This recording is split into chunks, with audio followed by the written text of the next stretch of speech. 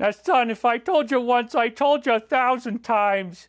You're trying to appeal to this crazy demographic that's into yoga, but at the same time, they're also interested in blood and the moon. I mean, what kind of messages are you really sending here, son? Because, I don't know, you're wearing Daddy's glasses at the beginning of the show, and I might find myself slightly offended by the caricature. You wearing this ridiculous sizzle jacket. You've got this ridiculous cigarette in your mouth. Those glasses don't even look like my glasses, son. Where the hell do you get off thinking that you can tap into these little regions of study that you haven't really spent that much time on, like yoga, and you dare to make a title for your show that has yoga in the title, son? Oh, my God. Why did you make Daddy come out here in front of the audience wearing this ridiculous, I don't know what this is, like Las Vegas piano player or something like that? I mean, this is an ashamed man. He should be ashamed of himself, and yet he stands there wearing this ridiculous outfit. He's got Tibetan prayer beads on, and he's trying to make darn sure that this cigarette doesn't fall out of his mouth. Because if it does, then Daddy burns himself, and then he says, I have had it!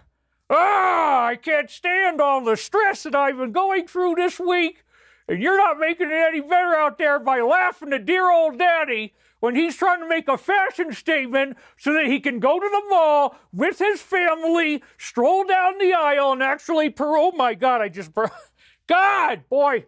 He goes down the aisle, he peruses the books for sale in Barnes & Noble bookstore, and lo and behold, what does he find? David effing Wilcock.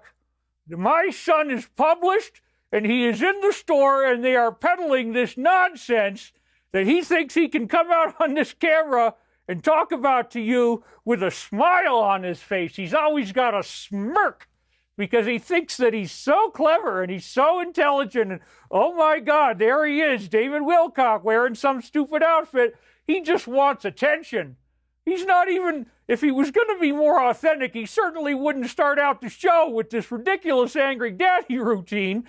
He'd simply put normal clothes on, not this crazy sizzly, I don't know what this is. I look like a clam or an oyster that's been turned inside out and they scraped the meat away. And now all you have is mother of pearl, fractalized, holographic paisley patterns on an otherwise beautiful jacket, sent in, by the way, from 7 Geometric Thought Forms. Thank you very much, sir. Woo! Angry Daddy in the house. You guys have already had him make your day. Oh, I got to blow off some steam to get the show started. We have had quite the situation, you guys. We've had incredible, horrible winds, and I had to delay my show from Sunday basically because of that. This actually did come in from 7 Geometric Thought Forms in Ohio. Thank you very much for sending that in. It's awesome. We've already got 1,500 people right at the beginning, so it's a great day. And the Elton John jacket. I don't know if I want to keep the prayer beads on the whole time or not. I mean, you guys tell me, do you want the outfit with the prayer beads or without the prayer beads? I will let looks like a lounge lizard jacket. If you say yes to the prayer beads, we'll leave them on. If you say no, Char M says they look great. So that's the first vote is for yes with the prayer beads. Yes with the prayer beads. Okay. Maybe I'll just keep on wearing them.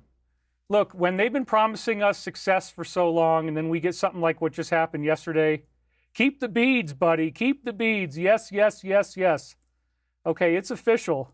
It's a peacock Wilcock jacket. Might I borrow it? I love it. It says Kathy Banger. Or might be Banger, I'm not sure, but she might not want to be called Kathy Banger. Because if that actually was her name, then high school was probably a very traumatic experience for Kathy. Everybody wants the beads. Hello, Liberace. Smoking hot, says Sally Burleson. Say us a prayer, David. They look like dried plum seeds. Yes to Rudraksha's mala. That's right. That's what it is. That's what it is. Thank you. They use these in Tibet. You take it off and you work one bead at a time with your hand to go through it. Have you read the files, says Elite Investment Education. Yeah, I just happened to sit down last night and pour through 80,000 documents. No. However, in today's show, we are going to have the cherry-picked stuff that they already knew you were going to find right at the beginning. They already knew you were going to find this. So they cherry-picked it and they fed it to us, and that's going to be at the end of the show. And Istavadi News is Nana Sani. Yes, we have really great stuff going on. I would say the next 2 weeks are very crucial for us. There should be several things that start to happen, but it's looking very, very positive. As you can imagine, it is the same kind of topic that we're talking about, which is there's this horrible tension, and that's what massage is really about, is finding the spots in your body that hurt. You go through that horrible tension, the tension compresses the muscle, and then somehow the scar tissue, the knot that's in your muscle, whatever people usually call it, it's scar tissue, the scar tissue suddenly rips. And this is actually flesh in your body, flesh that your muscles made when they were healing themselves and coming back together. The flesh is like as the muscles are worked, the fibers, individual fibers tear. And then they leak this glue when they're torn apart, okay? The glue will then glue itself to the fascia, which is the skin that's over the muscle. And so when the glue glues itself to the fascia, you now have a piece of flesh that might even have some blood flowing through it or something like this, but it's a piece of living tissue that is made by your muscles as they're healing. They glue to the fascia, which is the skin around your muscle, in the wrong way. So now you literally have, instead of spaghetti strands that look great, you've got this knot in the middle of your muscles. And that knot is actually skin that's grown onto the fascia, or sometimes the muscle grows onto the bone in the wrong way. So you have attachments. You have strange muscles bound together the wrong way, bound to the bone, bound to the fascia, funny, painful knots. So if you've been feeling under the weather, if you've got some bodily pain, today's show is going to be great. The reason I called it Blood Moon Yoga is because the principles of yoga really do apply here. The idea that when people spend years and years and years working on stretching, that eventually what happens is your muscles are all in the proper alignment. And this actually is the best protocol there is to not have negative spiritual influences affecting you. And we're going to talk about that crazy concept today. But then we're also going to expand that concept into the idea of the pain and the release of massage work or yoga. As these muscles suddenly give way, as the knots give way, you actually have this living flesh in your body that tears. The tissue itself tears away, and that hurts, but then all of a sudden, the main pain of the knot goes away. If somebody's got their elbow and they're drilling in on you, it just boop, it goes away, and I call that a bloop. And so during the blood moon eclipse, I had this meditation. Hey, this is what happens. This is real stuff. We had a very, very major event take place that day where something that was really upsetting to me for a long time just suddenly disappeared. It was no longer a problem. And then that night I'm watching the eclipse and I'm like, oh, this is like a bloop in massage work. My life just blooped. This thing that was so freaking painful, and there's all this buildup and all this pressure and you're leaning in on it. Ah! All of a sudden it just pops, the scar tissue rips, that hurts a little bit. But basically what happens is the muscle is now totally reconfigured and healed. And I realized, wait a minute, as above, so below, that's the holographic principle. That's what's actually happening in the world. I'm sorry, I haven't even been reading your donations here. Alexandria 825, prayer is powerful, acupressure is great, God bless you. You look very happy, David, you look great. Started yoga during lockdown. It's great for your whole human body.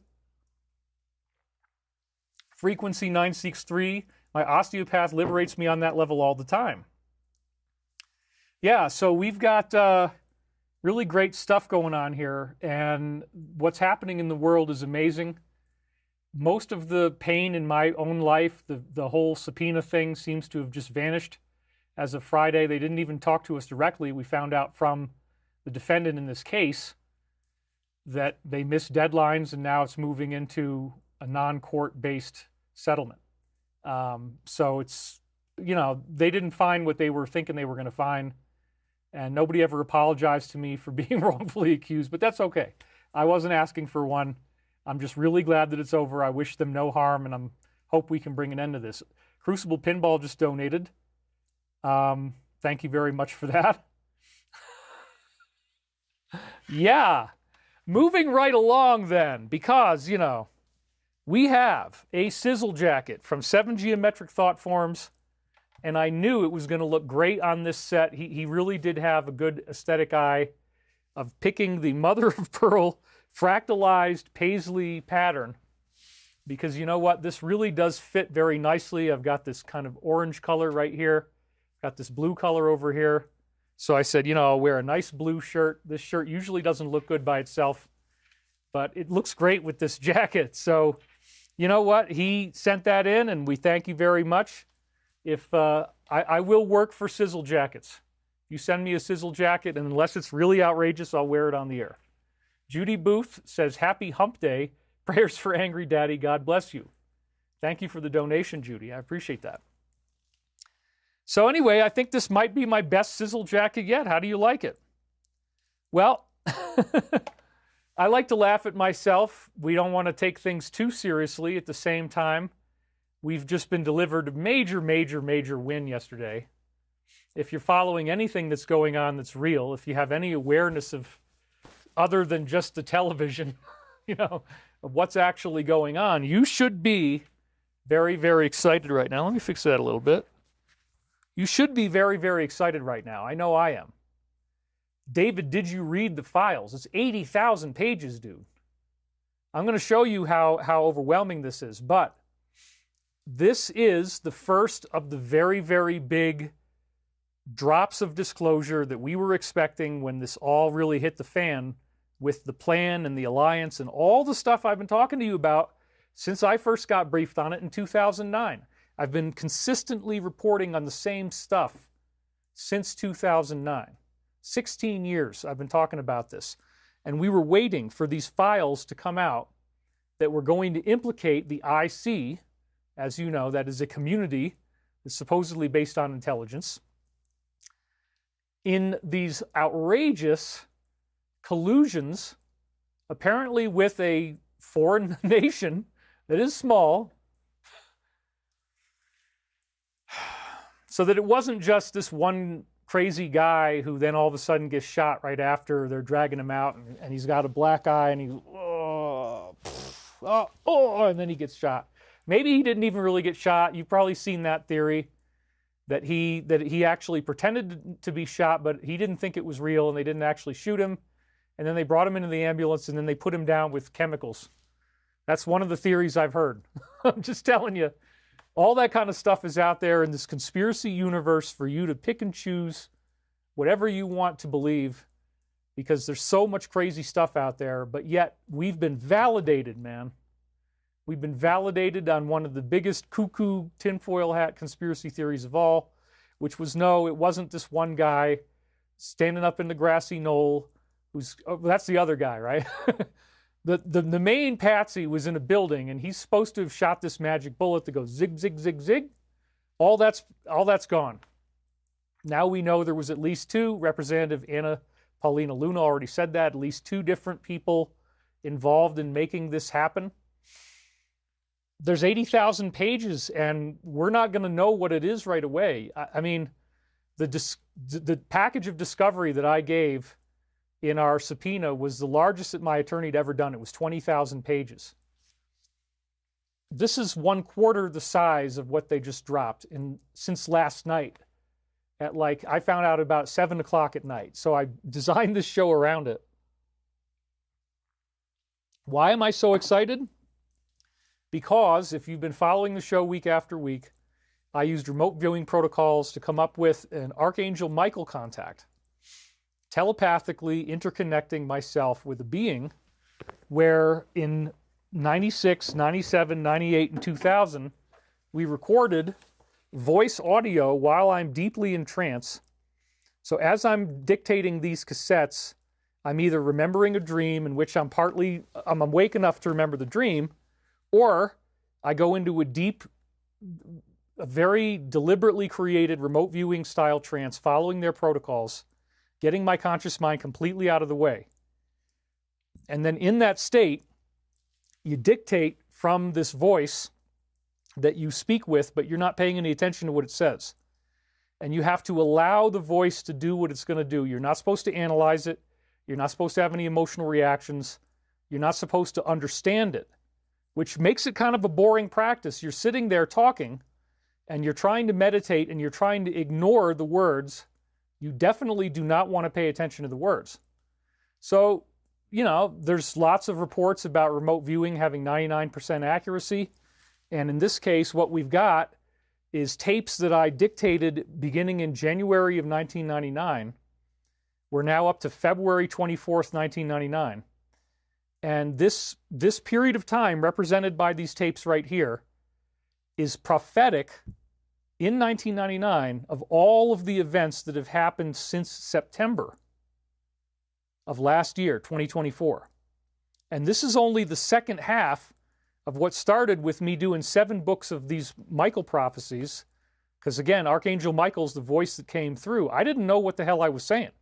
I didn't even understand what this stuff was until all of these years later, when I had my divorce, and then I began unsealing this, as I call it, which is rereading it for the first time really since 1999 or 2000.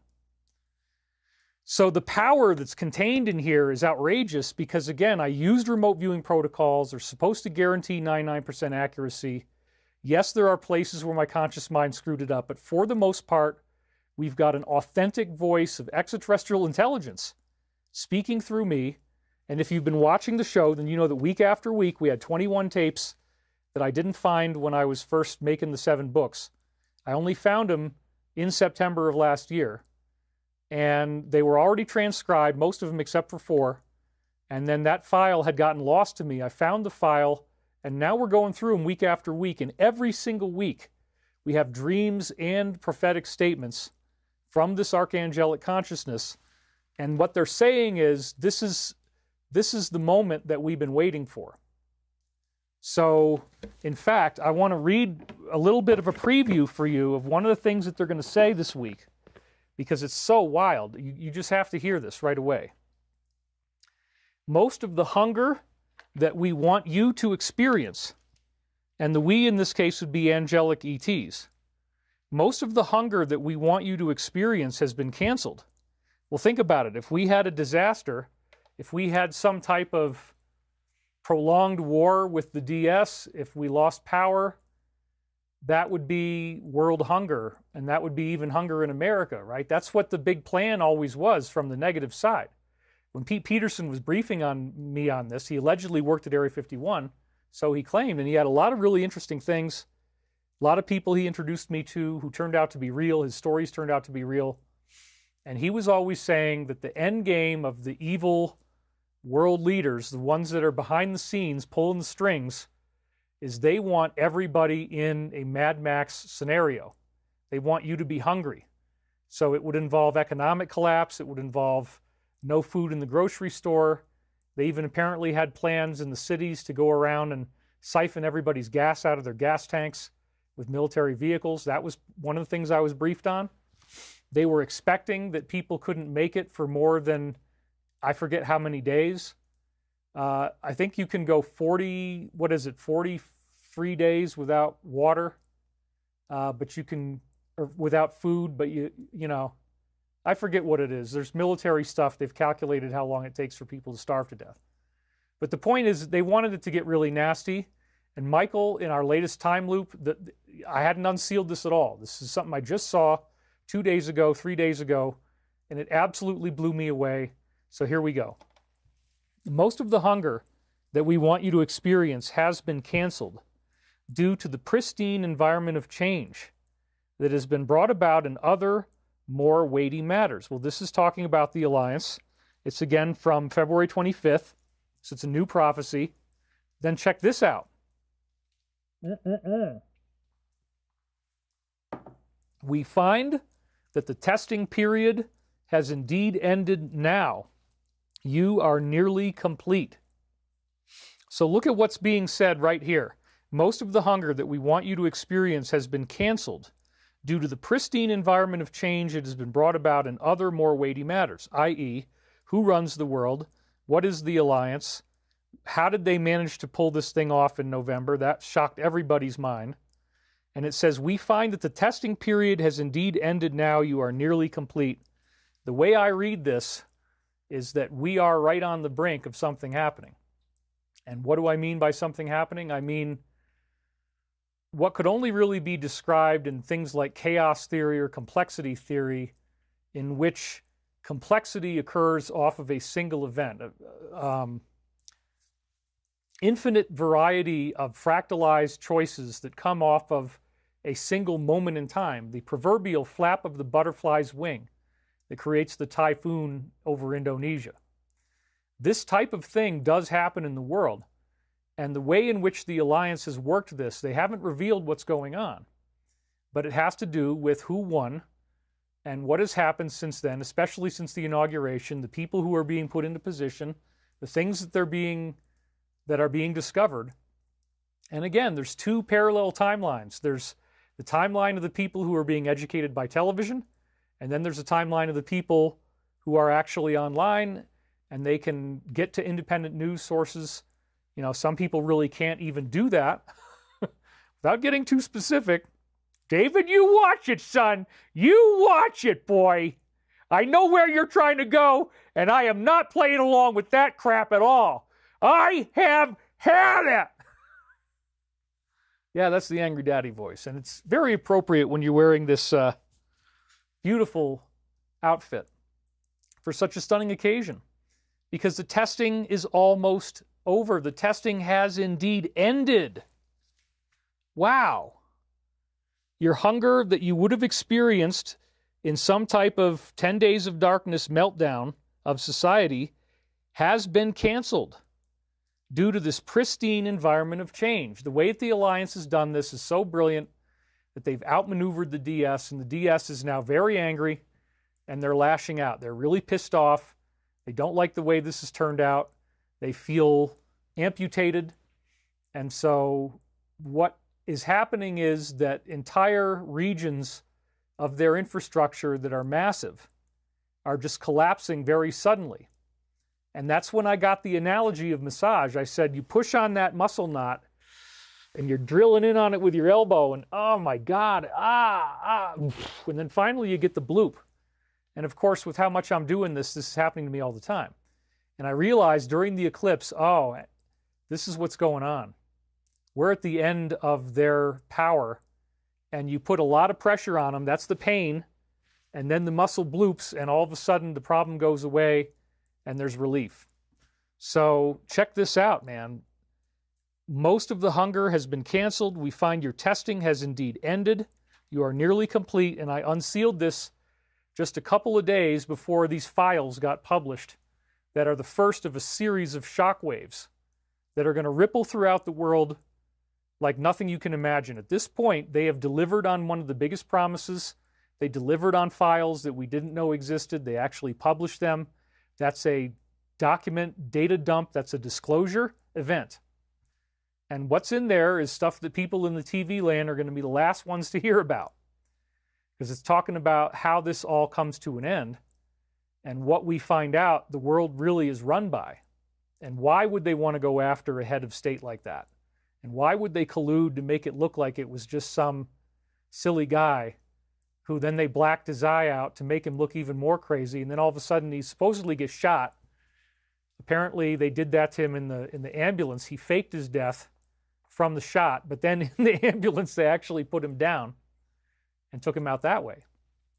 Who the hell knows? I mean, there's so many funny things out there, but given how accurate this time loop has been, when it says the testing period has indeed ended now, to me, that means, yeah, maybe I'm not going to have to just do shows every Sunday or whenever the wind will allow me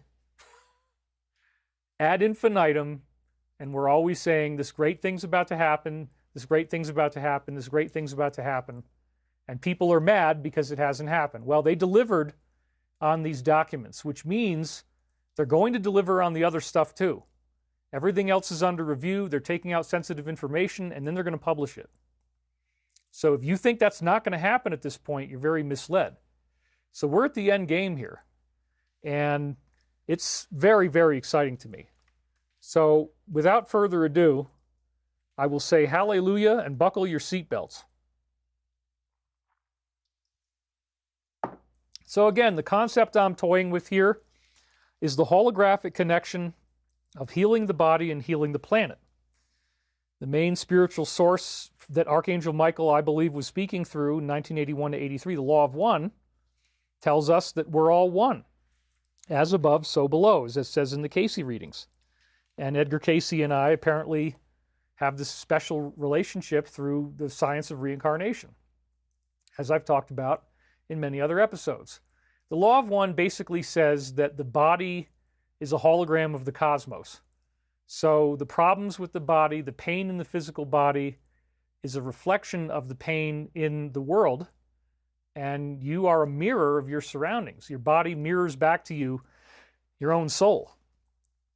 So this is where I realized, as above, so below, the principle of how you heal yourself with yoga or with massage is the same holographic principle as how the world is going through its own evolution. Ascension is through this process. So let's talk about this a little bit more. Do you have muscle tension and tender spots in your musculature? Wow, we're at 3,000 viewers already. Thank you guys for being here. Well, if the answer is yes, then you're going to want to hear this. Do you, as an audience viewer, actually practice something like yoga or Pilates or et cetera, a stretching type of exercise work regularly? And I got to admit that I was very antagonistic to this stuff. I grew up with my mother doing piano lessons almost every day of the week at home. So the whole concept of somebody standing there and talking to me about what to do in a lesson is kind of hard to take, I guess. You hear it all your life. So that was one of the things about yoga. The other thing is, as a public figure, people are going to zoom in on me if I go to a yoga class. So I wasn't into that. But also, as it turns out, the real reason was I had long-standing injuries, and yoga was difficult for me to do. It was painful. So I didn't want to face the pain, and I said, I hate yoga. I don't want anything to do with it. And then I moved to LA, and like everybody in LA is addicted to this. And you got to ask yourself, why do people get so addicted to yoga? I don't get it, man. Like, that's all you do. You got your frickin' mat, you got your frickin' roller, you got your little yoga block, you got your skin-tight hot ass pants, right? The hot ass is a very important part of what's supposed to come out of getting this work done, that your body starts to look fantastic. Well, I don't know. I was never that athletic. I didn't get drawn towards this stuff. I said, I see people wasting their whole lives away on this, going to yoga class every day. You don't have time to get anything else done. What's the point? And I didn't really get it. I didn't understand why people got addicted to it, but now I do. Because there is a level of healing that you can get from long periods of stretching or from massage therapy. So again, I totally actually support the idea of doing something like yoga or other similar types of stretching disciplines, because your body needs to do this. If you don't stretch your muscles out, then these knots I was talking about will stay. So what yoga does over a long, gradual period of time is it heals these knots. And people may or may not even realize this, but this is, again, the muscle bloop. Let's say you're holding a yoga posture for, several minutes, and let's say you're bending down and touching your toes. Let's say you're into that kind of a pose. As you're in this position, you might suddenly feel a muscle just go, and it just kind of pops, and it realigns in this funny way, and then all of a sudden, whatever tension you were feeling in that muscle, it relaxes. And now the muscle has healed, because up until that happened, that bloop happened, it was actually knotted up against the bone or the fascia with this glue that the muscle makes as it tears. So you got to rip through physical wounds, physical tissue, scar tissue. And in yoga, you'll just feel something pop, or sometimes you'll actually get your joint to crack. your joint just goes pow in the middle of something that you're doing. It's like, dang, like the hip joint or the knee joint or the ankle in some cases. So anyway, now that I have been through this based on what Archangel Michael was asking me to do, the time loop started in 2021 with these tapes I just showed you. And now I've got this amazing jacket. I mean, this is money in the bank, son. That's all I can say. And I'm trying to make it look good. There's a tag hanging out there, but dude, I just feel like such a man now with this jacket. I'm definitely like an alpha male, and I'm able to just smash and conquer and destroy the opposition with this ridiculous, gargantuanly successful outfit that projects incredible poise and aplomb and confidence and power. This is a power jacket, man. This makes me feel like a man. So thank you, 7 Geometric Thought Forms. Oh my God. That's more of the Jonah Hill style of comedy, the introverted nerd who thinks he's a lot cooler than he really is. I love that kind of comedy. Anyway, moving on. As a result of all of this work that I've been doing on myself to get these therapeutic massages done, oh my goodness, you guys, our background lights aren't on. I just realized that. We got to fix that right now. Oh, that's like a muscle bloop in and of itself. We just blooped the room. Okay.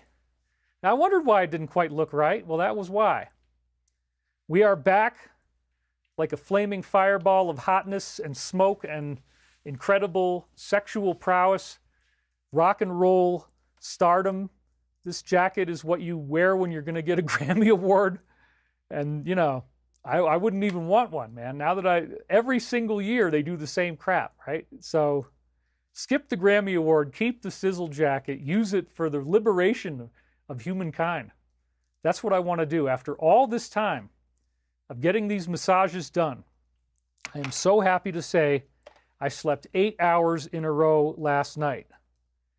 This was utterly impossible. You guys know from previous weeks what a hard time I was having. It was nearly impossible. And the main reason why was that my body hurt too much to sleep that long without having to get up. So I now know that, this is a little bit shortened. It shouldn't really say any pain, any muscle pain, but I couldn't squeeze it in, make it look good. Okay, so I just want that to be clear. Any muscle pain is a result of scar tissue. I mean, yeah, if you got like bruised, or if you fell on your arm and you hit your arm on something, obviously that's different. I'm just talking about pain that pops up in some part of your body, like, you know, in a mindfulness meditation, I can say, yeah, right now I feel it in my tricep here. I just had a massage done yesterday, and it was very painful, and it lasted for 4 hours. So I definitely am feeling some things over here. We work the full body every time I'm on the table, and it's just a question of if it's face up or face down. But I'm in there for 4 freaking hours at a time, going through agonizing pain. And finally, after all of this time, I've gotten almost all of the major acute pain points in my musculature solved, top and bottom. It's a remarkable transformation. And it's when you're on the table that she's leaning into that scar tissue. It could actually be with the knee, could be with the elbow. We're going to work on Thai massage, where she's actually using her entire body weight with her foot and a sash. She's going to be training in that, just so we can get even more pressure than we're already doing. So what's happening is that I have a very, very high pain tolerance, so I will take it right up to the point where I'm either about to scream or I am screaming. And you have to go through profound discomfort for 4 hours. You're lying there trying not to scream. But then you put pressure on a particular muscle, and it hurts so freaking bad, and you might be sitting on it for 4 minutes straight, and it's this diabolical pressure, and you're literally trying not to scream. And then all of a sudden, bloop, the muscle just suddenly pops, and everything, the pain stops, and now she can lean in on that area, and you don't have any pain at all. It's amazing. And I've been through, I get an average of 15 bloops per session that are really big bloops of some kind. And it's dazzling, the effect that it's had on my health. So the pain that you feel in your muscles, that's what I meant to say there, is a result of scar tissue. And there is a mind-body connection with this scar tissue. In other words, we're actually going to be reading quotes from the Edgar Cayce readings about how psychological illness is rooted in scar tissue in the muscles and demonic possession.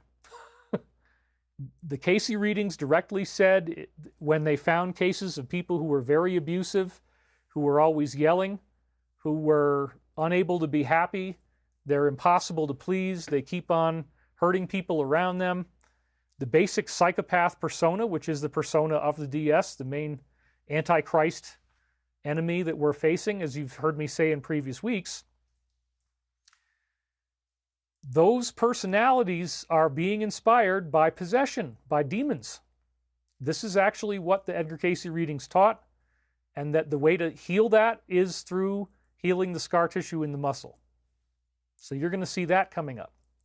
We're also going to hear from the Law of One and how the Law of One has very similar information insofar as negative entities like rotting, messy stuff as a habitat. So guess what happens? Let's say that you've got some muscle knot and your back always hurts and it doesn't quite work right and you don't quite walk right, which was my problem.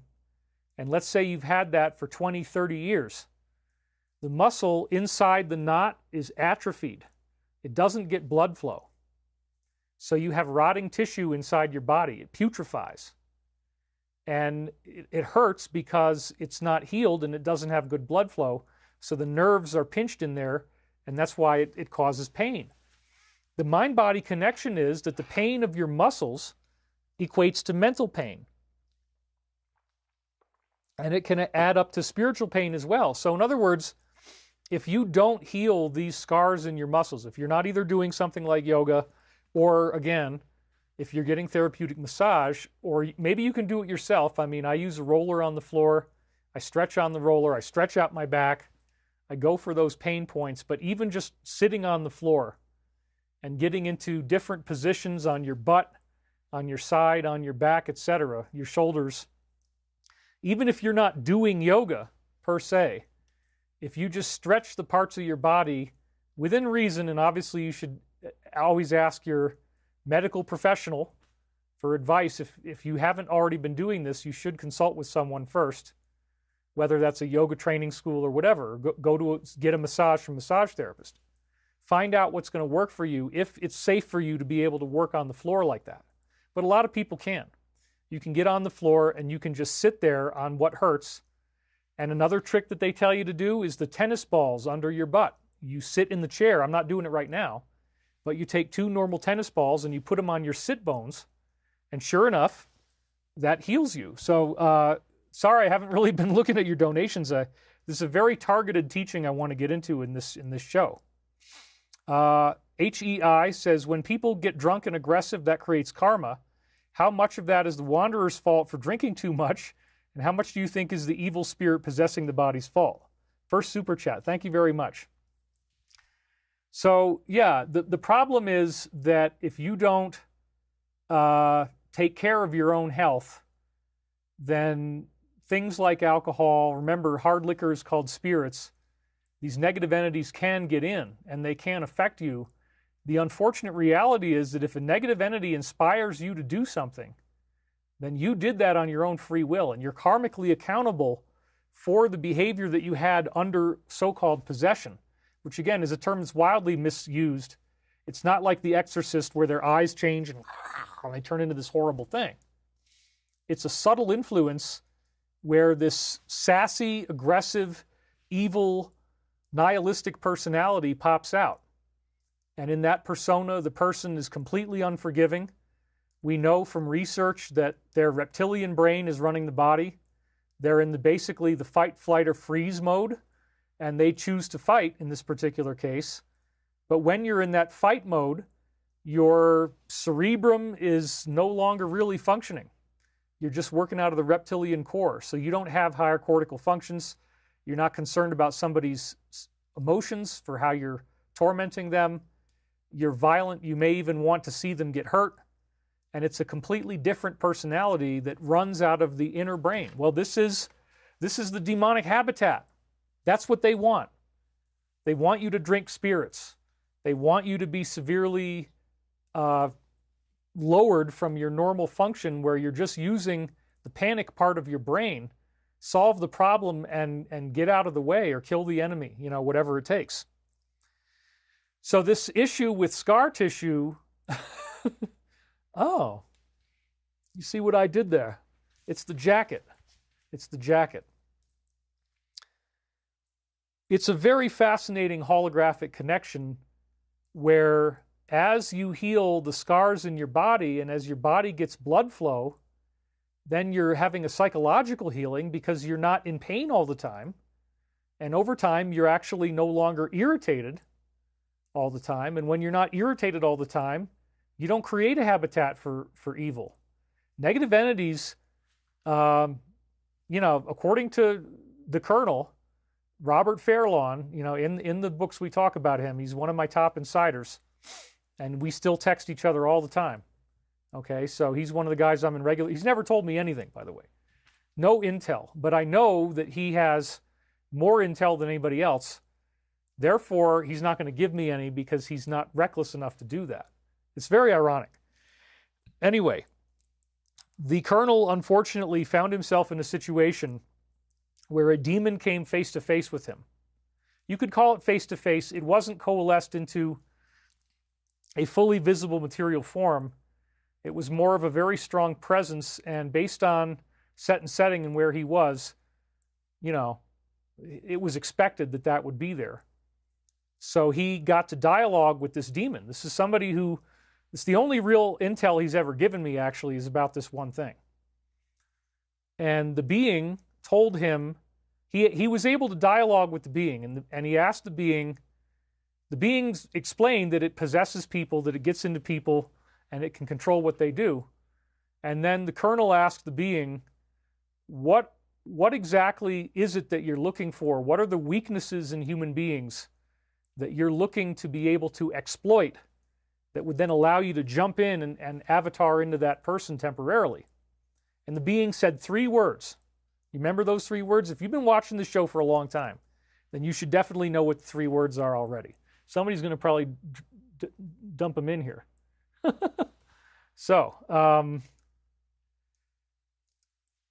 hatred, unforgiveness, and fear. Savor that one for a minute. Hatred, unforgiveness, and fear. There's only 3 things that the demonic world is looking for, and they know exactly what they are. So hatred is a big one. If you start getting angry, if you feel righteously harmed and you want to get justice and you're a social justice warrior, let's say, and you want to get out there in the streets and yell at people and stuff, well, that's hatred. You haven't gotten to the forgiveness, which is the opposite of unforgiveness. So hatred, if you start behaving that way according to the law of one, even if you think you've been saved by Jesus Christ, you're still responsible on a moment-by-moment basis to uphold the teachings of Christ. You're still responsible to emulate what would Jesus do. That's how you stay on the Ascension timeline. You can't, apparently, according to the law of one, there is no buy one, get one free, get rich quick scheme for salvation where you just get to become inured from any responsibility for your actions. You're indemnified against blame. Any teaching that would say that is not a teaching I'm going to support because I think it's way, way off. What really needs to happen is the focus on self-love, self-acceptance, because what are the 3 that the demon said? Hatred, unforgiveness. So if you can't forgive somebody, negative entities are around you right now. They're looking for that. They're looking for that opening when you're not going to be forgiving. They're looking for that opening when you want revenge. They're looking for that opening when you feel righteous anger and that you have a vendetta and that you're justified in complaining and you're justified in throwing this anger and this aggression at somebody. Guess what? When you go into that place and you're trying to even the score and you get hot and angry and you start raising your voice, there's negative entities are interfering with what you're doing, and they blend with your mind. This is what these teachings say. They blend with your mind. So apparently this is anchored into the muscle tissue. And there are these habitats. This is where it really starts to sound like, I realize what I'm about to say, and I'm like, oh my God. But that's why we had to do a show like this, because it's so freaking crazy. It's like, all right, this is a very uniquely esoteric way of looking at reality. That the rotting tissue in the muscle, when it doesn't have blood flow and it's atrophied and it still hurts to push on it, which is why I couldn't sleep for 8 hours, right? Now I can, because I've finally been through this healing. So somebody who's doing yoga, you're going to be able to sleep much longer than somebody who, like me, for many years didn't stretch at all, and everything just kept getting worse and worse until I finally hit a breaking point. So when you finally break this knot of muscle that might have been stuck that way for 20, 30 years in my case or more, there's this sudden buildup of pain and then a massive release. And so that's where I started to realize that the healing process of muscle relief is mirrored on the mass level of ascension. The formula being this: severe pain transfiguring into a sudden release. In other words, the hologram of the physical body, when you get into deep therapy massage, the hologram of the body is teaching you that severe pain leads to sudden release, that at a certain point, the negative gives away and you have this beautiful, beautiful release that takes place. Well, I realized, my God, this is the Ascension formula. It is about going through severe pain. It's about being compressed and then expanding from the compression. It's like the compression creates a kindling of your energy to move forward. So, this is the Ascension formula. This is how it really works. The body is teaching us a lesson. The body is teaching us that periodically, when you put extreme pain and you're working on one goal for a long time, you don't gradually get the healing. You just get this sudden explosive ripping, and then all of a sudden, bam, the pain is gone. And that's a bloop. And again, I get probably 15 of them every time I go there. That's the average for 4 hours. So I had a saying that I would use with other people since I was at least 15 years old. I came up with this. You could say I channeled it.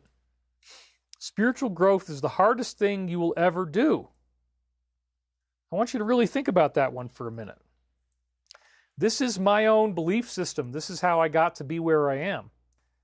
My whole work, my life itself is my spiritual path. I throw myself in fully. I mean, look, I've even got this crazy necklace on. So it's the hardest thing you will ever do. And people didn't always like that saying of mine because many people are looking for a comfort-based spiritual system. A system that guarantees them that they're going to be okay and that everything is safe and all you have to do is do this one ceremony and get your baptism or whatever the hell it might be, and now you're safe. You can go and cheat on your wife. Well, come get absolution on Sunday at church.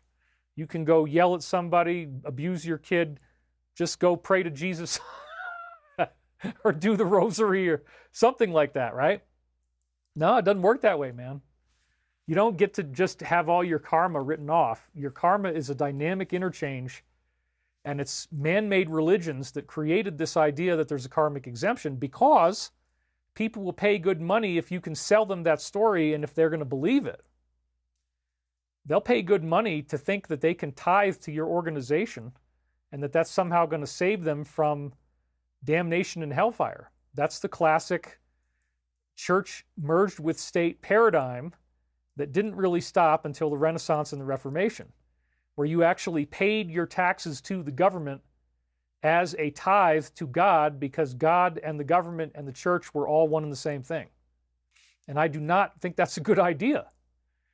What we need instead, of course, is liberty, freedom, civil rights, all these very positive things that do not happen in a theocracy where they expect to be the judge of your future.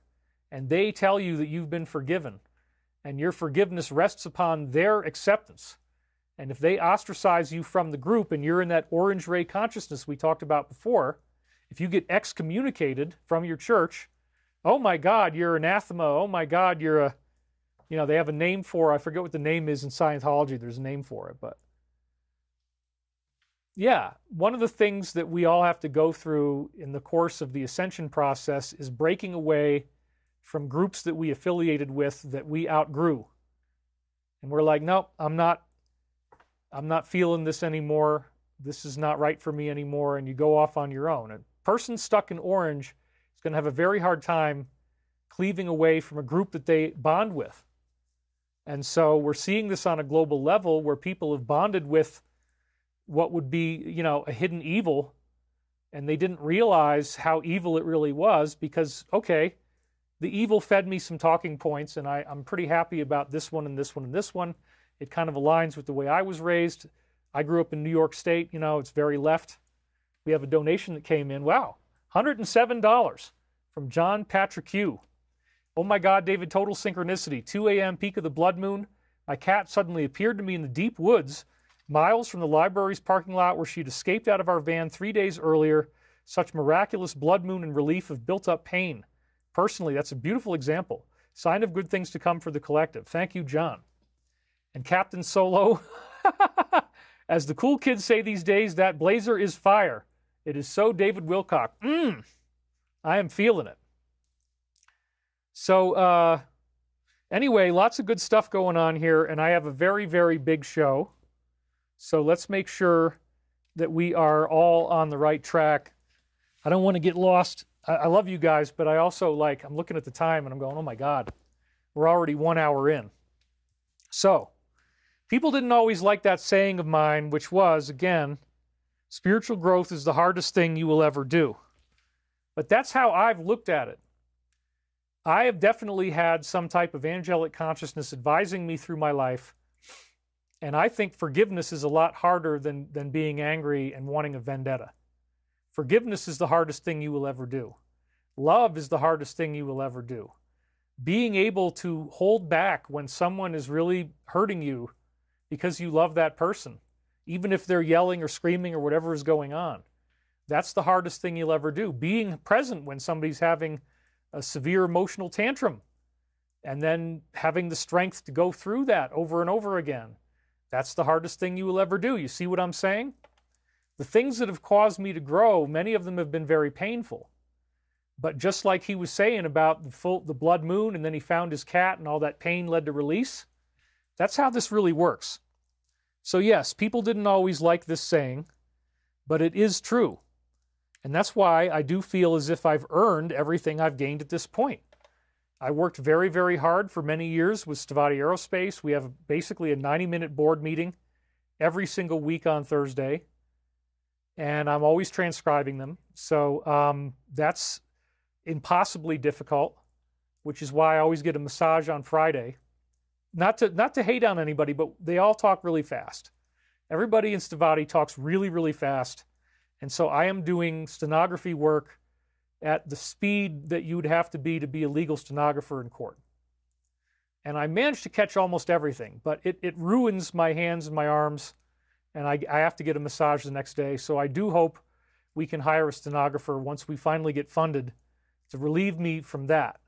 But so that's my Thursday is basically wiped out by that. That's tomorrow. Then I've got Monday and Friday wiped out on the table.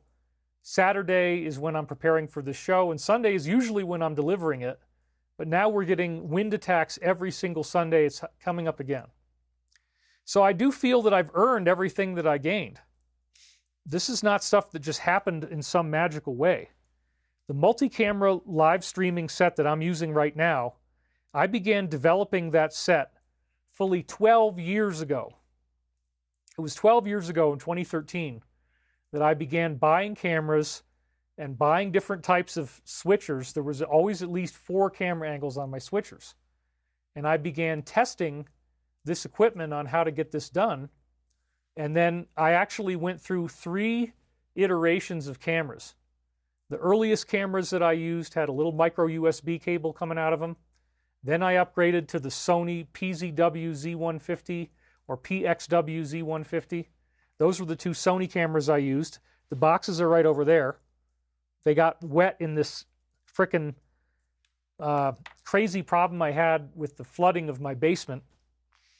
So I still have these camera boxes, and they're now sitting there.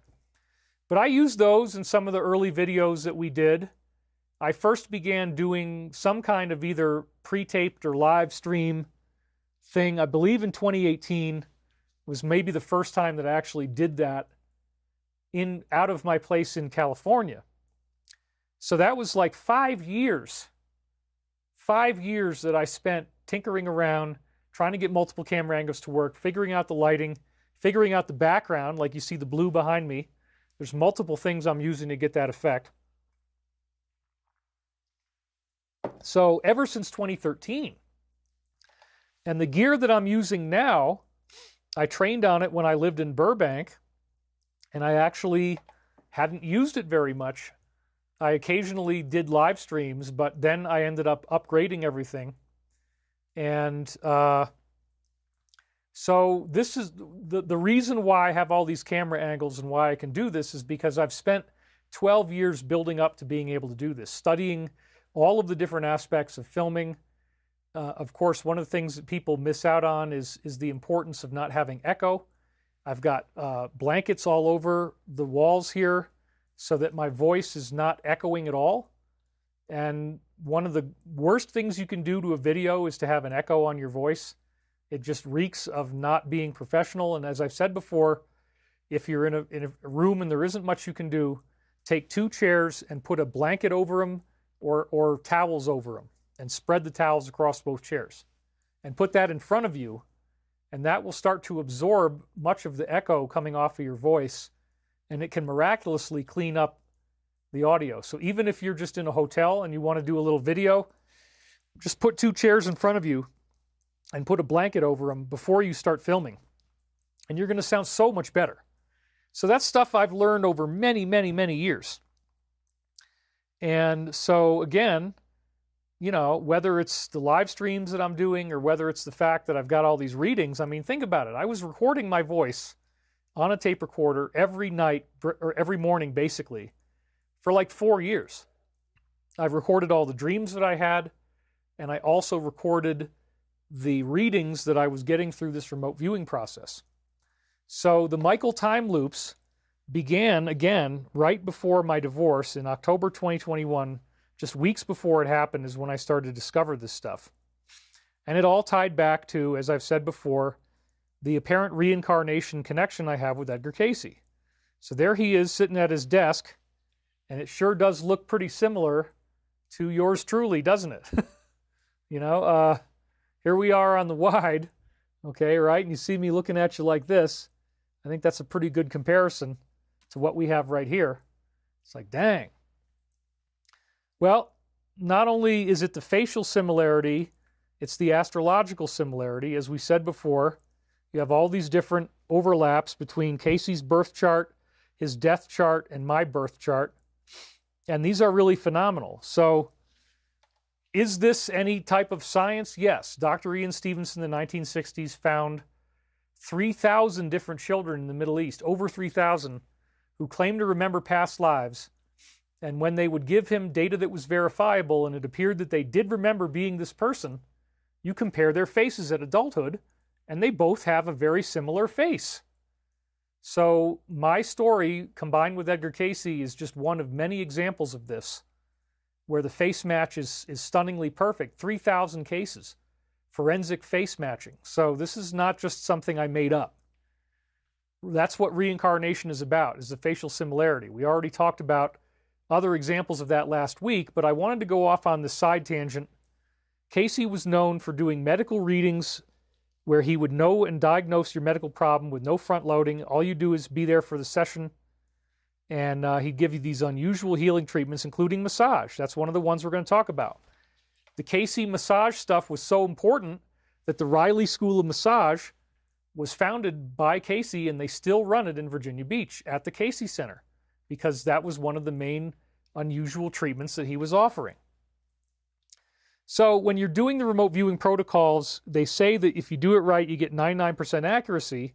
And in my case, I was doing it verbally, and the source began identifying itself as Archangel Michael, which I didn't realize until I started to read it again in 2022.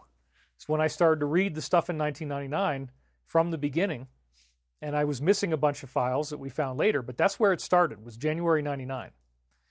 Cayce also had an Archangel Michael contact, and this is what's so weird, is that his body was levitating while he was talking, and everything was shaking. The whole house was shaking. You could hear spoons and forks clattering together in the kitchen. You could hear the windows and doors rattling. Windows and doors would open and close. He was levitating off of the table, and he's speaking in this booming voice with no PA system or electronic enhancement. This was some type of miracle. From our own perspective as humans, it would only be called a miracle.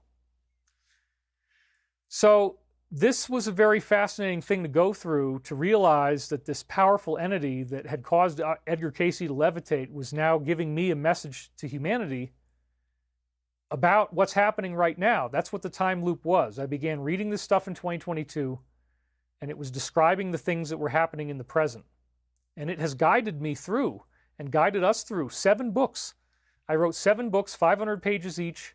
They're all available for sale now. We have a great deal on that.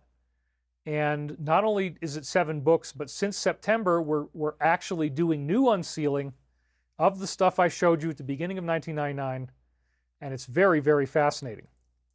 So this also seems to tie in with Old and New Testament prophecies as well, just to get the haters even more angry at me. At that time, which is probably the time we're in now, the end time, Michael, Archangel Michael, that's what they mean, the great prince who protects your people, will arise. There will be a time of distress, such as has not happened from the beginning of nations until then. But at that time, your people, everyone whose name is found written in the book, will be delivered. That sounds great. So there is a big bad thing going on. There's horrible distress, not since the beginning of nations, but we will be delivered. Everyone whose name is in the book. Well, it turns out we're all in the book. That's the good part of the story that Archangel Michael is teaching. Multitudes who sleep in the dust of the earth will awaken, some to everlasting life, others to shame and everlasting contempt. Those who are wise will shine like the brightness of the heavens, and those who lead many to righteousness like the stars forever and ever. That's the light body. You will literally shine like the brightness of the stars. Your body will be glowing. But you, Daniel, roll up and seal the words of the scroll until the time of the end. And this again is Daniel 12:1. In this case, is from the New International Version. They're all pretty much the same. But those who are wise will shine like the brightness of the heavens. I mean, dang, that sounds really exciting. So when I started to realize that I'm being used by these beings in a very strange way, I mean, I've kind of gotten over it now, but it took a long time, that these readings that I did in the late 90s were now urgently necessary to be shared today, because in the year 2025, as they're saying, ever since I started reading this stuff back in 2022, they said in the year 2025 that human angelic ETs are going to return to humanity, and there's going to be some sort of first wave of ascension where our consciousness is upgraded. There is a non-catastrophic release of energy from the sun. It does not kill the planet. It does not kill us. We're surrounded in what they called a shroud of love, and that term popped up again this week, which really was interesting. They surround us in a shroud of love, and somehow we don't get hurt by the earth changes.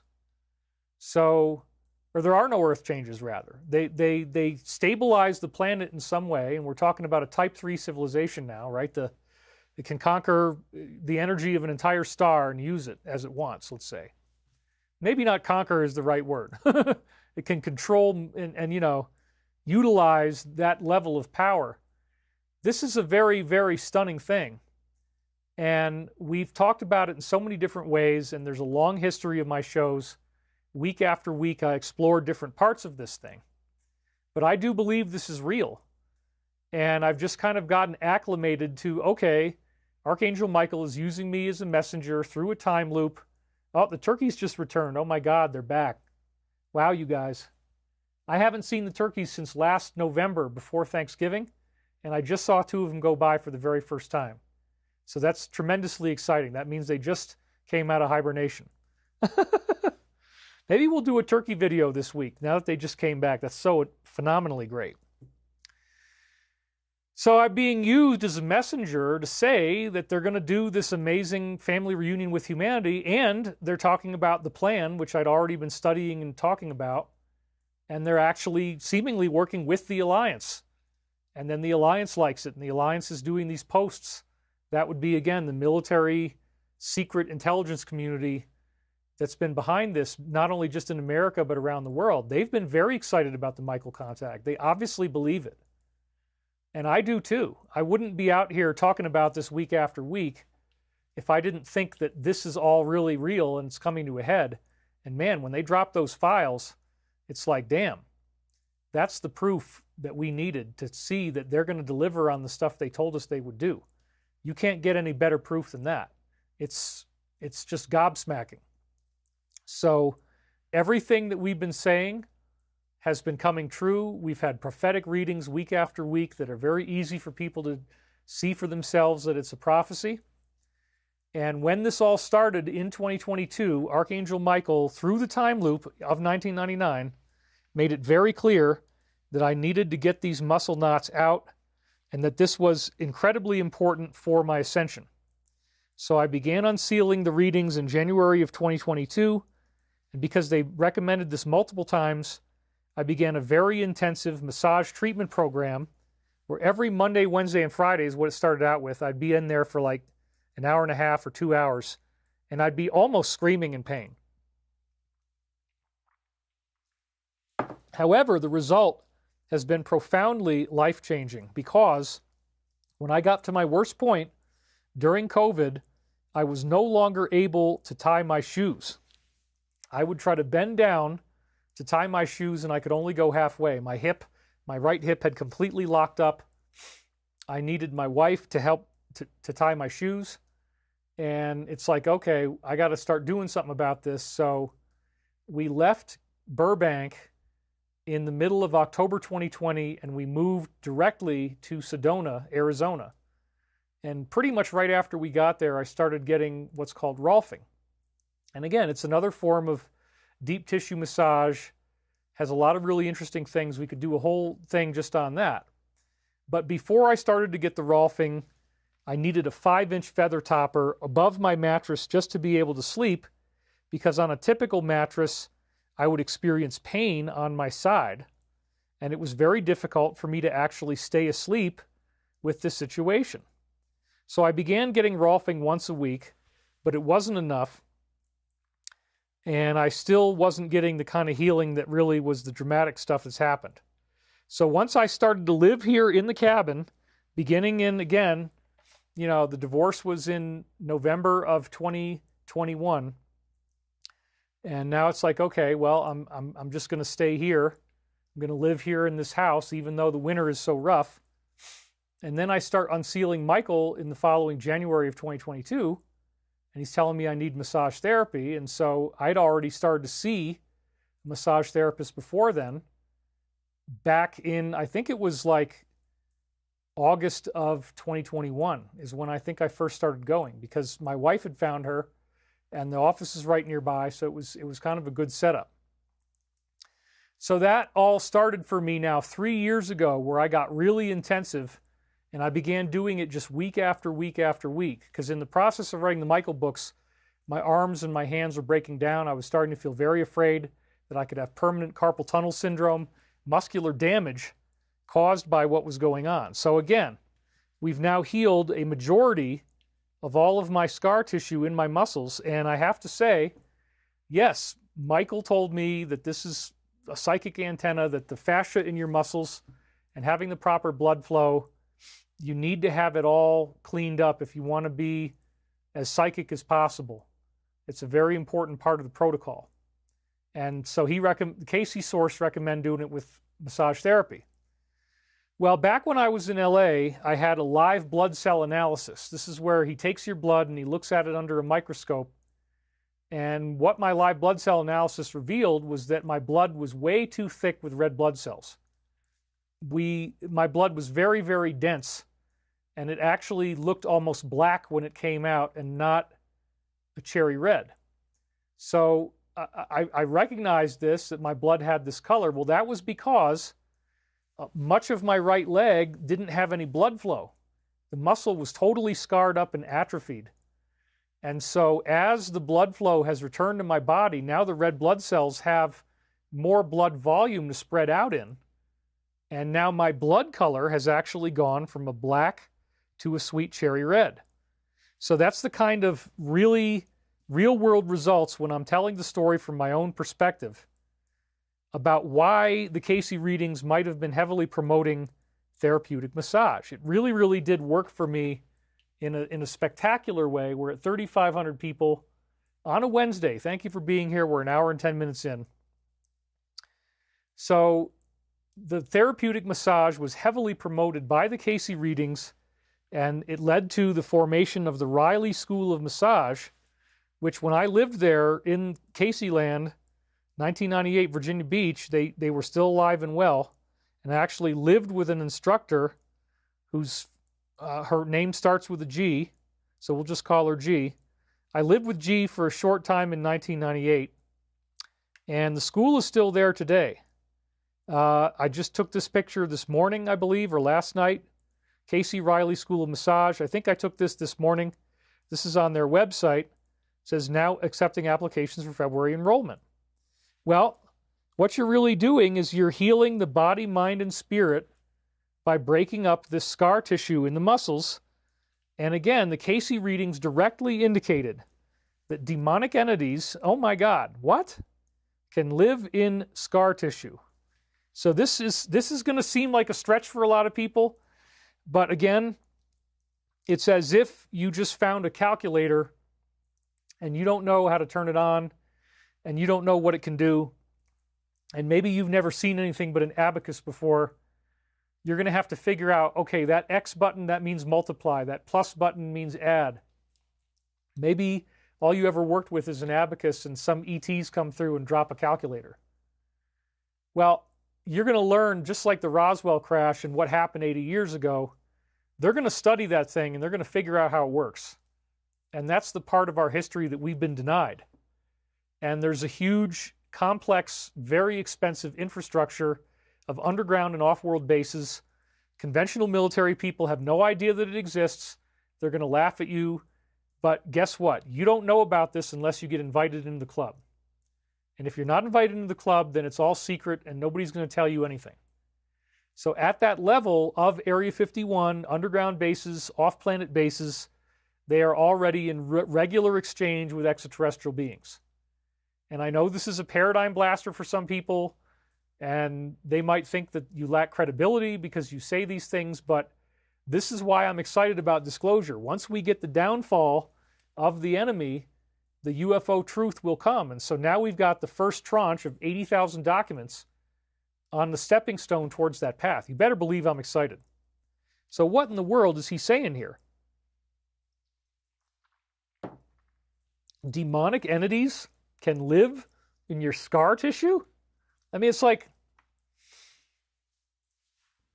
that sounds very, I mean, I remember when I first heard about this and I just laughed. Oh, ha, ha, ha, ha, ha.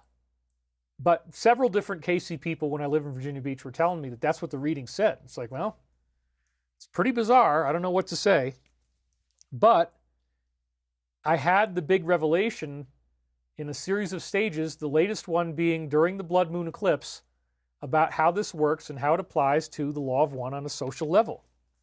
The law of one says that beings that they call elementals can live in dirt and filth. These are essentially demons. Demons like elements of fire, earth, air, and water. The demonic entities that can telepathically influence you and can physically influence you as well through things like germs and disease. Apparently, germs, disease, pathogenic bacteria, viruses are a direct portal for the demonic. The demonic attaches to those organisms and can project itself in there and then try to get those organisms into you by, again, this sounds crazy, telepathically influencing you. So think about what this really means, if you have scar tissue in your muscle and the tissue in there is rotting, you have what they call an engrammic memory. You have a demonic attachment. These negative entities can live inside the filth that's in your atrophied muscle tissue, and they can make you feel bad about yourself, and they can make you easily manipulated by opportunistic psychopathic people, et cetera, et cetera. And so I've definitely been preyed upon, and it took getting this healing done for me to really be able to accept what was happening. Roger Zabarik, glad to see you today. Perfect timing. Thank you. Thank you, Roger. I'm glad to be here wearing this outrageous uniform. This is my uniform, man. This is the best sizzle jacket I've ever had. Thank you, 7 Geometric Thought Forms. So they have this bad smell, which turns out to be a rotting mouse, and they're asking, what the heck is the source of this horrible smell? And he says there's two components to the odor. Again, Archangel Michael was also known as Ra in the Egyptian times. We've talked about this ad nauseum. The pyramid was built originally as a metaphor and a prophecy of the coming Christ. So that's another really big kind of shock for people. Like, wait a minute. Yep, the original Zep-Tepi, first-time Egyptian gods were actually the good guys, and then it turned into something evil when it didn't start out that way. It actually was a very peaceful teaching. And then the Law of One in 1981, they come back and they say, we need to apologize for the fact that our teachings in Egypt got all twisted up and turned into something evil. We want to set the record straight now. And this is as good as it gets as far as an actual extra-dimensional, extraterrestrial contact. I don't think there's anything better than the Law of One. I began building my whole life's work off of it in 1996. It's what led to my own Archangel Michael contact happening beginning in November 96 after I'd started to read the Law of One in January 1996. So again, they have this dead mouse. They're like, what the heck is up with the smell? And Michael's response is very, very fascinating. There are two components to this rotting, horrible smell. One of them is, as you gathered, the decomposing physical vehicle of one of your second density species rodentia, i.e. rodent, i.e. a dead, rotting, disgusting mouse. So that's the first component to the smell.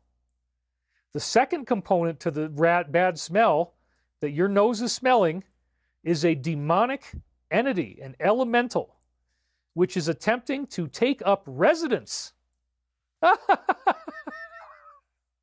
It wants to live inside the putrefying remains of this small creature. So wait a minute, the Law of One is saying that there's the demonic entity that needs a bed. It needs a nice warm bed, and the rotting mouse is the nice warm bed, and it goes in there and it promotes the growth of viruses and bacteria and infectious pathogens and parasites, and then when they get into your body, it can actually influence you and make you sick.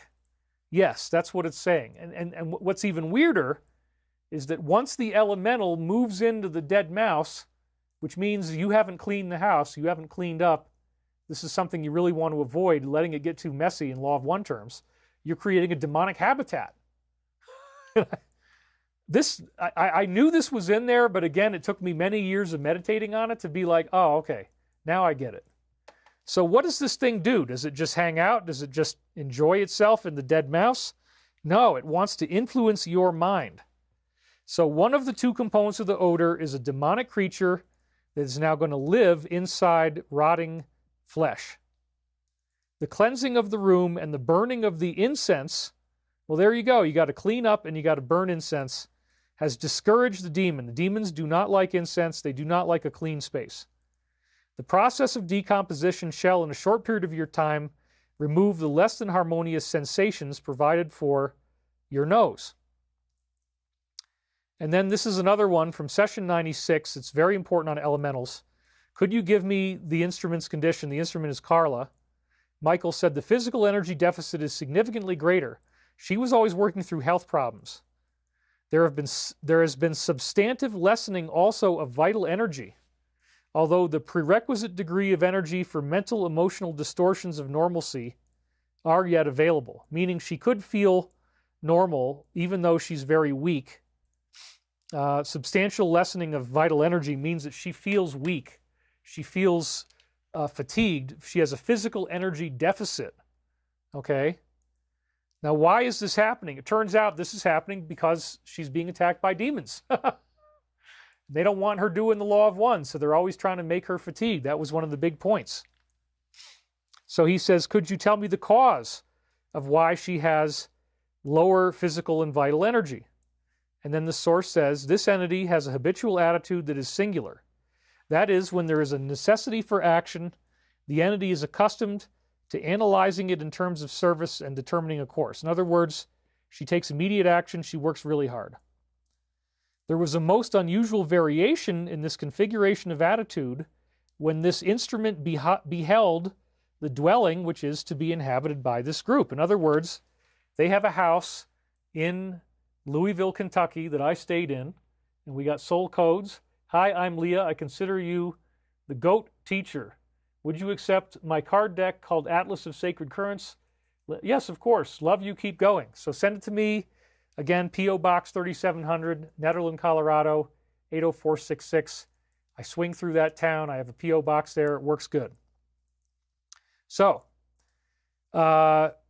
this was the dwelling that ended up being the place that I stayed with them in. They got it near the end of the work. This is session 96. And when Carla first goes in there, she senses what she felt looked like demonic evil spirits. She felt the presence of something evil in the house, and that it was related to things like mold and clutter.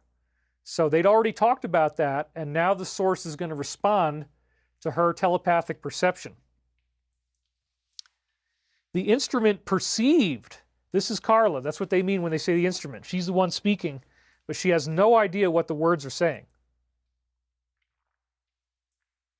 The instrument perceived those demonic elementals and other negative beings of an astral character, lower astral beings, of which we have spoken.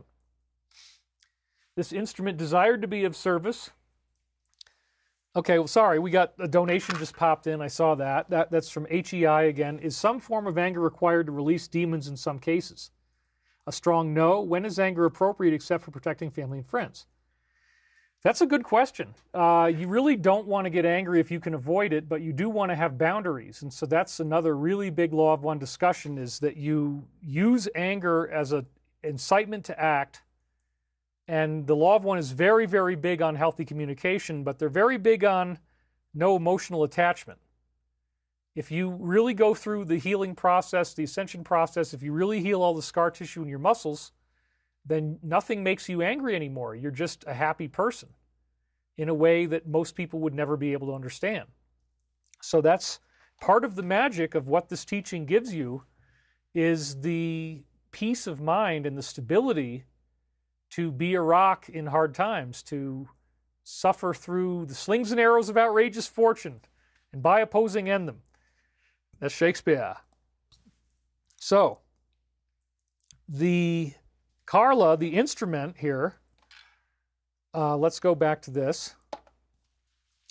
She desired to be of service by achieving this house, by picking up this house, which is the one I lived in, but her instincts were reacting to these unwelcome demonic lower astral presences.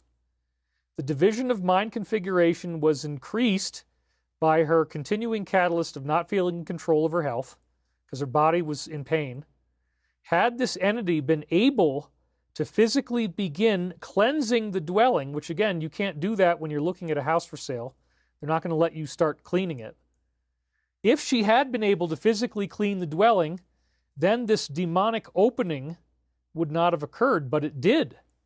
And so this entity was able to attach to her through its presence in the dead mouse. Although this entity attempted clear communication upon this matter, and although each in the support group did likewise, the amount of Blu-ray work necessary to uncover and grasp the nature of the catalyst was not affected. So Carla tried to talk to everybody about seeing the demons, i.e., the entity, that's Carla, attempted clear communication. She wanted to explain what she felt, and although each in the support group did otherwise, the Blu-ray work, the Blu-ray is the pineal chakra. Okay, that's indigo. You have to have the deep insight of what's actually going on. How do negative entities work? they can influence you more effectively. They can make you feel worse about yourself just by you not cleaning up your house. They're going to have a stronger, like a Wi-Fi signal. Their Wi-Fi signal is stronger if you don't clean up the house, or if you have scar tissue in your body. Again, it's a habitat. They can live in the rotting tissue in your body just like they could live in the rotting mouse that Carla saw in the house. But in this case, the entity was actually able to attach to her because of her smelling this rotting flesh, and it had some of itself in the microbes, I guess, that were in the flesh or something like that. It's really creepy and weird, but check it out. It's interesting. Therefore, there was an opening, quite rare for Carla. They're calling her the mind-body-spirit complex, which all of us are. That's how they call us. And into this opening, the one which greets you, that's basically a demonic, satanic being, Satan itself, pretty much. Into this opening, the one which greets you moved and performed what may be considered to be the most potent of its purely magical manifestations in this present nexus as you know time. The most powerful, potent, magical manifestation occurred while she sensed evil and she was smelling a dead mouse. This is really weird. Think about in the church, they're burning the incense, they swing it up and down, they've got the church bell ringing, they do Gregorian chant music, and you got sacred geometric mandalas, beautiful colors and patterns of geometry that you're looking at.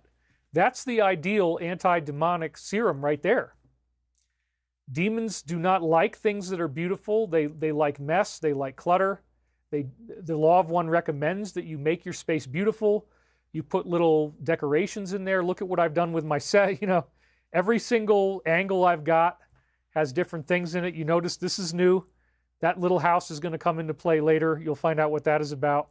But anyway, that's what I'm into, man. So the law of one really shocked them by saying, yeah, something really bad happened to Carla. This evil being managed to do its most potent magical manifestation just by her feeling fear and smelling a rotting mouse. How interesting. What the hell does this mean? Well, let's keep reading. It is well that this instrument is not distorted towards what you may call hysteria, for the potential of this working was such that had the instrument allowed her fear of these demons that she sensed to become greater than her will to persevere when she could not breathe, each attempt at respiration would have been even more nearly impossible until she suffocated, which was desired by this evil entity that greets you in its own way. So it literally wanted her to have such a panic attack from sensing the demonic that she stopped breathing and she suffocates from fear. And that's exactly what they want. They want hatred, unforgiveness, and fear. You got it? Very interesting. Thus, the entity, as in Carla, would have passed from this incarnation. So the ultimate goal of the evil is to kill you. And so then they say, it is correct, as we previously stated, physical cleanliness is most important. Therefore, your efforts should be made to most thoroughly cleanse your house, your dwelling. In this regard, it is to be noted that neither in the dwelling as a whole where you now reside or in the chamber of this working is there an absence of your dust, earth, and other detritus, which is in toto called dirt. That's a very funny academic insult. You guys are not cleaning up the house. We're going to say it in a very austere way. If the intention is to clean, as much as is physically possible, the location, the requirements for physical cleanliness are fulfilled.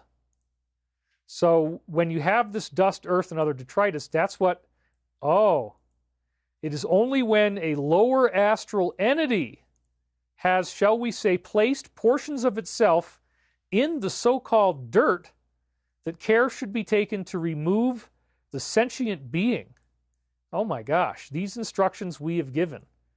So again, the point is, rotting atrophied tissue in your muscle creates the same type of habitat as the dirt for a sentient negative being, a demonic spirit, to live within you and try to influence you. And again, its greatest goal would be for you to hyperventilate to death because you're so afraid of whatever it's trying to do. That's one way that it could do it. Oh, we got a bunch of donations coming in here. Jonathan Hernandez says, talk about alien hybridization. M. Nicolaris says, this is getting confusing. Well, yeah, I'm trying to explain something to you that's very esoteric. Roger Zubarik says, this information is fascinating. Thank you. This rental house is sick. I am moving soon. Cynthia Marie Brewer says, you're very wise. So I just want you to be aware that, again, these are the rules as I understand it. And so even if you don't believe this stuff, the bottom line is that if you let your house get dirty, if you let dirt pile up, you're creating a habitat for negative entities that then have a stronger degree of telepathic influence on you to make you more hateful, more unforgiving, and more afraid, such that they might even try to get you to die from fear because you're feeling the presence of evil. That's what she was feeling when she went into the house. And that was because the house hadn't been cleaned. So entities can attach to spaces. And so what I'm doing is I'm teaching you that this is a very strange, new hyperdimensional way of thinking. And whether you believe it or not, it doesn't change the fact that this is what actually happens. This is how the game is played. This is how the real stuff works. Is anger the same as hatred? Asks John David. I don't know how to answer that. Anger is not really the same as hatred. Hatred has to build up hatred towards a particular subject, whereas anger could be very spontaneous. That's just triggered because, like, you stubbed your toe and it hurts and you, God damn it, something like that. So it's a very interesting esoteric discussion. All you really need to know is that I'm going to show you how the dots connect, that anger creates, scar tissue in your muscles, or the scar tissue creates anger. Negative entities can live in there and they can influence you through your body. So people who do a lot of yoga or get this massage done, they're going to live a much more angelic and pure life. You actually can heal yourself. I want you to get into this with me. Has our fifth density visitor, this is basically the devil, Satan, that's an AI that's attacking them through spiritual means as well as technology. It uses both. It can do it with a telepathic process or through electronics. So they say in the Law of One in 1981. Has our fifth density visitor, i.e. Satan, been less able to affect the instrument during our more recent workings? And he says, we shall answer in two parts. Firstly, during the workings themselves, this negative entity has been baited, i.e. is no longer effective to a great extent. And they did a prayer for protection. They have the Bible. They do the incense, all that stuff. Secondly, in the general experiential circumstance of your space-time experience, see, they talk very academically. This fifth density entity, i.e. Satan, is able to greet this entity with the same effectiveness upon the physical body complex as always. See, it's the weakness, it's the pain, it's all the pain that she feels in her muscles. This evil demonic entity is hurting her, it's activating her and enhancing her physical pain. And the same effectiveness upon her physical body as always since the inception of its contact with your group. However, the instrument has become more mentally and spiritually able to greet this entity with love, thereby reducing the element of fear, which is an element the entity counts as a great weapon in the attempt to cause cessation in any degree of our telepathic contact with you, which means that she would die.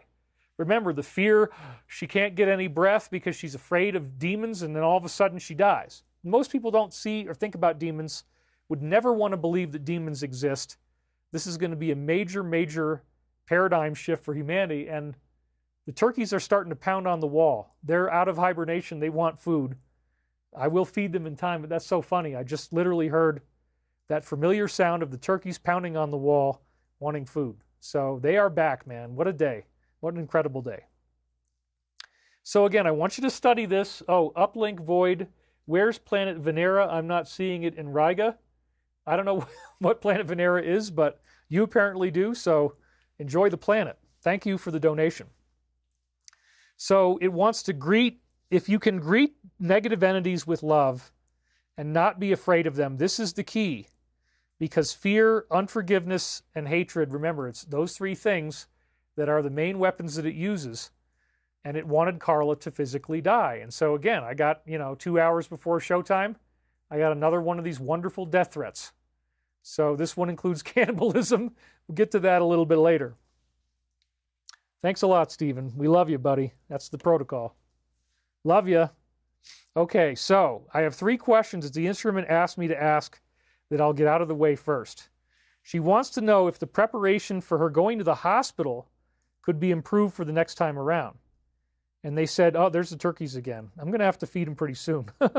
All was done well with one exception. The instrument, i.e. Carla, was instructed to spend time and space contemplating herself as the holographic imprint of the Creator. Now, this is a very important exercise, but it's not what you think. You're not a megalomaniac. You're not saying, like the deistic belief or Luciferianism, I become God where none existed. You recognize that all is the Creator, that it emanates from one perfect awareness, and that you are a hologram of that awareness, and that when you go into a deep state of meditation, which is supposedly what yoga's for, you're supposed to stretch your way into the final meditation, which they don't actually do. That's when the class is over. But the meditation was the main point of why you would do the yoga. You prepare for the Kundalini meditation state. And so a lot of people don't do that anymore, but that's a very important part of it. So when you contemplate self as creator, you're not saying that nobody else is the creator but me, and look at me. You're actually realizing how everything is sacred and everything is a function of grace, and how you can influence that by radiating the reflection of realization of oneness with the Creator. That's what they say in the Law of One. You reflect the realization that you are one with the Creator, which means you're blissful, you're happy, you're not angry, you're forgiving, and you're not afraid of anything. So there's no hatred, no unforgiveness, and no fear. So she was asked, when she went to the hospital, to think about herself as a perfect hologram of the one Creator. This, they say, done in a more determined fashion would be beneficial at times when the mind complex is weakened by severe assaults upon the distortions of the body towards pain. And this, in her case, was all muscle pain. There is no necessity for negative thought forms regardless of pain distortions, i.e. pain weakens you in mind and spirit, and its ultimate source is muscle knots, which is, again, a habitat for negative entities. So then it weakens your mind and creates negative thought forms that can lead to you feeling really bad about yourself. The elimination of these negative thought forms, including your physical pain, creates the lack of possibility for negative elementals and other negative entities to use your thought forms of pain to cause your mind to worsen and deviate from your normal distortions of cheerfulness, anxiety. Interesting. So she's cheerful and anxious. This is really what it says right here. When you get rid of the pain, the negative spirits can't affect your mind. And again, it sounds so outrageous, but this is like learning a new language.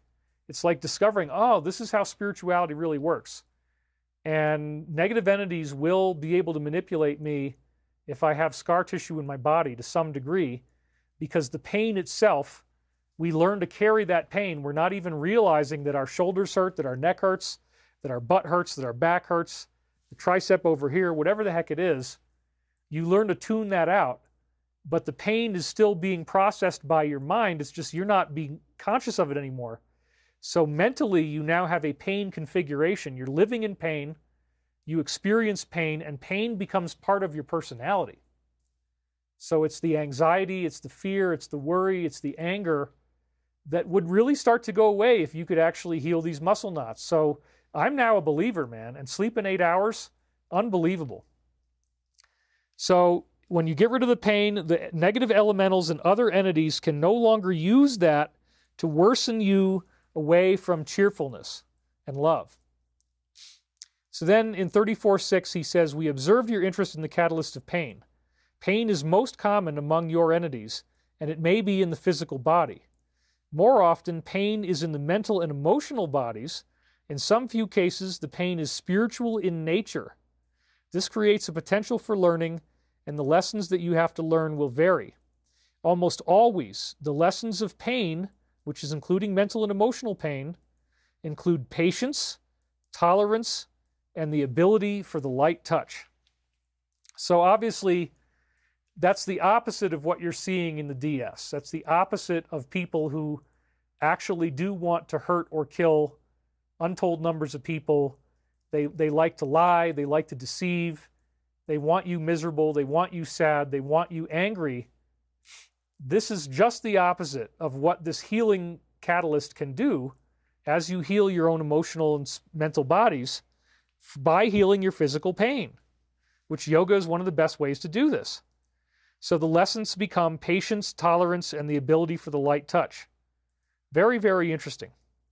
And I definitely feel so much more patience, tolerance, and lightness. You know, my massage therapist, her favorite phrase is ease and flow, ease and flow. So that's why I didn't do a show on Sunday, even though we're only at 3,600, and normally I'd be a lot higher than that right now. It would be like 5,000.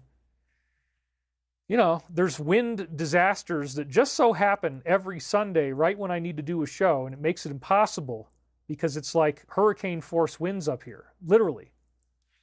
So I'm working around it. Patience and tolerance. That's what I'm practicing by doing this on Wednesday. Very often the catalyst for emotional pain, whether it be the death of the physical body of another person who you love or some other loss, very obviously often the catalyst will simply result in the opposite. Instead of being more loving, you gain bitterness, you gain impatience, and you sour. So that's what most people experience when they feel pain. And again, physical pain can lead to emotional pain. You don't even realize your body's in pain because you haven't thought about it in so many years. This, they say, is catalyst that has gone awry.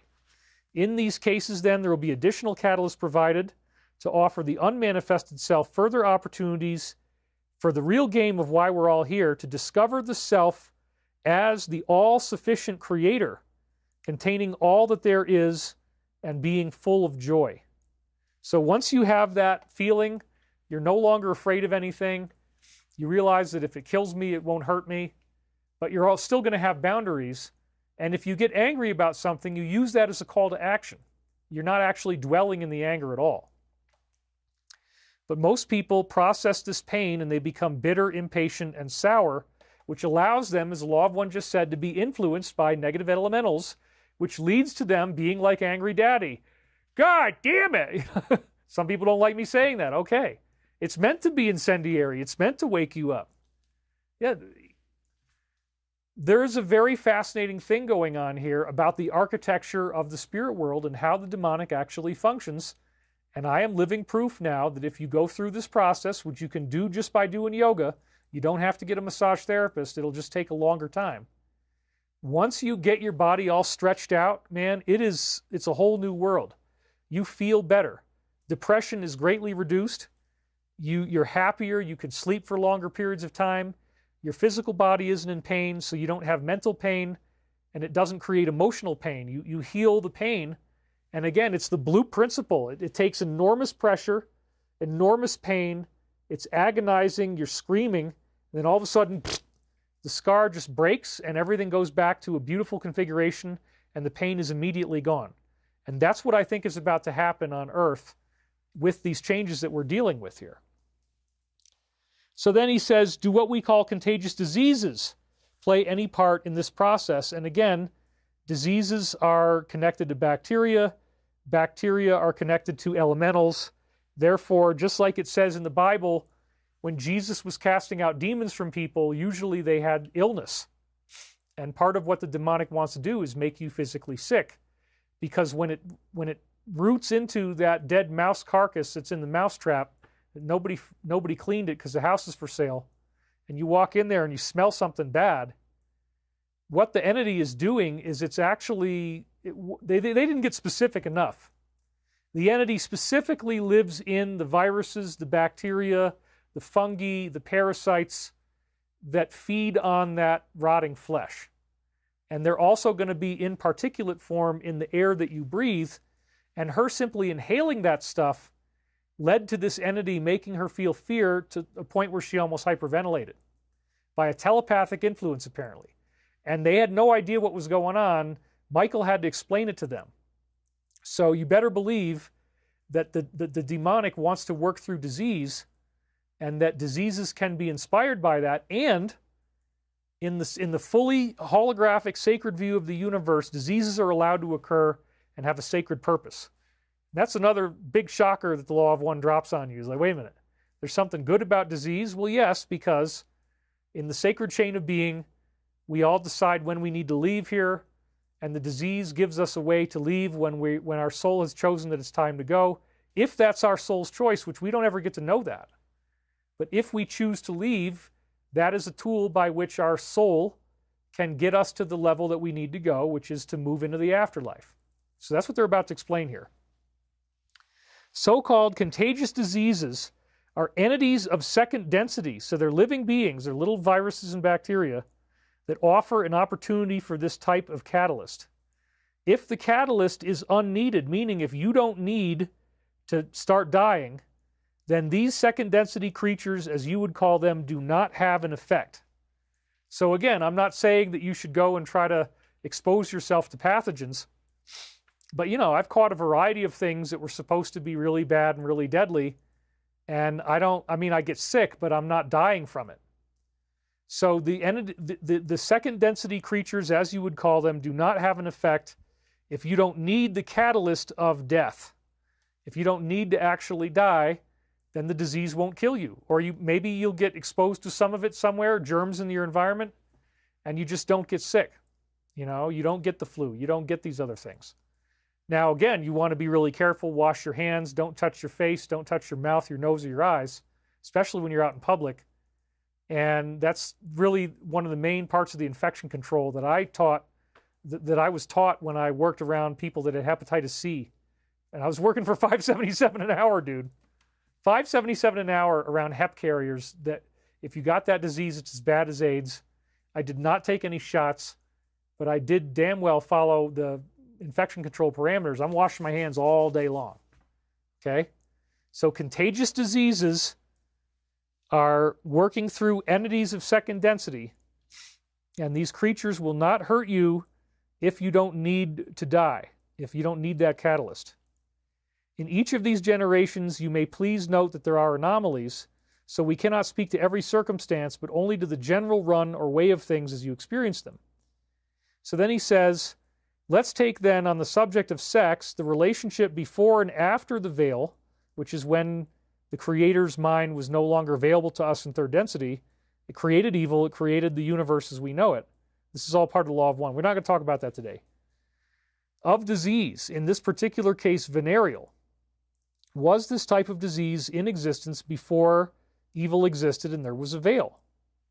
There has been that which is called disease, both of this type and others, before and after this great experiment. So even before the conscious mind was veiled from the Creator, which created the possibility of service to self, evil behavior, even before that, there were contagious diseases.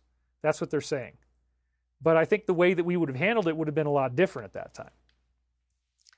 However, since this particular disease is in large part a function of thought forms of distorted nature associated with sexual energy blockage,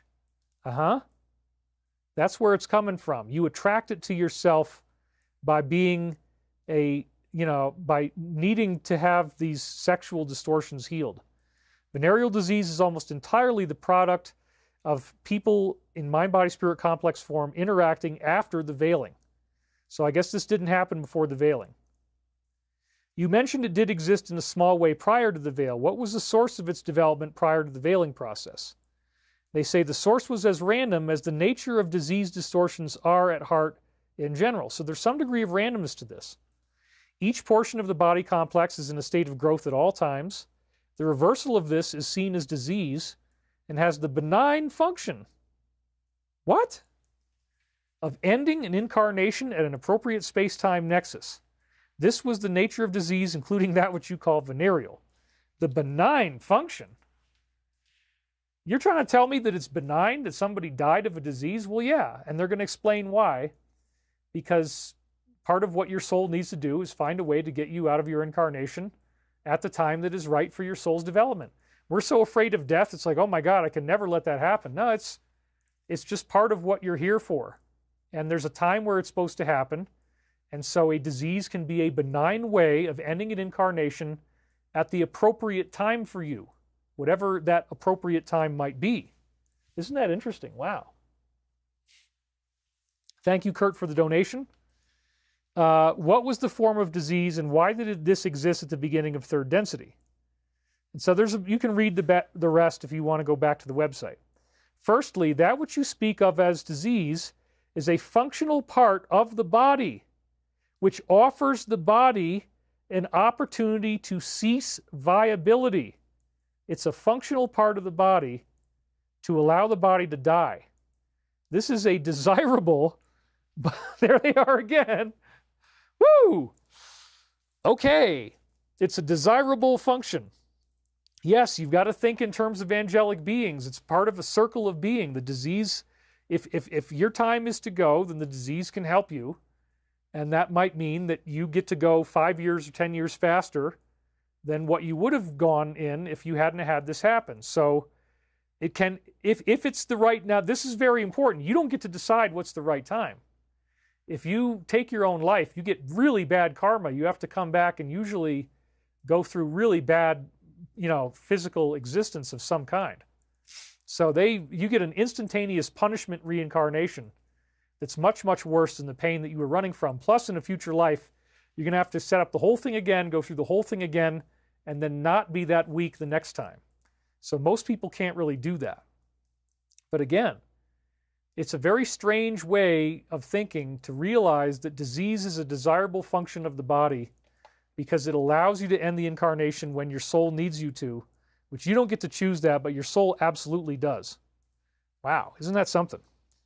The second portion of your answer has to do with second density other selves of the microscopic size, which have in some forms long existed and performed their service by aiding the physical body complex in its function of ceasing its viability at the appropriate space-time. Well, this is how they ask us to look at the negative. If whatever happens in your life, especially the time of your death, is something that you chose before you were even born.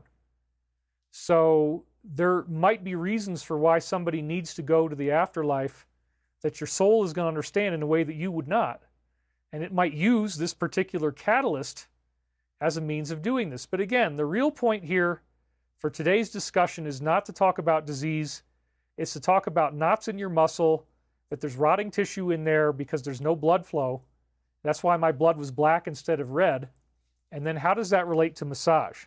So let's now return to the Cayce-Riley theory of massage. We find out that severe mental illness was treated with massage. When people are being demonically influenced, when they're having that angry, violent personality, they have these muscular and other areas of rotten tissue in their body that create a habitat so the entity can telepathically influence them to be nasty and have severe mental illness. That's very interesting. Similarly, massage was also used in cases where people had sexual compulsions. This apparently was rooted in, again, demonic attachments through scars in the muscle tissue. I realize how weird this sounds, but I said, seriously, folks, let's do a whole episode just on this.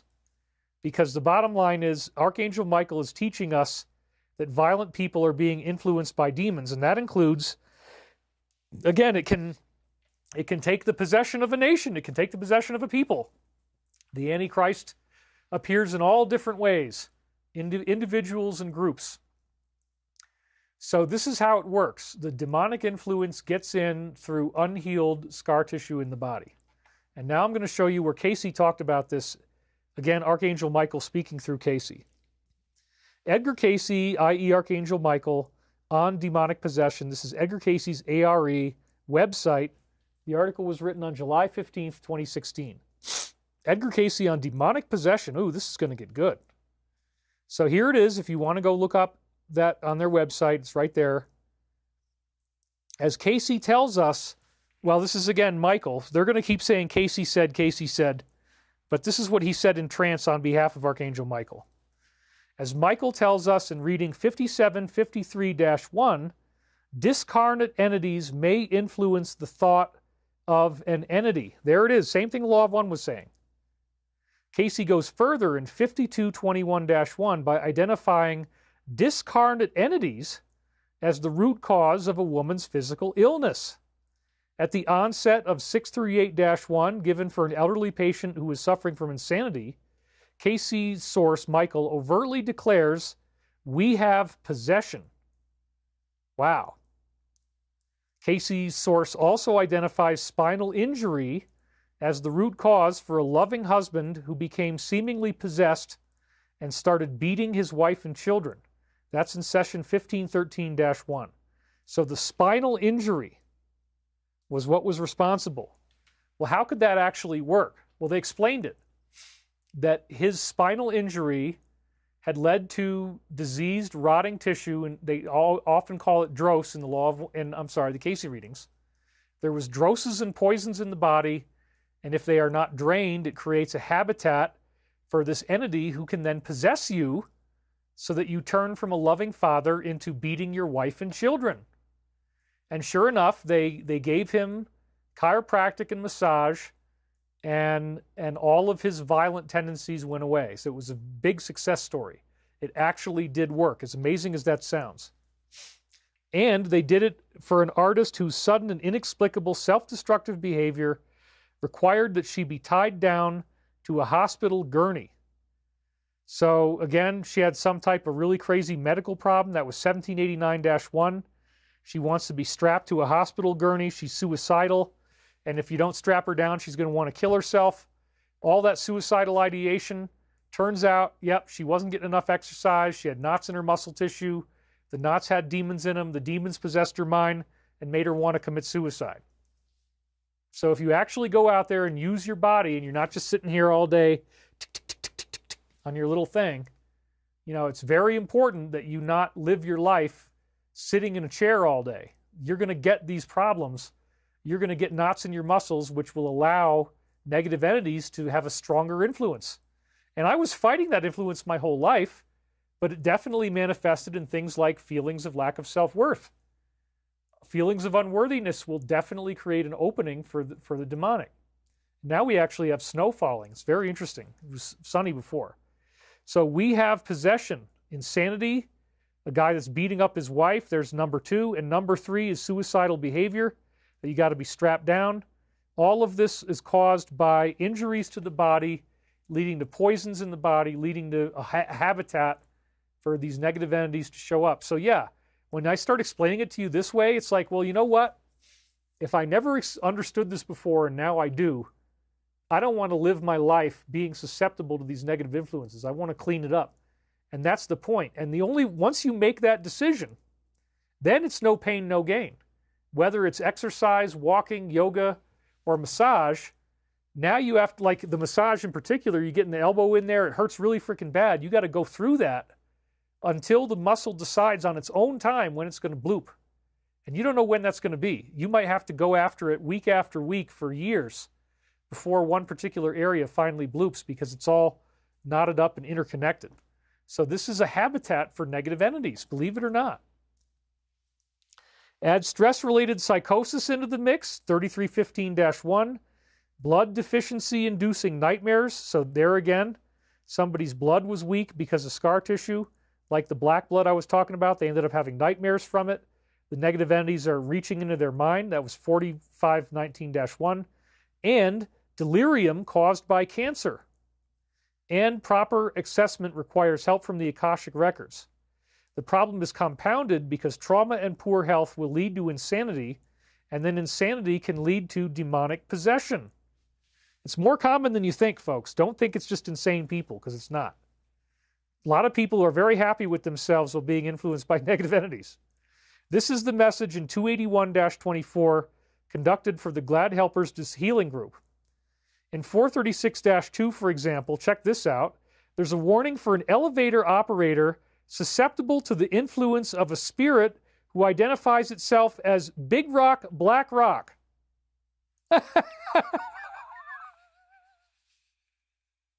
It's actually the name of a demonic entity that gave its name, and Cayce's readings confirm, yes, this entity is real. Where have I heard that before? I just love it. It's so funny, right? Wow. Big Rock, okay, well, interesting, huh? and he had entangled with this entity in a previous incarnation. Reading 693.3 chronicles the haunting of a child. So she was going through poltergeist stuff. That's, again, demonic entity. As an adult 2 centuries earlier, she was ducking witches in Salem, burning them at the stake, drowning them, etc. Now demons get to come back and haunt her life in a future lifetime. Wow. Where the American Psychiatric Association maintains no official opinion that might help possessed individuals, and Dr. Gallagher, who they show you earlier in the article, if you can read it, I gave you the link, he advises psychiatric counseling and Vatican-certified exorcisms, and yeah, that might work for you. I mean, I'm not saying it wouldn't. Cayce's recommendations may prove to be the most effective. His preventative advice for demonic possession is massage and osteopathy. There you go. Boom. Use of low-voltage impedance devices such as the Radiac, which, again, most people don't have access to that. Positive and uplifting prayer and meditation, which is very important. And, in cases featuring karma, forgiveness for yourself and for others. By filling one's mind with the holy, Cayce's source, Archangel Michael, says, there is no room for the demonic. So again, before we jump off of this, please read the first sentence again. The main way that you get rid of the demonic in your body to influence you telepathically, which can also come through, again, rotting things in your home, is massage. So it's very fascinating that now I've been through 3 years of doing this every week, and I've got everything loosened up, and I feel so much better, and I'm sleeping so much better, and my mind is not having self-defeating thoughts, and I'm not feeling angry anymore. I'm in a much, much better space. Thank you guys for being here. Whereas the people in this evil organization, they think of us as the profane, which is very ironic. So the bottom line is, again, massage can decriminalize the personality. If we really want to help these people in the DS, we give them intensive, torturous body work every week while they spend life in prison. And you know what? At a certain point, if you get that treatment all the time, you're probably going to become a lot better. And you're going to no longer be susceptible to demonic influence because they can't live in your body anymore. There's no place for them to live. You've killed all the rabbit holes. You've smoked them out of their hole. You've closed up all the openings. You've alleviated all the areas of weakness that they could use. And so people doing yoga, yeah, they've got this great benefit where it's much easier to move into full happiness if you don't have these knots in your body. People that are not doing that practice are not going to experience this, but massage will get you there if you got the right kind of therapist much faster than yoga will work. It's just also way, way more painful. You have to push through the pain to bust up this living tissue that created the scars that's holding your muscles in atrophy. And this obviously, this pushing through the pain has archetypal significance because, again, that's what we're doing right now on a planetary level. What the Alliance is doing is they are busting up the scar tissue by applying pain to the DS. And it keeps on happening. And so they keep blooping. So let's talk about my own story real quick. I was sent down a big ski slope called Monkey Hill. I plunged 30 feet through the air landed on my hip, and was severely injured.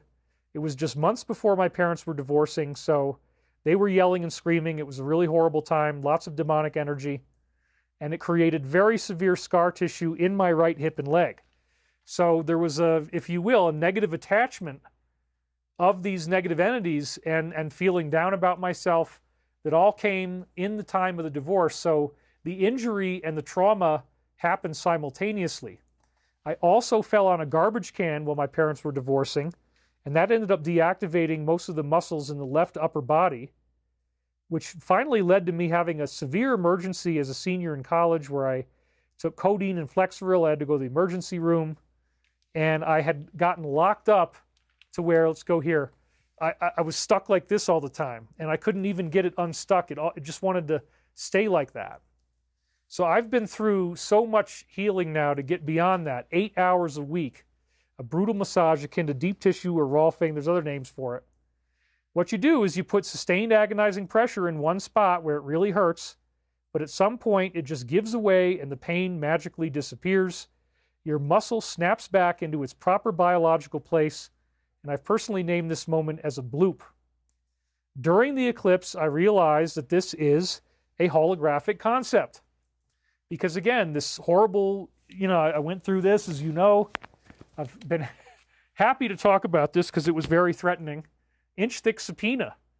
You get arrested if you don't comply. You got to hand over all your personal documents, all your information, and the conclusion is, I'm not guilty. They finally figured that out, which I'm very happy about. So we're going to let the whole thing go. No problem. Thank you, guys. We'll see you next time. Hopefully there isn't a next time.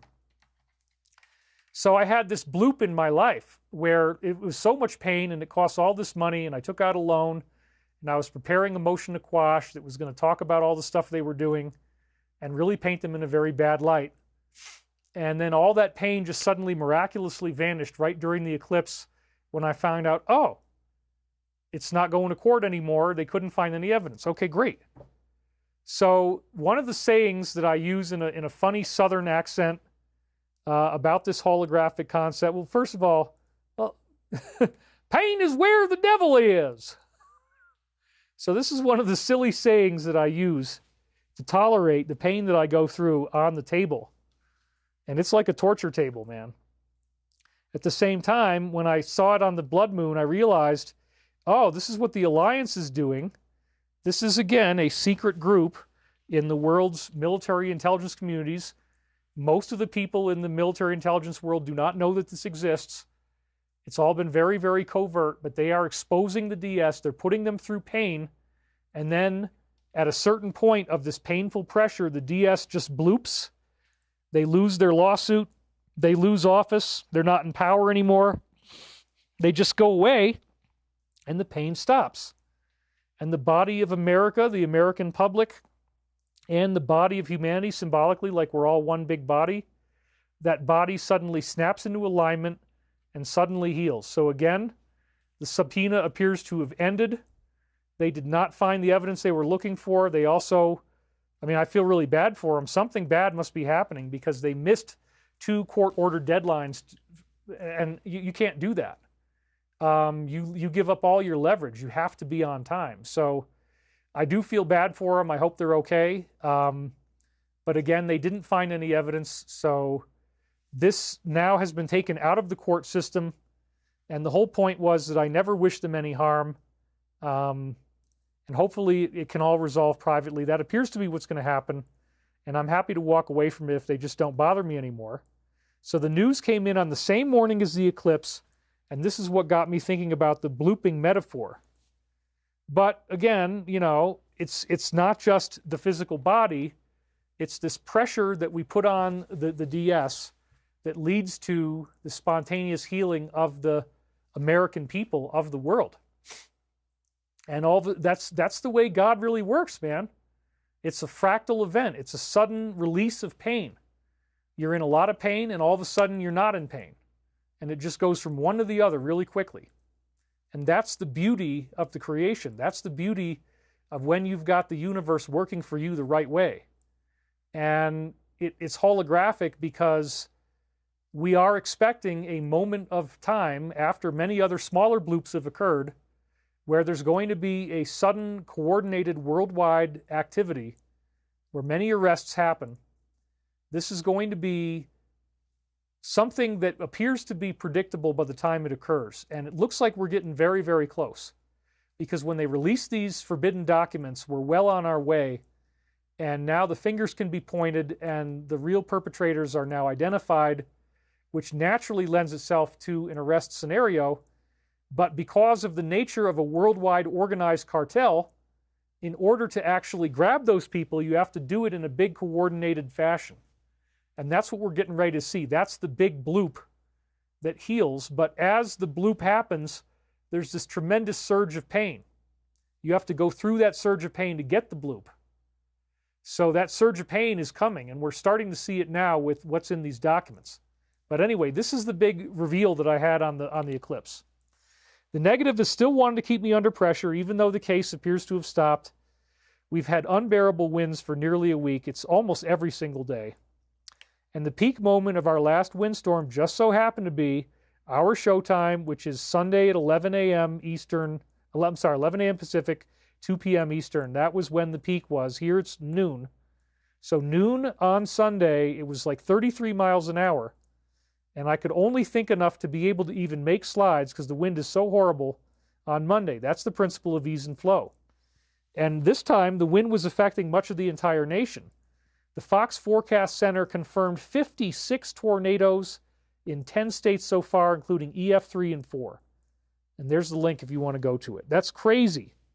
And I was going through this. So I followed that principle. And as I was making these slides, the files were supposed to be releasing the next day, which they did. And again, the pain bloops into a sudden healing. That's the Ascension. So that's how this really works. So now I'm going to take you through the news of the week that brings us up to what happened here. This was Sunday the 9th. This is the last time I was on the air. And this is where Canada's Liberal Party elects former Bank of England Governor Mark Carney as the leader to replace Trudeau as Prime Minister. This kept me excited and hopeful for approximately 30 seconds, which is probably too generous. Right away, I'm like, oh, all right. Switch one guy in with the other guy, got it. Not a big deal. Not some great victory for what we're thinking of as truth. And the Vance memes have still been going strong. This is one where his face is on Giorgio from my show, Ancient Aliens. I'm not saying there's a conspiracy to create memes about me, but there is a conspiracy to create memes about me. I loved that one. So then on Monday, the 10th, once again, big news, folks. This is one of the bloops that's supposed to happen right at the end. A nationwide, very serious social media blackout of Twitter X, just as we've been warned they were going to try to do when they think they're about to be arrested. And it's a nationwide outline. And then, that's 8:30 a.m., and I was affected by it. There was a period of time where I couldn't get in there. And then he says later that day at 7:58 p.m. or 2:58 p.m. that the massive cyber attack originated in the UK. Oh my God, you can't make this stuff up. Dad, please watch the David Wilcock show and stop watching television, because this is the only place or another show like it where you're going to get this. You're not going to get it by turning on the TV. They're never going to tell you this. They're never going to report on this at all. Because, oh, it looks pretty bad, doesn't it? It looks like they're really worried about what's going to happen if they ever actually make this thing stop. What dirty secrets are going to come out? What have they been doing with all these hundreds of billions of dollars? Okay? They don't want that coming out. And so they're panicking because they think that something is about to happen. And so they're trying to shut things down, as we've been warned. This is the fulfillment of prophecy. There's the moves towards peace that were being made. But he's going to have to prepare elections and cede territory. And, that's probably never going to happen. So this is going to happen in its own unique way. Although he did, on Monday, pen an apology letter. But it's not just apologizing, it's actually being willing to negotiate. So that's like so old news by now, like, oh my God. Had to go a little Valley Girl there for you. I've got the right sizzle jacket for it today. It's Monday of last week is like ancient history now. Like, oh my God, so many things have happened since then. But anyway, we go on. So we have all these protests against Tesla and his vehicles, and it includes like violence. And then one of the people doing it admitted on a hidden camera that he was being paid to do it, right as the efficiency department is focusing in on certain non-governmental groups that are at the apex of the problem, that again, you're never going to hear anything about this on TV. They're paying the protesters to try to stop this from bringing them down. That's how scared they are. So it's very intense. Now we're up to Tuesday, and this is just another normal day. 5-alarm fire. Right now as we speak today, Z, as I've called them, is shredding and burning the contents of their own safes. And all the key information that's needed to reconstruct the history of what they've been doing, both at home and abroad. This must be stopped.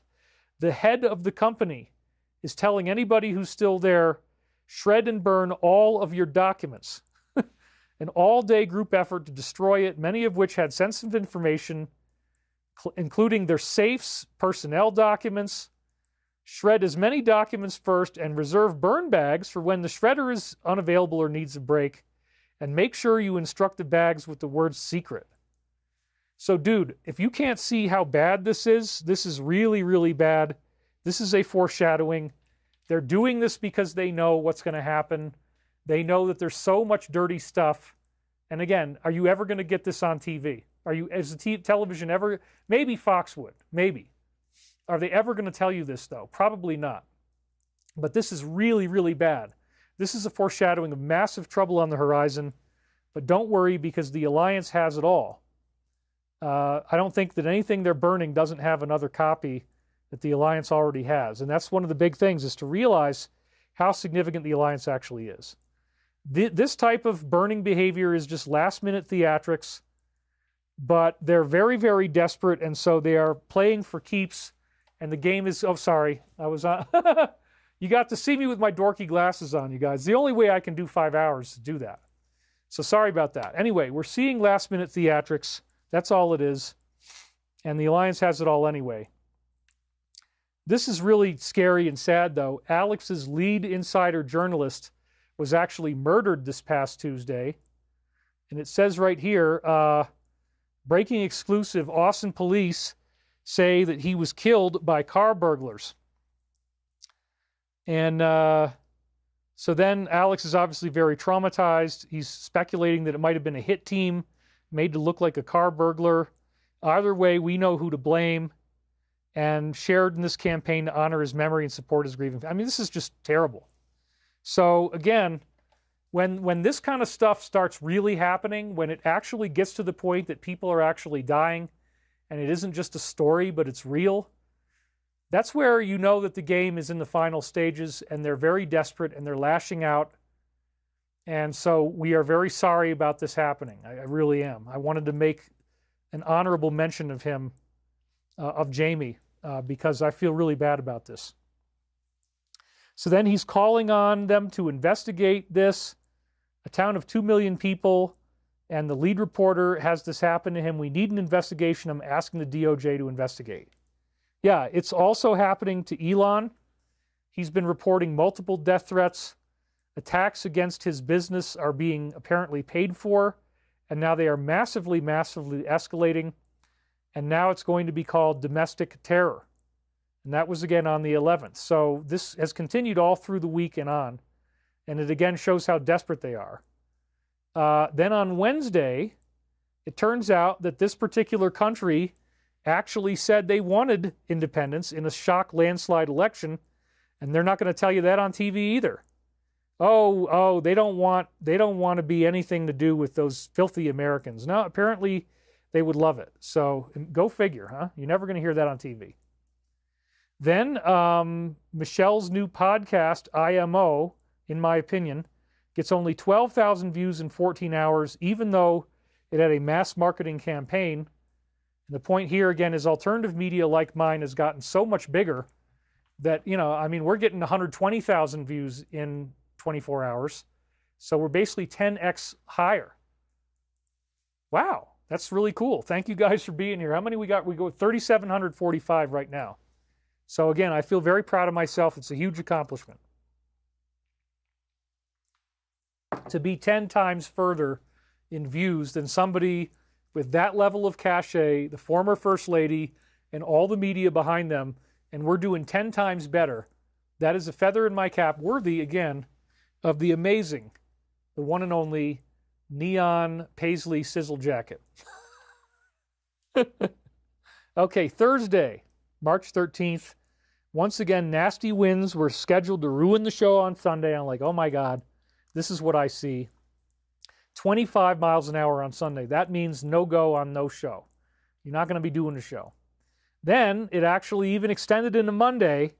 Oh my God, you guys, you don't even want me to do it the day after. Yes, I think this is deliberate. No, I'm not kidding. They're willing to kill people now. They're willing to burn dealerships. They're willing to do this stuff.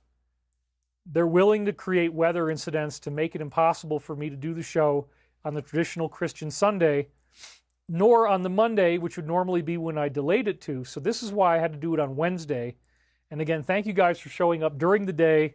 We've got 3,750 people. If you had that in an audience, that's an amazingly huge crowd. So give yourselves a round of applause. Not like anybody's going to hear it, but All right, there we go. We're good. So these were insane wind velocities peaking right when I'm supposed to be on the air. And even the magic number 33 miles an hour as of noon, did they tweak it that much? Maybe they did. I don't know. But there you go. As of 12 o'clock p.m., partly cloudy wind, west wind at 33 miles an hour. That was the peak.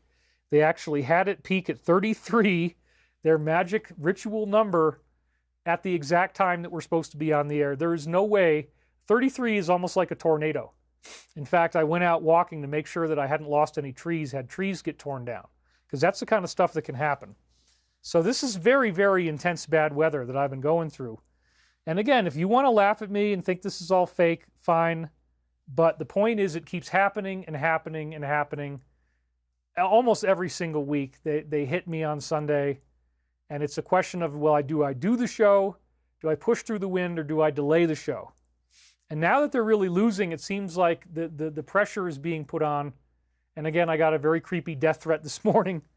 So on that day, we also had this poster on my X page, Show Me UFO Christian Artwork, which is an important thing to consider, because here's Jesus giving somebody healing, and there's this weird disc in the air. Let's zoom in on that disc a little bit more. Well, it actually looks like, I don't know, like there's some sort of symbol in there. Looks like a bird with wings, or maybe it's the Sacred Heart of Mother Mary, the winged heart, but it's inside a disc. And then the disc is sending beams down to Jesus while he's doing this healing. Did somebody actually see a UFO? Was the UFO associated with Christianity? Well, this came from our dear friend Scott Opper. Says, good morning, painted by Eric de Geyder, or I can't really see that. Is that Gelder? Oh, it's Eric de Gelder in 1710, and it is titled The Baptism of Christ. Oh, that's when Jesus was being baptized. And so there's a disc that was right there in the process.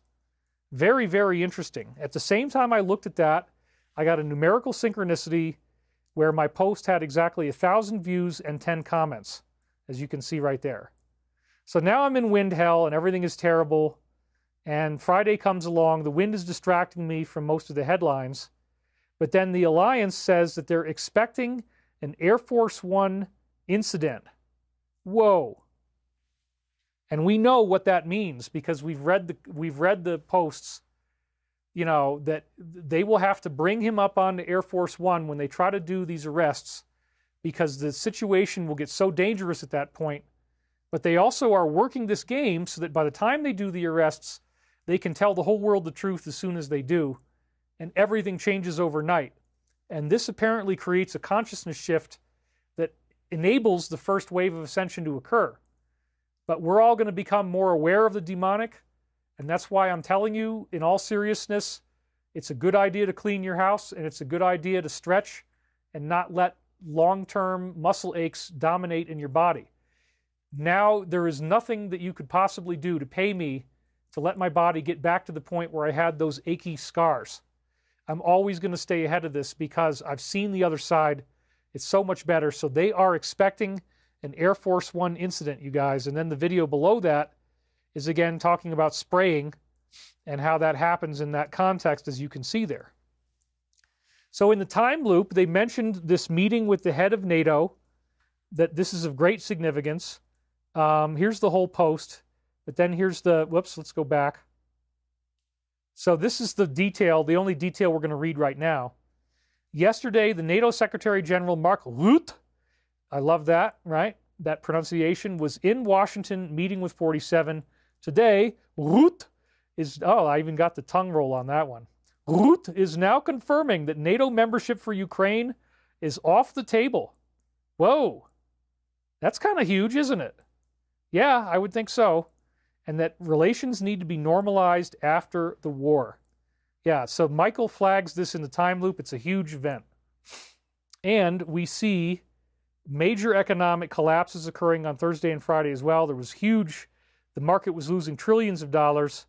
This is again, my dad is thinking the sky is falling, everything is terrible, because if the economy is good, then we are good, and if the economy is bad, then we are bad. I'm like, Dad, you gotta Try to think about the idea of an evil group that's going to try to put us through as much pain as possible when they're really close to the edge. They're going to start selling everything to try to put everybody into panic, because pain is where the devil is, and the demonic moves through the pain. The demonic wants to turn physical pain into mental pain, into emotional pain, so that you start to be so afraid that you suffocate, as they want to do to Carla. So, you know, I just was mellow during the wind as much as possible. I'm just waiting for a good time to do the show. We're now still at 3,792 people.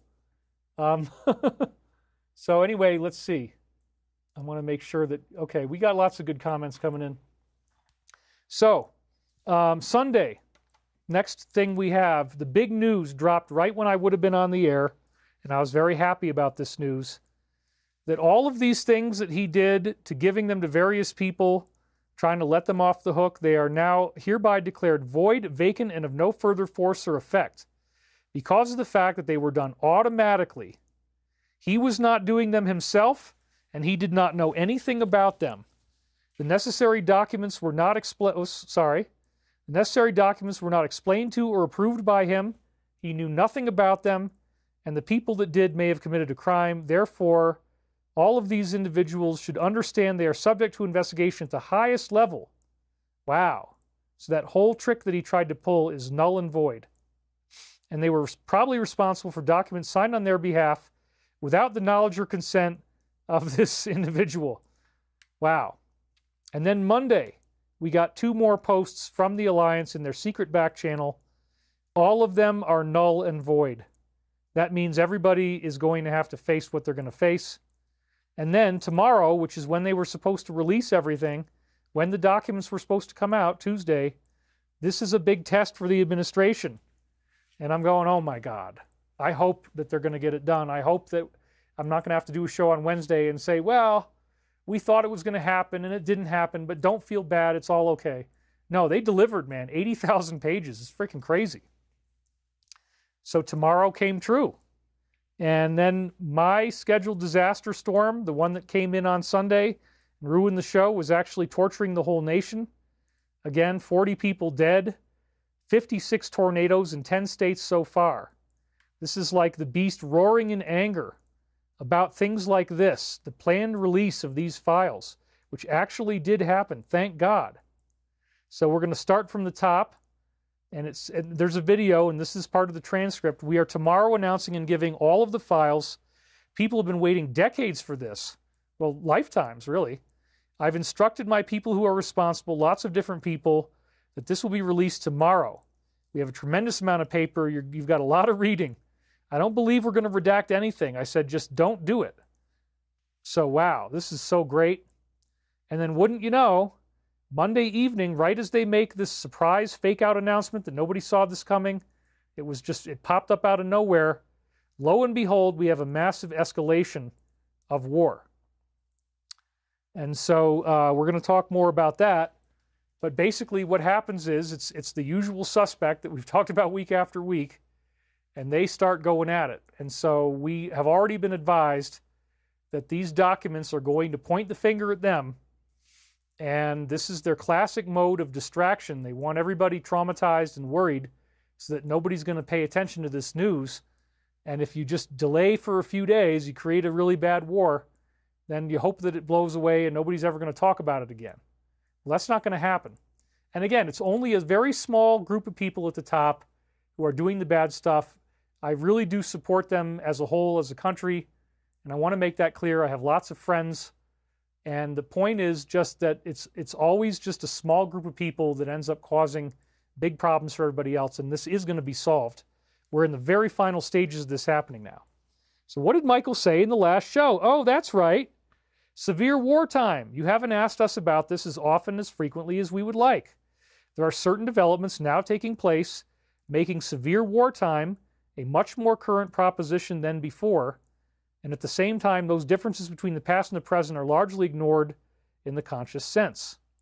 So there you go. They told us, get ready for crazy stuff to happen when all these things start to occur. And sure enough, we're in it. So then he said, if we're thinking in terms of mass awakening and educating the public, these files are a great place to start.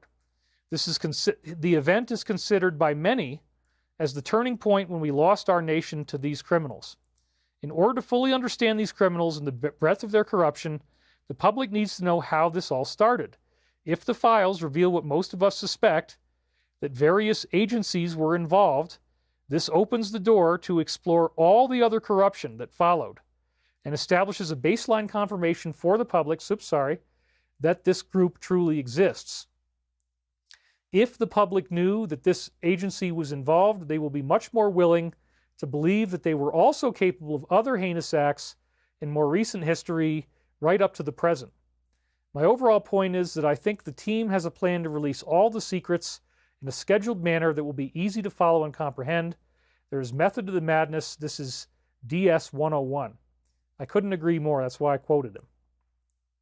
Sure enough, here we are, same night, wide-ranging, massive strikes were conducted. Same night that this ambush happened. And then, breaking, they resume military operations after rejecting proposals for extending any ceasefire. Well, now you know why this is happening. And again, it's just a small group of people at the top. I'm totally fine with them otherwise. It's just this small group. So, then we're actually finding out that they're resuming military operations. The general said this, same kind of thing, same night. The news just breaks like crazy. And, at the same time, you got Taiwan saying they've got 59 Chinese aircraft flying around their island. No big deal. No panic, no fear. Well, now we're up to yesterday. And sure enough, it did come out. This was posted at 6:45 a.m. 80,000 pages of documents will drop Tuesday afternoon. It actually happened a little bit after 5 p.m. It was like 5:05 p.m., but it did happen. And the negotiation, as you see in the second headline there, the demanding of the halting of all arms ahead of the call. So negotiation is happening. And this is all leading somewhere, folks. It's going to bloop, and then everything will be fine, but it's very painful when you go through the bloop. Once again, the massive weather attack of this coming Sunday, meaning I'm not going to be doing a show on Sunday. I'm probably going to have to do it again on Wednesday. This is what my week looks like, you guys. Today, we've got AM clouds, PM sun, no big deal. Then tomorrow, we've got wind. Friday, we've got wind. Saturday, we've got wind. And Sunday, we've got wind. And again, this defies all boundaries of coincidence, because when the wind is going, I really can't focus on doing so. I mean, I can, but it's unpleasant. You really just need to kind of hide in the house. It's a big disaster. And now, again, look at that. As time went on, the wind moved to Monday from Sunday, where Sunday is still bad, but, so now I can't delay the show till Monday either. So now today we have wind straight through Sunday again. This is what it's showing. So it's going to be Sunday and Monday both. They're both going to get nailed. And this is my punishment from these guys for doing a great job for you. They are flailing right now as the peace talks are vectoring in. He agrees to halt attacks on the energy facilities for 30 days as part of the negotiation. So peace will begin. At the same time, sure enough, these lone wolves are targeting this American company on an extreme level. And it's happening all over the country. This one was in Vegas. There was other ones in other places. And then sure enough, the judges are fighting back. They don't want Z to be shut down. They want to reinstate employee access and rule against the shutdown. That's not going to last. So then, of course, 47 himself is getting the same kind of death threats that all the rest of us are. Disturbing gun incidents, including during his speech. And the security concerns have now intensified after an alarming string of breaches. So yes, they are desperate. They will do anything to stop this if they could. Then, 5:05 p.m., the triumphant moment of bloop occurs, or it starts. The files went live, and there it was, the first announcement, 5:05 p.m., and that the files have just been released. Then all the other news outlets start to cover it. They had it at 5:06. This is disclose. And here it was. I clicked on the link. I could not believe it. Right up at the top, what do you see? National Archives and these new records. And then they say March 18th, 2025 release. You can pause it and read all that stuff if you want. And even right at the beginning, I'm like looking at this going, oh my God, There's 1,123 different things you have to individually click on and download. And again, a total of 80,000 pages, so each document is not small. Some of them are huge.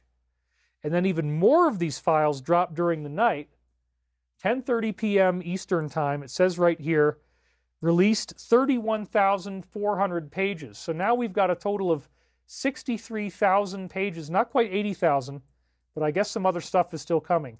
63,000 pages of documents, 2,182 different things that you would have to individually download to be able to stay on top of this story and actually read all of it. And 80,000 pages is a hell of a lot.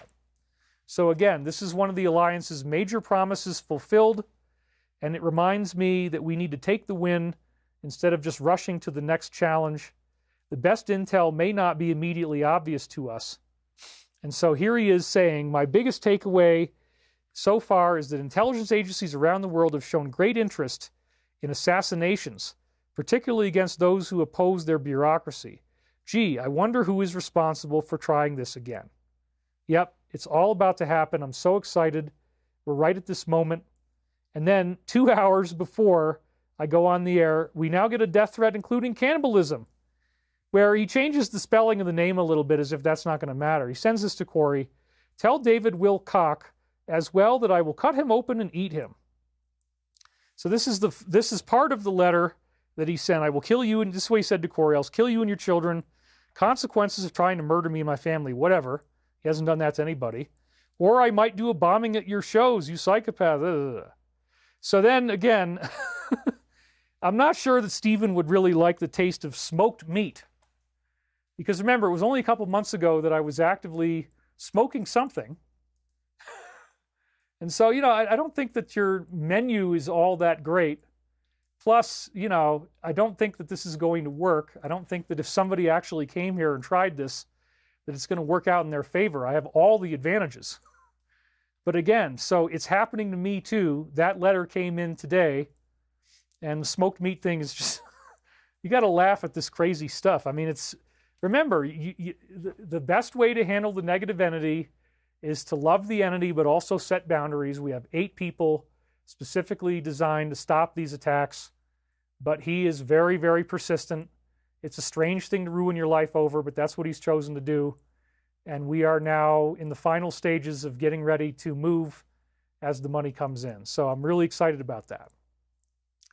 All right, well, I think that you guys have probably earned a break, just like I've earned a break, before we go into the Archangel Michael section. So what I'm going to do now is go upstairs and relieve myself. And since we have turkeys, what can we do? Let's do the satisfied turkeys in the driveway. That's probably a good one. So what I'm going to do, as usual, is I take off my microphone. Thank you guys for being here. We got almost 4,000 people. I mean, that's an amazing turnout for a Wednesday. Gail Morgan says 33 miles an hour is just a pleasant breeze. No, it's definitely not, because again, it's surges of wind. The baseline average at all times is 33 miles an hour. So that means you're getting surges that go 40, 50, up to 70 and above miles an hour, which is literally hurricane force. So yeah, this is not a pleasant thing to live through. It's a very, very difficult life. You can't think, you can't concentrate. High noise is associated with people having all sorts of stress. Vacuum the cobwebs out of the corners, says Bella's Patio Garden. Yeah, you really think about it differently once I explain it to you this way, that negative entities really do try to attack you and your self-esteem, and cleaning up your body and your house are both absolutely essential. Lucinda Gollin says, I love coming home to Wilcock after work. Christina Litchens, there's only one of us here. Mike Wallace, I'll bet that dude who is haunting you, that would be Stephen, is being forced by you-know-who. That's why he doesn't stop, because he's not allowed to. He can't. Well, I think he does enjoy it, and I think it's also his job, but yes, he might be blackmailed or threatened as well. It is amazing how persistent he is. We've never had any other troll that's lasted this long. So anyway, I'm going to show you some turkeys now. I'm going to mute my microphone, take it off, roll the tape. So without further ado, let's go ahead and do that.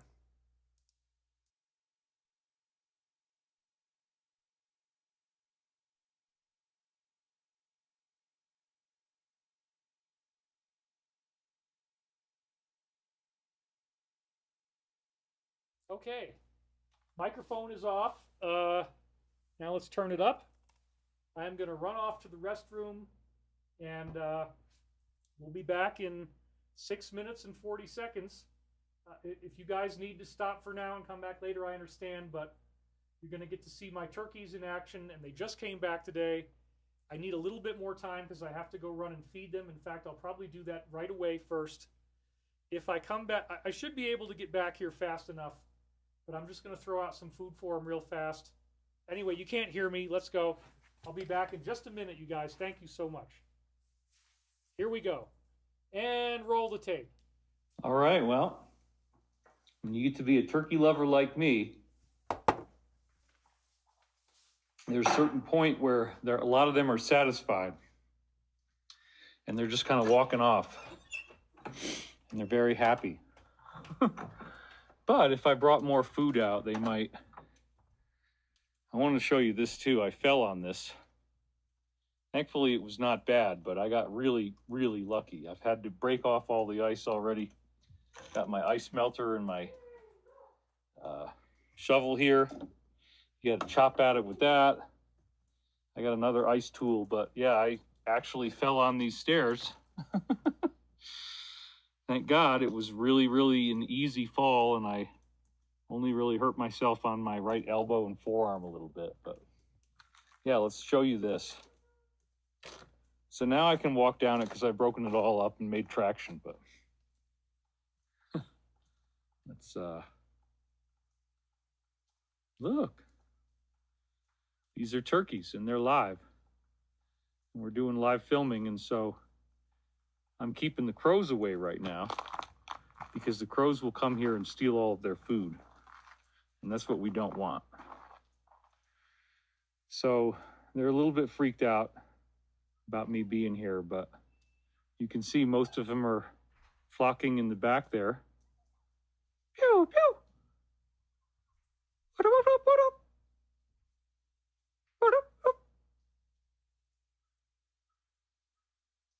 So yeah, they feel very safe and very happy. You can see they're preening, which means that they've had a good meal and they're like, this is a really good life I've got here, you know? The sun came out, all the snow is going to melt. We're going to throw out some more food for these turkeys. We'll give them one more chance, but there's only about maybe 5 of them that'll come running back when I do that. But that's what's so funny too, is when I come out with more food, they're going to run like little children and they're going to want the food.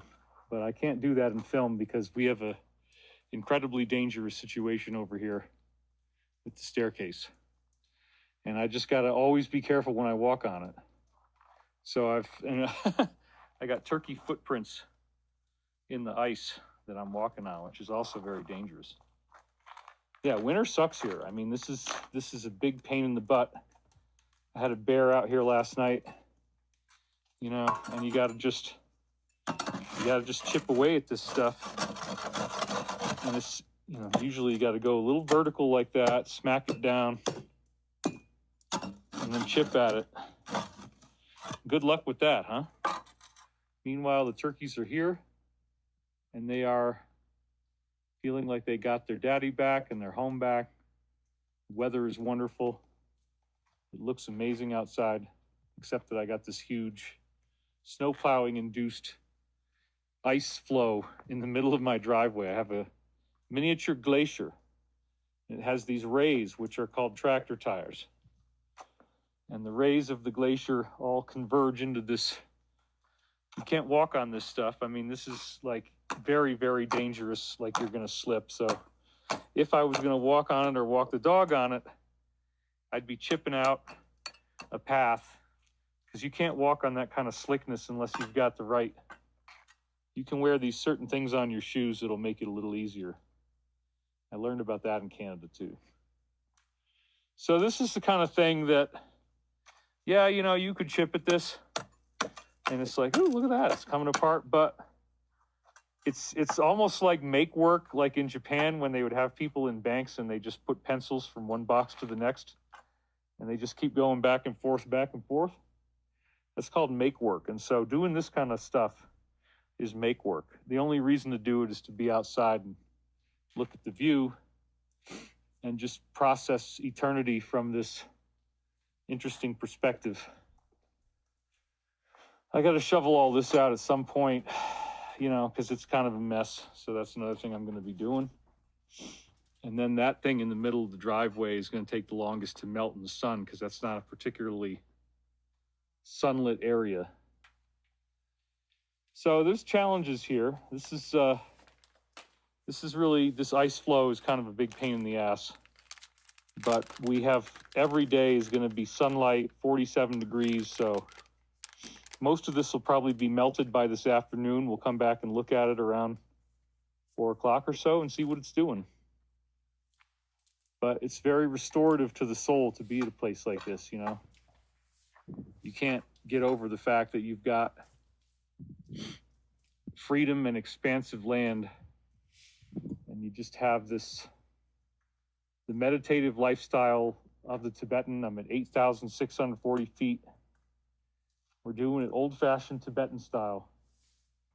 Just solitary living and meditation, and it's been a good life, and these turkeys have helped so much. You know, they're just wonderful little beings, and they are funny, and you can feel their laughter when they're happy, and they all come running up like little children with the food in your hand. I mean, it's great. Okay, you guys, we're going to feed you now. Just giving everybody the lay of the land. My eternally half-finished porch. Hey, at least we're getting there, right? It's finished now. But anyway, we're good. I got to get all this ice off, but I'm going to wait till they're gone and they're happy. But I got to knock all this off so we stop getting all the water drops. But it's just not going to stop. I mean, there's a whole layer of that stuff up there on the roof. The whole entire roof is covered with 6 inches of snow. It's all going to have to come off. So this is going to be a huge mess all day, basically. But I'm ready for it. So yeah, part of what I'm doing is keeping the crows away so they can eat in peace. And we're going to go give them more food and watch how they all come running. All right, well. Okay. When you get to be a turkey lover like me,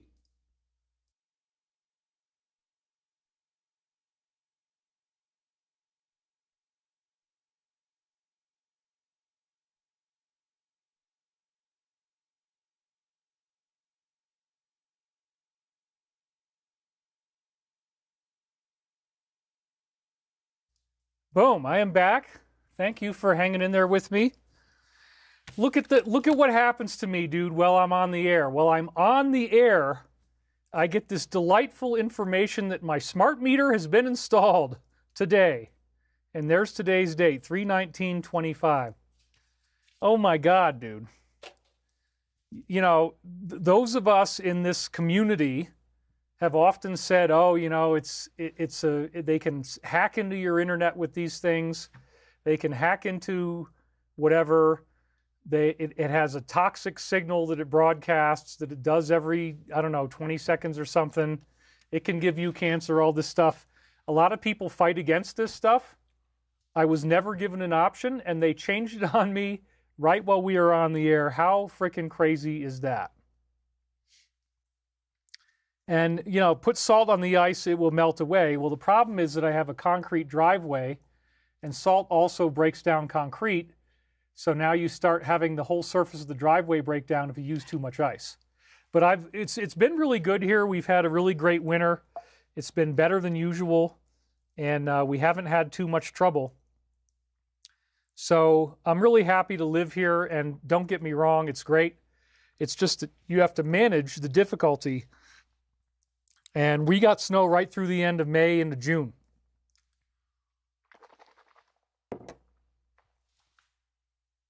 It's like right now, it's beautiful outside. The sun is shining. It looks amazing through the window. The 2 turkeys have showed up. I fed them. They were very happy. You might have heard me in the background doing it. Anyway, we're supposed to get wind for like 5 days in a row starting tomorrow. And it's going to go right through our Sunday showtime. So probably again, if you can handle it, just please let me do the show on Wednesday, because I do not want to do the show in the wind. I mean, I could, but the wind is a very psychologically stressful event, and you really need to kind of go to ground and just mellow out and smooth out your persona. So now I want to get into the time loop portion of the show. This is very important. We're at the 3-hour mark. That's exactly where I like to start it. I started 10 minutes late. I apologize. It's close enough. If I can get into it by the 3-hour mark, then I can make sure the whole show only takes 4.5 or 5 hours. And so, again, let's review the fascinating things that we've learned here. The pain that we're experiencing on a global level right now, which includes economic pain, the fear, remember, fear is what the negative entity is like, the fear of what's going to happen, and then there's people living in darkness and they only watch television, and they're not getting any real news anymore, they're just getting fed this bunch of BS. They're all going to come face to face with something that will rock them to their core to such a degree that it's the greatest event in human history. There will never be any event as significant as this once it happens, because it's bigger than anything else you can think of. And it just creates, it's the tipping point that creates this massive flowering of humanity into this fourth density ascended state where we're better than we were. We have superhuman abilities. And Michael last week said, you'll never be able to even remember what it was like without it. So I want to go back and review what he said last week before we get into the new stuff. He said, see these planetary changes as an opportunity for things to become more exacerbated, more extreme, as they inevitably will. So sure enough, we've got all this new war that's happening. We've got economic collapse happening. We've got the internet being attacked. We've got the guy who runs that service being attacked. You've got Alex loses somebody in this very tragic event. 47, they're going after him all the time. I get this really crazy death threat before I go on the air. Sorry, I guess you won't like smoked meat very much. Ooh, what can you do, huh? I mean, this is the price of doing business. I was explaining this to the CEO of Stavati, Chris Beskar. You know, somebody was hating on us because the video wasn't good enough. You know, the SM-39, this is our fighter jet. Whoops. What did I do? Oh, okay. So this is our premier fighter jet product. There's a video up on my YouTube channel you can watch where we're both talking about this.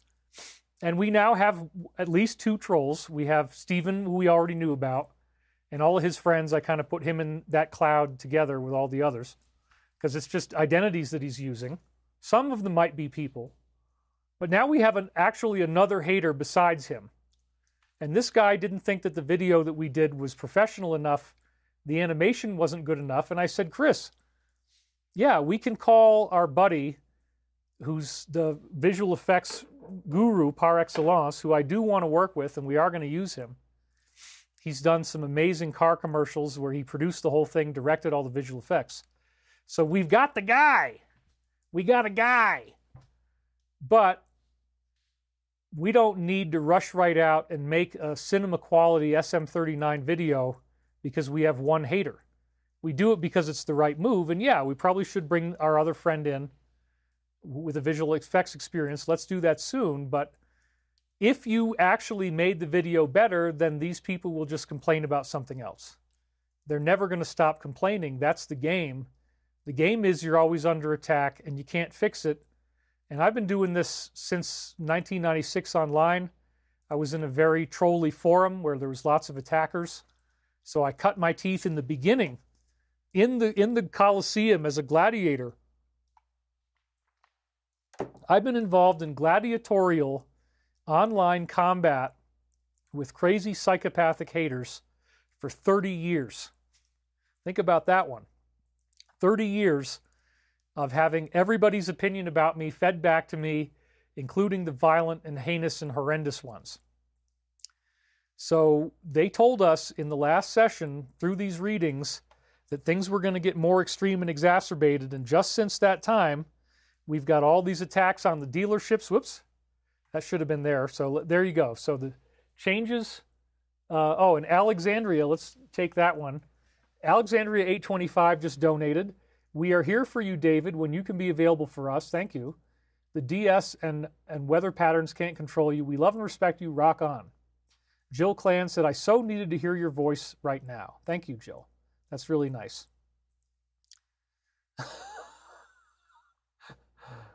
You guys are funny. I have had it. Give us the bloop now, says Greg Gielorowski. And Vakapalo just donated, symbolic disc of Jesus' baptism is a dove, as in the Holy Spirit. Okay, great. I'll take that. I'll take that explanation that it was a dove, because I think I like that. So thank you guys for donating and being here. See these opportunities, they told us, for things to be more exacerbated and more extreme, and sure enough, immediately after I read this last week, it started happening. You are then led to the realization that a passage into a higher density might indeed be made. Wow. Do not be disgruntled if others have gone before you and then come back to teach the way. Your time will come at what is best for you.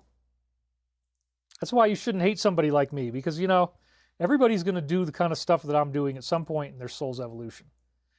We want you to be aware that our methods of preparation involve allowing each one of you to take the time necessary to make the decision for yourselves. This is the decision to ascend. So again, gradual. It doesn't all happen in one big rapture. You need to have the time to decide if this is what you want. Some people will decide to ascend when they have a vision of the true second coming of Christ. So Jesus apparently is going to manifest. I sound like a preacher now, but hey, it's going to happen. Or if you're not as adhering to the Christian metaphor, but you're still ascension quality, you will have those other selves that you knew, meaning people who were like friends and family members while you were alive, and now they're going to show up like Obi-Wan Kenobi after he got killed by Darth Vader in a glowing ascended light body. And maybe it is when you see Jesus in the flesh, or you see dead relatives that are there standing in front of you alive, that will be what pushes you over the edge, allowing you to then choose to make this hyperdimensional ascension into your light body. Isn't that interesting? I mean, again, this is such familiar, wonderful territory for bullies, because if you go against the mainstream, you tell people something like this, they want to hate you. We had a super chat come in. Johnny Samsara. Thank you, David, for opening my eyes to relieving the weight on my shoulders, holding on to a toxic relationship with psychopathic mentalities. Now my time of growth can reach its climax. 17. Thumbs up. How about that? Anyway, trolls and stalkers are so boring, says Renee R. This is very, very interesting, David, says Richard. I'm back after work. Okay, you guys are all happy. Everybody's in a good mood. I'm in a good mood. I get it, right? You don't want to pay attention to trolls, but when I am telling you that I had remote viewing of this being that's been predicting the future and everything comes true week after week, oh, well, yeah, all the stuff that Michael said has come true, but this isn't going to happen. This part of the story is not going to happen. It's not going to be like some beings show up and they're just going to greet you and they're in a light body. And no, that's what they're saying. That's why some people think it's low-hanging fruit to try to troll me. So this is where faith comes in. We can't prove that this is going to happen, but with the associated context of the overall accuracy of the Michael prophecies, week after week I've showed you just jaw-droppingly amazing future prophecies coming true. Why would they be wrong about this? Why would this part not happen, but all the other stuff is going to happen? So this has got me really galvanized, because we're in the moment where the first wave of ascension apparently will occur sometime after the Alliance lets the world know what the real problem has always been. And the dropping of these 80,000 pages of documents is like the first of a structured series of things, and we're going to see each one of them, and people are going to doubt the whole process while it's happening, and they're going to say, oh, David is a fraud because da-da-da-da-da. Well, no, we told you all this stuff was going to happen. We told you these files were going to come out. We told you these people are going to be arrested. Then once they get arrested, there's an awakening experience. People learn that now the world is like some Harry Potter or Lord of the Rings movie, like the 18th sequel of the movie is now playing out, but it's the whole world, and it's a Harry Potter, Lord of the Rings type of thing, except it's very evil and satanic. The Sauron thing is developed a lot more. Like, oh my God, there's all these people practicing this stuff. And then everybody's going to freak out. They're going to be really sad. They're going to be traumatized. And they're going to pray. And in the Law of One, that's called the calling. And when enough people do the calling, which means they get into this traumatic state, but they're also hopeful because now it's apparently been stopped, that number of people praying allows these angelic ETs to break quarantine and show up in person in our skies at the same time that we're going through some type of psychedelic activation of our body, spirit, and mind, where it actually will be like you go into a blissed out state. You're no longer in a regular bored or depressed or stressed out type of consciousness. Your mind becomes very alive. It's like you're in a lucid dream. And so some people will apparently be able to do ascended abilities once this happens, but it depends upon how much you've adhered to the positive spiritual path of love and service to others. And it's not like negative people are going to get more powerful. The Earth is going into fourth density positive, and fourth density positive energy shatters fourth density negative energy. 4D negative can't be around 4D positive. It's like the two poles collide in the wrong way. They stick a smart meter on your door in the middle of your frickin' show, dude. What the hell? What the hell, you guys? My God. I mean, I guess I don't really care, but like, wow, what a symbol. So, no, I can't prove that this is true, but it's very, very, very exciting. Allowing you to choose to make the transition. A being approaches you. It might look like Jesus. It is Jesus, if it is, because that is the Christ. Allowing you to choose to make the transition.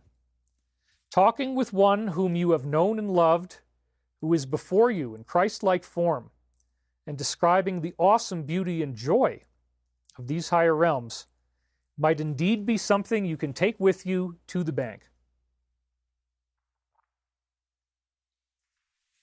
You can then deposit this experience in the storehouse of everlasting love, realizing that the dividends that are paid on this investment are much higher than anything in the physical. With that, we leave you to contemplate these matters, and we remind you that you are loved more than you could ever possibly imagine. These higher realms defy any description of the ego mind in terms of their vastness and their glory. Dang, sign me up. How about now? Do we have to go through all this stuff first? All right. Thank you, and peace be with you in the light of everlasting love. And we continue forward on the same day with a very strange dream. So this is 10:55 a.m. In the dream, I was going through really weird stuff. Most of it was in a college atmosphere, which I did go and get a 4-year degree in psychology. There was significant interaction with very, very, basically jocks. I'm describing them here politely. Very, very athletic-focused, non-intellectual people. That was about as polite as I could. I had to clean up my original verbiage. These were your typical high school jocks. And again, this is one category of the so-called orange ray that we were discussing, people that are in a group mentality. Our team has to win. Our team has to win the championship. You're either number one or you're number none, right? That's a way of thinking. If your team doesn't win, then you're just a POS and you got nothing. So that's orange ray consciousness, the combativeness and the animal groupthink. So this is all actually going to be talking about the effect that the DS has had on the public, as well as how they think about themselves in their own ranks. I'm just giving you a tip ahead of time. Okay, Paka just donated, said 9 head. I think that's a Sulkin thing or something. Beverly Adams, we are on vacation. Surprised to find you live on a Wednesday. Much love. Well, thank you, Beverly. Yeah, we're in a very, very interesting show. We've already talked about negative entities living in dirt and grime and rotting material, and that they can then, they're sentient in that material, and they can start to telepathically influence you by having an anchor. And so you want to clean your house and you want to clean the muscles. And when muscles give up, they go bloop. And it's a whole bunch of pain and a sudden release. And I'm analogizing that with what's happening in the world right now. As these files are being released, all this angst and terror that people have been feeling is just going to suddenly bloop into this ascension. And so Michael's been telling us about this. And we're just now into the dream of the same day, but after where we stopped last week. So here we go. Typical high school jocks in a college atmosphere. Okay. At one point, I was on Charles, the street I grew up on. There was all this athletic equipment out on the curb. This included solo flex machines, rowing machines, weights to be lifted, weightlifters, and the like. It was a big garbage day, and everything was out there. So again, this is a time loop, because now that I've gotten my upper body fixed with the massage, I actually can work out normally. I can lift weights. I can do the push-ups and the pull-ups and everything so much more easily than when I had the knots, where a lot of things were just very difficult. So it's really, really turned around. And so this is very prophetic of the fact that it's just gotten warm enough that I can start doing bench press again. And I'm going to be doing that. And so this is, for me, it's amazing to read this, because in my dream, it was the house I grew up in, and all the exercise equipment was being thrown out. And this is actually going to talk about the negative behaviors of the psychopath, such as people in our usual suspect group. And these people do not want to do the hard work of being a good person, symbolized here by weightlifting and bodybuilding. They're throwing out the equipment. They're leaving it on the street. That's where this dream is going to go. I saw my senior year high school friend, T.E. We're not going to go any farther than that because Steven's going to call him on the phone. So he was having a whole 18-wheeler pull up to his house and then load in multiple kegs of beer. And the kegs of beer were all in like a box. There was like 9 of them in a big cardboard box with like baling wire around it and everything. And then this 18-wheeler pulled up to the house of this guy who was my friend. And he admittedly was drinking in high school. I had my secret, which was that I was stoned in high school. He had his secret that he was drinking. Okay, so there you go. Sobriety story, Tales from the Trail. Yes, that's what was happening by my senior year. And, you know, now it turns out that it was helping people with anxiety and all this stuff the whole time. But I considered alcohol a no-go, and he was actually like noticeably tipsy in school. So I met him at the reunion. We laughed about it a little bit. But that's what this dream was about. And this was long before I went to the reunion. So he's getting all this beer delivered to his house, and the delivery man ran down a conveyor belt right into the back of his house on a ramp. He just wheeled the beer right in. He had a huge walk-in size box that was full of individual massive kegs of beer. Everything that seemed to be the highest on his mind was getting a drink of beer. Now, why would this happen in the time loop dream? This symbolizes where the DS is right now. They are probably indulging. We saw that in the line slides from a couple weeks ago. They're probably indulging in drugs and alcohol like never before. They're, you know, we've seen some public figures, in fact, be very visibly intoxicated recently. That's what happens when you know that your time is up and that all these things are planned in a sequence and they're all happening and nothing can stop what is coming. They're very, very afraid. They know this. That's why they don't want me to do the show. That's why we had wind. I believe that. You know, you can laugh at me if you want to. But anyway, in this dream, it's like the TE character represents the DS and how they want as much distraction now as possible. They want to distract you. They're going to create economic collapse. They're going to create war. They're going to create blackouts. They're going to try to create murders if they can. All of this designed to stop them from losing control, that maybe if they get lucky, there's some social turmoil they could create where it all gets to work out in their favor. That's not going to be the case. So this is showing the escapism, the futility of wheeling this stuff into this guy's house, kegs of beer at a time. So he's going to have to drink an awful lot to get through that before it warms up, right? I mean, think about that alone. It's really crazy. So then I inserted notes when I was transcribing it on April 3rd, 1999. I was strongly guided last night, April 2nd, to begin transcribing this tape I am now on, thus breaking an almost unilateral silence of transcription that had persisted for, there's the number, 21 cassette tapes ever since early December of last year. So I knew exactly how many there were. And now I've confirmed, yes, there were 21. So it was nice to see that, because it was a double confirmation. You could say that if there was any time-encoded prophecy on the tape, I should be seeing it based on what has just happened to me. Indeed, that is exactly what is going on. To my utter shock and surprise, John has firmly asked me to move out. There does not appear to be any hope of reversing his decision. And then we have a long amount of writing that goes on for several pages where I'm really sad about the feeling of betrayal, the feeling of horror. And, you know, the last dream I had right before this is the bully that is living in this house. You're going to see him in a minute. And all the athletic equipment gets thrown out. It's like being thrown out. John threw me out of the house. I had a dream about athletic equipment being thrown out. It's the last thing I read before I came in and transcribed this. Right as I found out, bam, I'm being kicked out. I'm not going to be able to live on the farm anymore.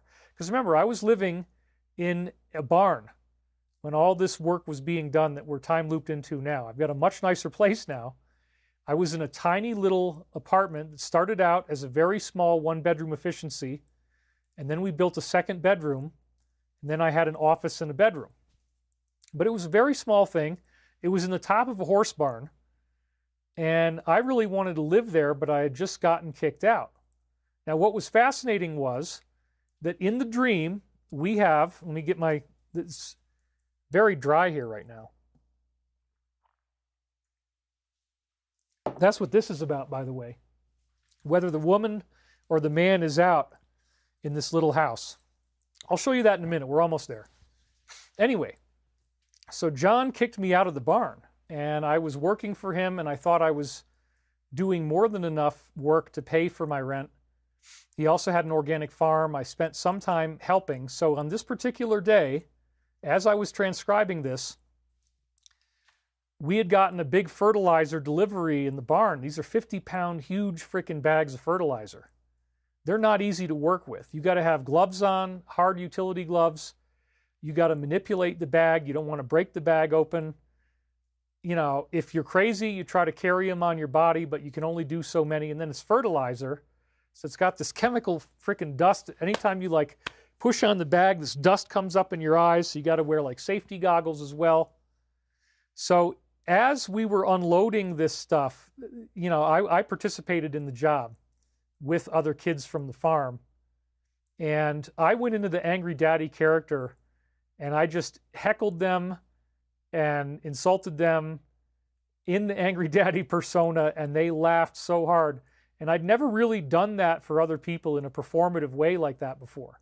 So that was really like the public debut of Angry Daddy to outrageous applause. And that's this exact moment, this exact day in the timeline is where that happened, where I broke out the Angry Daddy voice and just, they were laughing so hard they could hardly even breathe, which was also partly due to the fertilizer. So, just yesterday afternoon, John had a humongous order of compost fertilizer come in by truck. We had to stock it all in the barn. This is where Angry Daddy first emerged in the public eye. The best way to do this was to have the 18-wheeler drive directly up to the back of the barn and lower its ramp to the ground so that we could walk up there and grab the stuff. And remember, I was in Virginia, rural Virginia.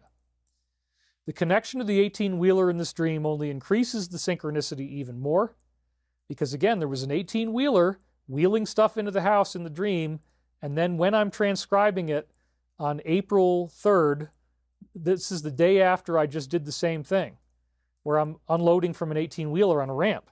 All of this is truly amazing to me, even though there have been many examples of this in the past. And then I added this note. My massage therapist, Amy, just had a load of dirt delivered to her house. We were talking about this when I was on the table yesterday. I had 4 hours yesterday, you guys. It was horrible.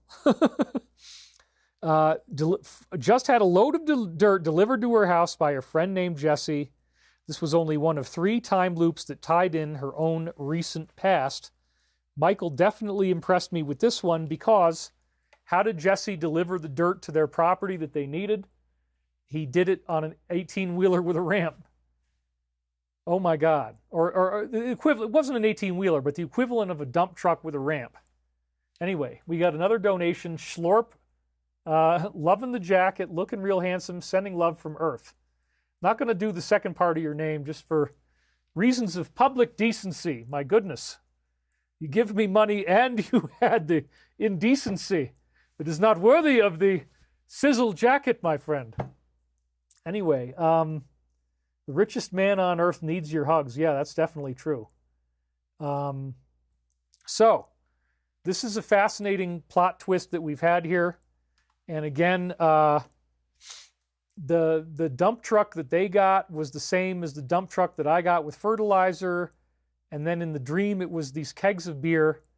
And again, this is symbolic of the delivery that's going to the DS people as they're in their final hours before this is about to happen, whenever it turns out to be. It could be very soon. We don't know. The public path is being paved. It could take maybe a couple more weeks or maybe a couple more months even. Probably not. Probably not. I think we're really close to the edge. And that's why they're doing all this freaky stuff. But the Earth is just going to bloop. You go through all this pain and then all of a sudden, psh, oh wow. All this stuff that I was so worried about, I don't have to worry about anymore. All of this concern has just gone. And so once they do that final operation that begins the next phase in the Alliance, that final operation is the bloop, man. And I figured it out on the eclipse. I'm like, oh, we're going to bloop it, and all of a sudden everything's just going to be fantastic. And then that turns into the first wave of Ascension. And it's a consciousness effect where we enter into this fantastic consciousness. So again, the negative groups are being symbolized here by getting the kegs of beer in their garage, and then we have a time loop in 1999 and another one in 2025, which is just so freaking cool. I love it when Michael does this stuff. So again, I saw my senior year high school friend T.E. having a whole 18-wheeler pull up to his house to load him up with multiple kegs of beer. Delivery man ran down a conveyor belt right into the back of the house. He had a huge walk-in sized box that was filled with individual massive kegs of beer, and everything that was the highest on his mind was just getting that drink. And that's how they are right now. So anyway, now you've got the time loops. Let's keep going. I was in another part of the dream. This is a whole different section. And I had to shorten some of the words just so that we got through that part. But I really didn't lose anything. I just shortened the verbiage. I was on the porch at my grandparents' house on the shore of Lake Pasico. This is the lake they had that we would vacation in when I was a kid. We'd go up there every summer for like a week. I spent a lot of time in a little dormitory room going back and forth, and there were mostly jocks there. So this is now the beginning of the dream with the jocks. I kept trying to find this videotape that I had, and there was lots of weird, disjointed stuff. Well, yes, these people in this negative group are now in the dream being compared to jocks. And the big thing they don't want me to have, once again, is a videotape, which ties in with all of the specific types of data that they are anticipating are going to come out when we go through the final phase, which the dropping of the 80,000 pages tells us the final phase is basically here. Michael says in this time loop, the testing period is over, the testing is complete. I mean, it's going to happen. So again, the videotape symbolizes all this very nasty stuff that they do not want you to see. And I'm living through it in first person because that's how my dreams get away with a lot of stuff, is they make me be the one that has to deal with it in the dream. But that's how all dreams are. Okay. So we have this very prophetic reference to everything that's going on right now. And I'm looking for this videotape. At one point, these kids had made a film strip. And it was a woman whose head was really large, but the rest of the body was small. And this is time looped into what I'm watching now, The Blacklist Season 2, where James Spader plays this great character, Raymond Reddington, very complex anti-hero. And he enlists the help of a master sleuth at the DMV. And Red's friend at the DMV is about 3 feet tall and matches the description of this dream. And I had just seen episodes with him in it. And then I unseal this, and it's like, oh, there you go. It's actually time looping into the show that I happen to be watching right now. That was also very cool. So again, young kids made the film strip. Think about that one by itself for a while. And then this is all going to be symbolic because the dream's not going to tell you exactly what's going on. The film was animated with real pieces of paper arranged in interesting configurations. This is really just a screen of what the video actually has. That's what dreams are going to do. As I watched this and watched all the permutations it went through, somebody was telling me these kids just had way too much time on their hands. So again, it seems to be hiding traumatic memories with calmer surface pictures, and it clearly appears to be symbolic of the videos that we now expect will be emerging in some of the later phases of this thing that's now already happening with the 80,000 pages. So again, it doesn't show up as any actual nasty film. It shows up as a cartoon made out of cardboard paper, construction paper, but believe me, there's something bad going on. So then I saw what looked like the band of Kiss, except that this was kids wearing makeup. Oh my God. Think about that one. My brother was one of them, and again, this is just a dream, it's not real. This is just a dream illustrating a social problem. Somebody else was passing judgment on him for wearing the makeup. In the midst of seeing this, it was really dark. So this may actually be parallel life memory of something I went through. There's other dreams that talk about that. We have the implied idea of these children doing this on stage, but why? Well, again, they're talking in a very circumspect way about what you're going to learn, and they got it past my conscious mind in 1999. I had no idea what this dream was really saying. It's written for where we are today, right now. Looks like somebody just donated $200 Canadian. We want to thank you for that. Let's see if I can find that. Meyer Cat.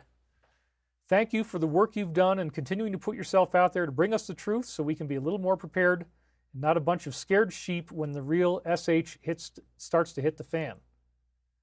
So I will say thank you. Get that out to you. Okay, great. So looks like I broke a little of my fingernail off too. Man, this smart meter thing, dude, like, are you serious, really?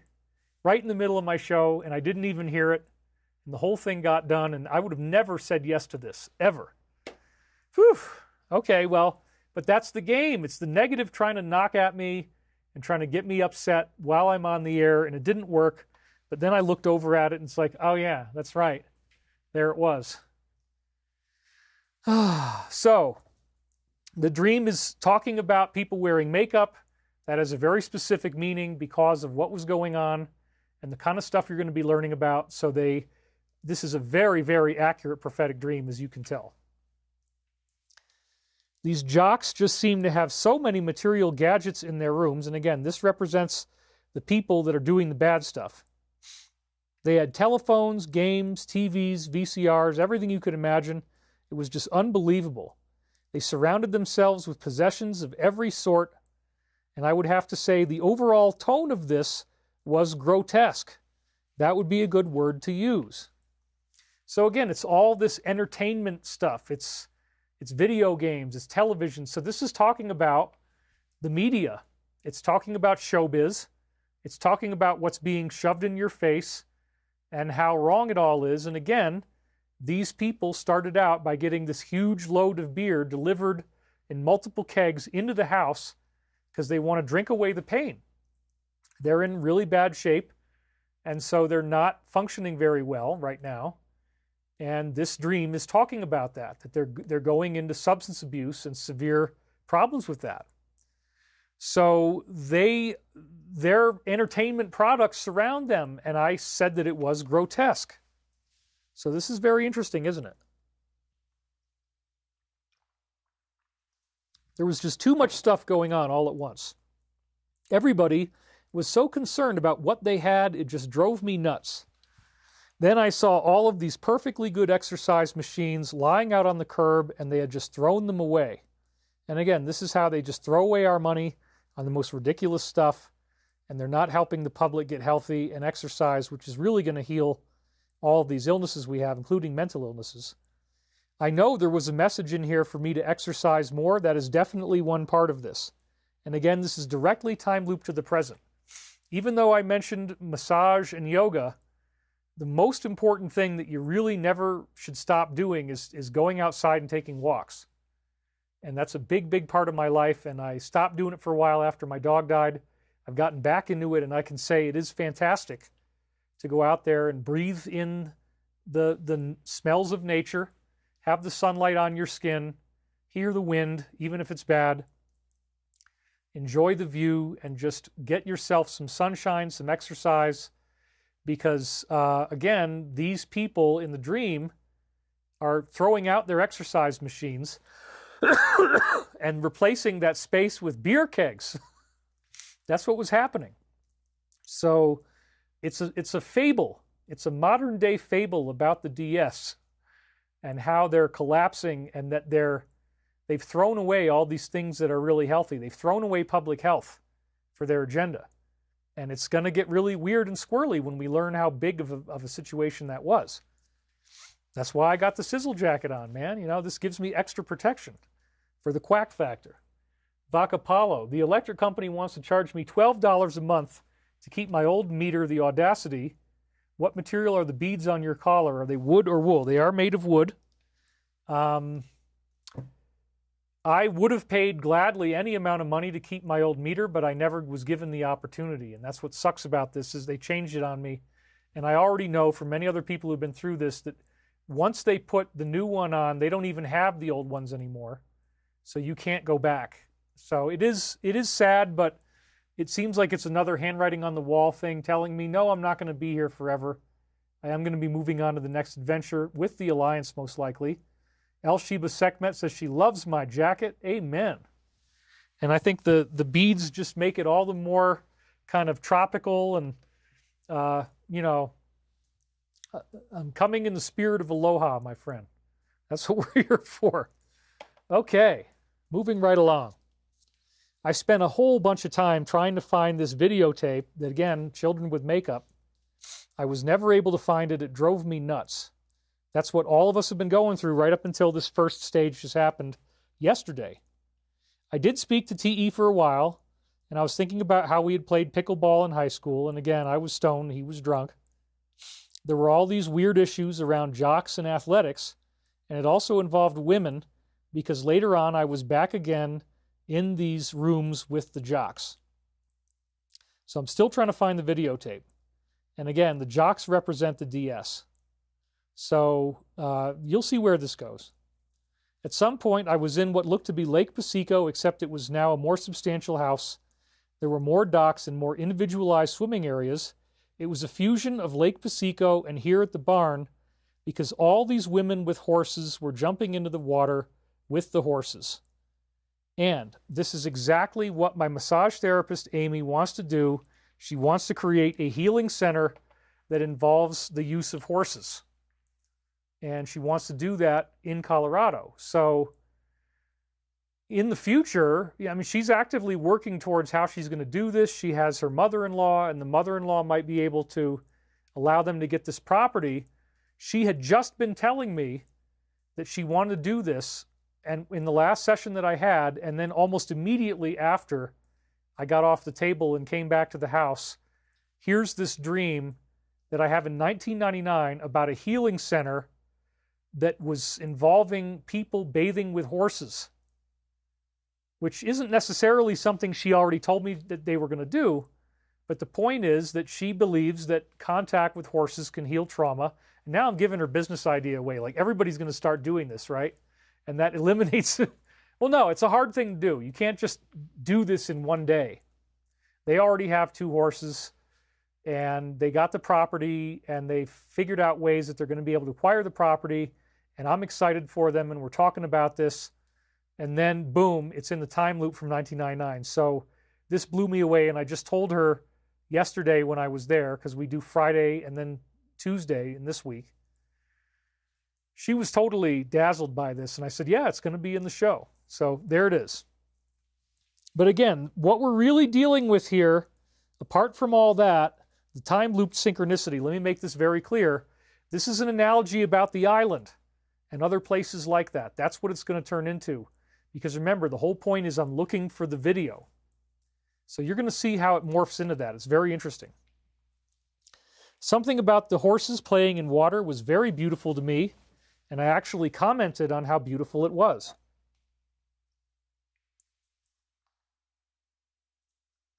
After watching these horses for a while, I started to realize that there were all these unbelievably good-looking bikini-clad women around me. And again, my character in the dream might be revealing parties that everyone is going to learn about as these sets of information then drop. So again, it's showing me firsthand how somebody could be deposited into an environment like this and lose their inhibitions very easily. I had a dorm room just like the one I had with Lampy. That was my nickname for him. From my old pirate past lives, I called him Lampy. In my sophomore year when I quit, even though we were on the ground floor level, in this dream we were on the ground floor level, so I was back in college. These beautiful women walked through the window into our room. It was almost as if they were looking to see if there were jocks living in the room with us, which there were not, and then the women dissed us. We didn't have any jocks in the room. The girls didn't want us anymore. They wanted to leave. They weren't overwhelmingly good looking, good enough that I was interested. So, you know, this probably mirrors what's going to happen in these types of pecking orders that they create for people, which is that, you know, the men who actually look great are probably going to all get snapped up first, and then they're not so excited about the other guys unless maybe there's other stuff going on, you know. So that's what I think it's talking about here, and it's using a high school analogy.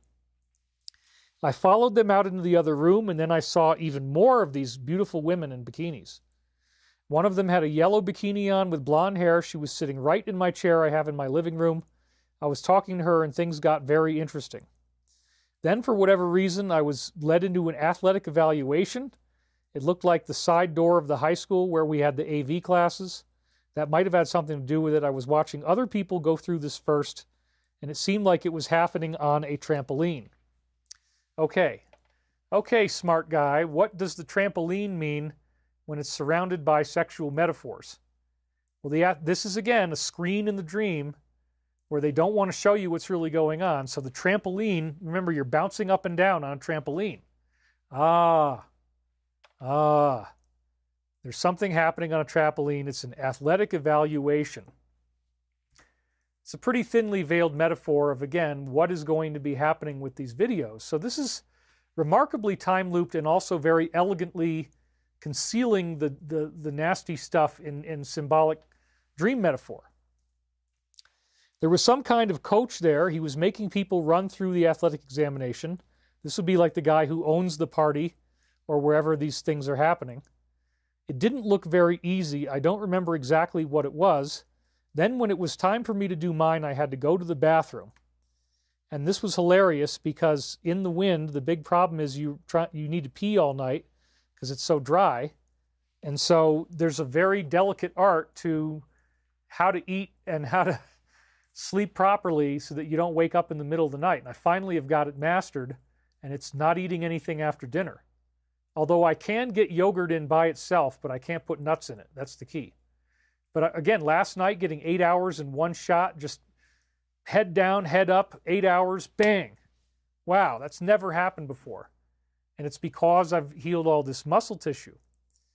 So again, the bane of my existence for the last 4 winters I've lived through this crap is that you got to get up and pee in the middle of the night.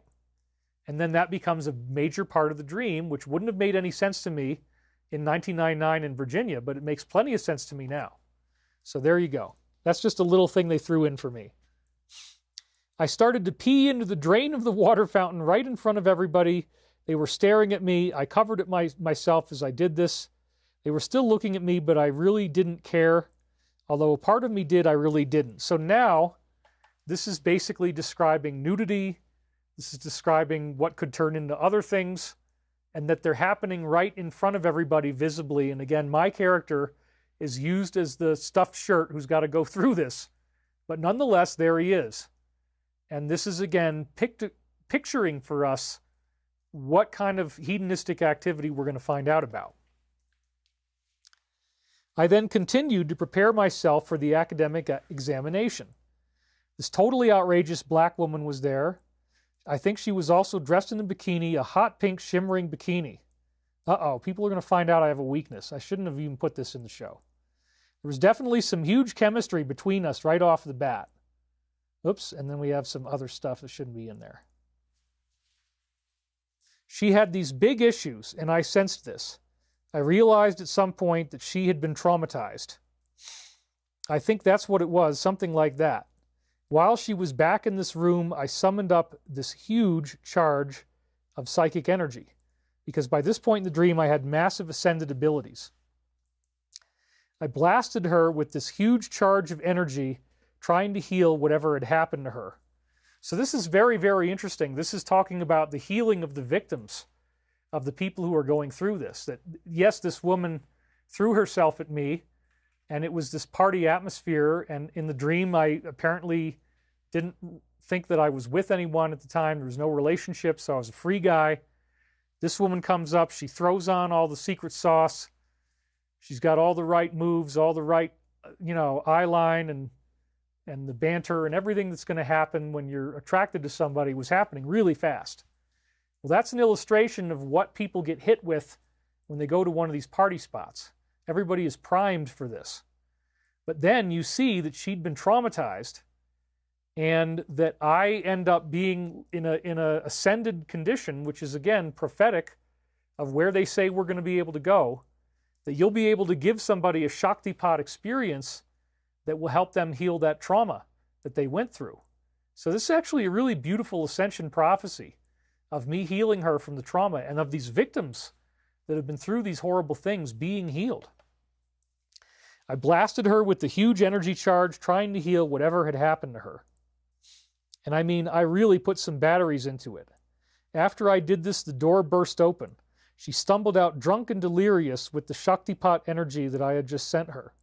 Everybody was blown away that I had done this and that it had such an amazing healing effect on her. It was like all of her trauma was gone. The next thing you know, she was on the ground and I was on top of her. It was very natural for both of us. I was definitely feeling her skin against mine. I think we might have both been. And then I stopped everything very suddenly and, oh my God, I have to pee.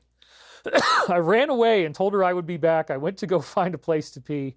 And as I was doing that, I realized it was real. My physical body did have to pee in bed, and that's when I woke up. So again, this is fully prophetic of what's happening to me as I build my slides and unseal Michael, the pee part, not the hot date part. I thought you'd love that. We had to leave that in the show. So yeah, I mean, in dreams, all these kind of things can happen. But again, when I suddenly ended up intimate with her, it was way too fast, and it freaked me out. And I had to create an excuse to get the hell out of there, because I was like, I don't know, man, this is all really fast and really kind of overwhelming, and I just need to like breathe for a minute. And it's happening too fast, just to slow this thing down. So again, this is reflective of the kind of activities that we're going to be learning about very soon. And now that the 80,000 pages came out, we're only 1 or 2 moves away. We're still holding true at 3.5 hours, and we've got 3,500 people watching on a Wednesday afternoon. All right, well, the weird time loops continue the next day, which is February 25th, 1999. So at this point, it's the next day. We don't know what the time is. I just said early morning. I had parked my car in a parking lot for some time. I didn't realize that it was Halloween. I left it there for a long time, and there were all these kids there. Someone had deposited candy in my trick-or-treat basket, and it was pretty nice.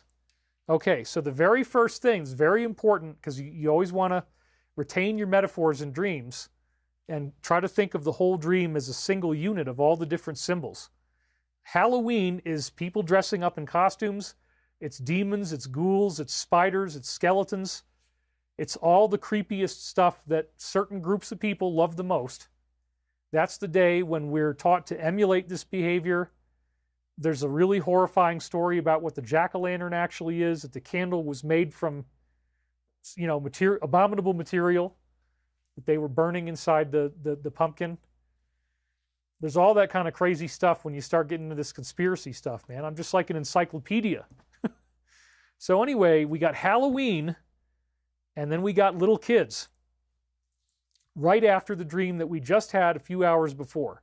So it's thematic, and these kids in the dream, again, are going to be the victims of this horrible stuff that's going on. And the candy ends up having a symbolic meaning as well. So again, Halloween, my car was left behind in the parking lot. This is our vehicle of ascension. Anytime you have a car, you're going to ascend later on, and the car is going to be the vehicle for which you would do that. So in the dream, when I get my car back, that's the ascension.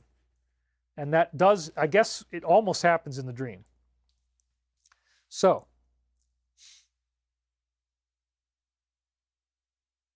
it's like, wow, David, I guess he likes to be with black women, huh? I didn't know that. Well, yeah, okay, fine. I mean, it hasn't happened,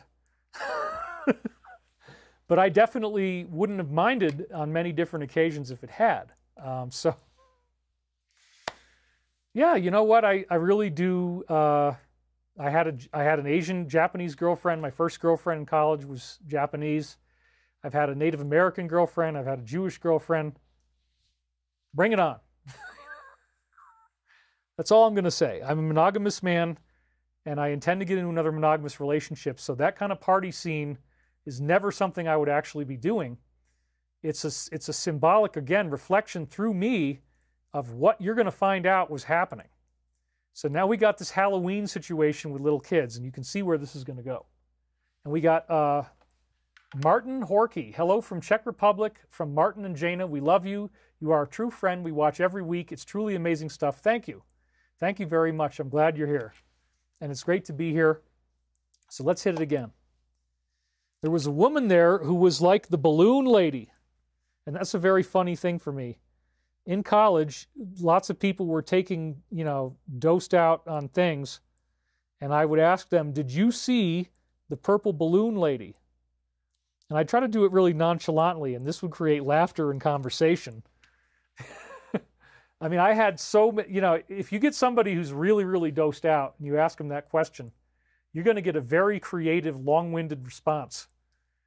And so I just envisioned that there was this woman who's not really there, and she hands you a purple balloon, but she's kind of like a ghost or something.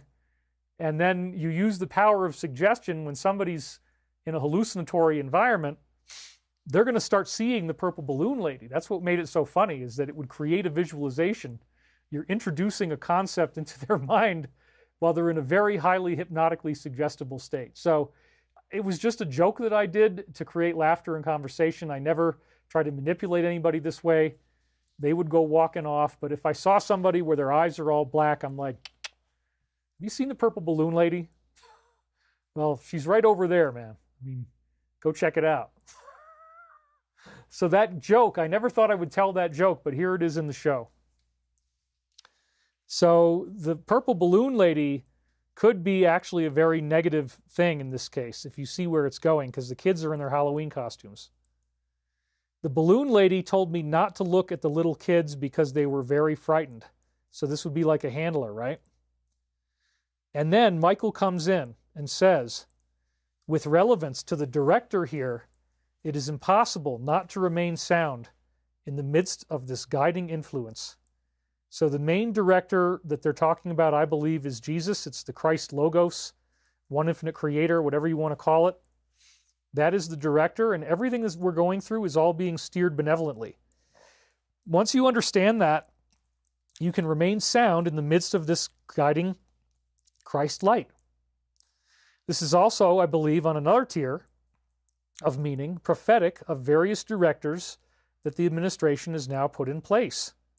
And they are going to remain sound from this guiding influence. And these are the people that are making these files happen right now. Their guiding influence will produce a healing as America bloops back into alignment. Terrible pain just suddenly, boof, goes away into beautiful bliss.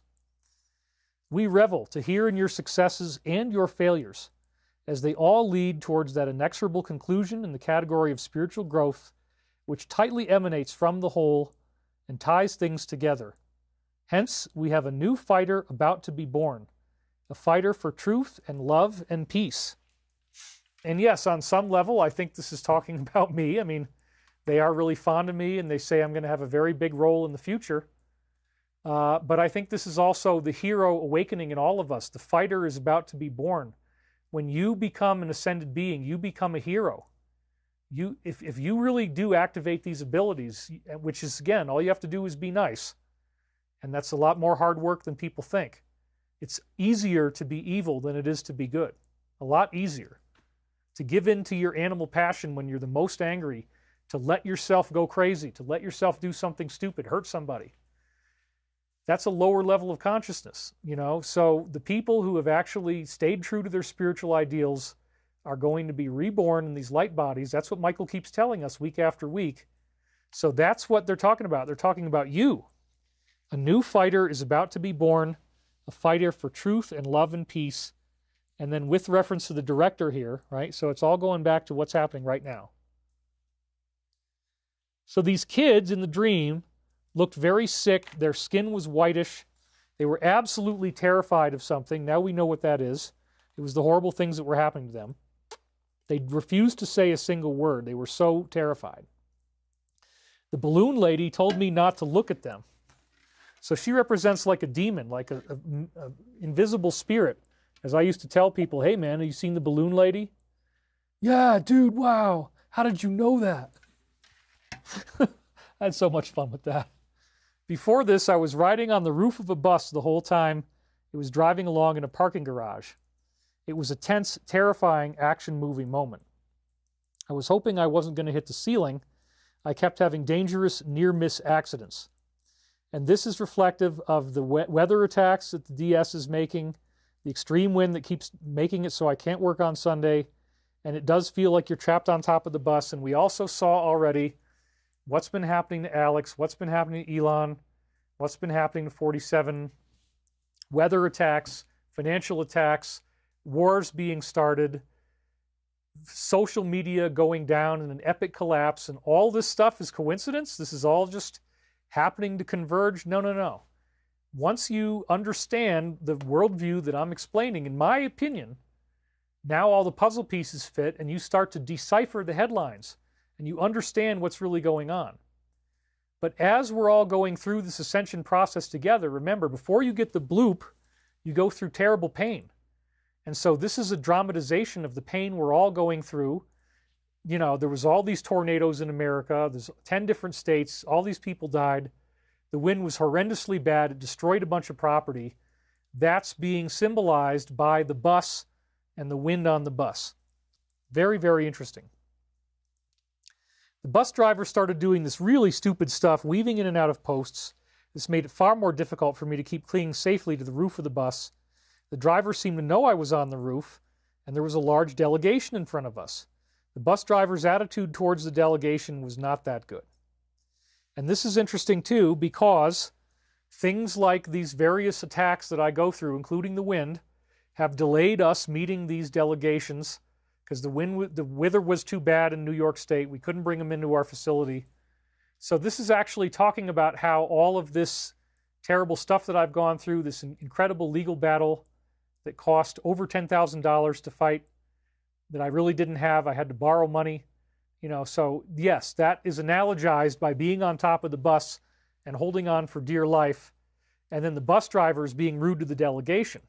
The people who are attacking me are trying to say, well, it's only really one guy, but he's trying to say we're a fraudulent company, and that's just simply not true. So anyway, this is all analogized by me not being able to be safe on the top of the bus.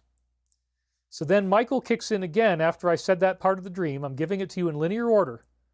And he says, your own personal vibrations of selfhood, moving much more in the direction of manhood in every moment.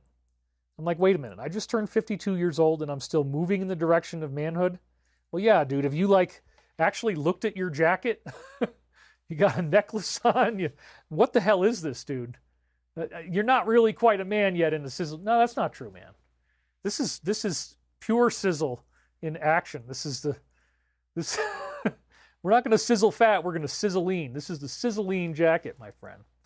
The sizzling mystery school has just begun.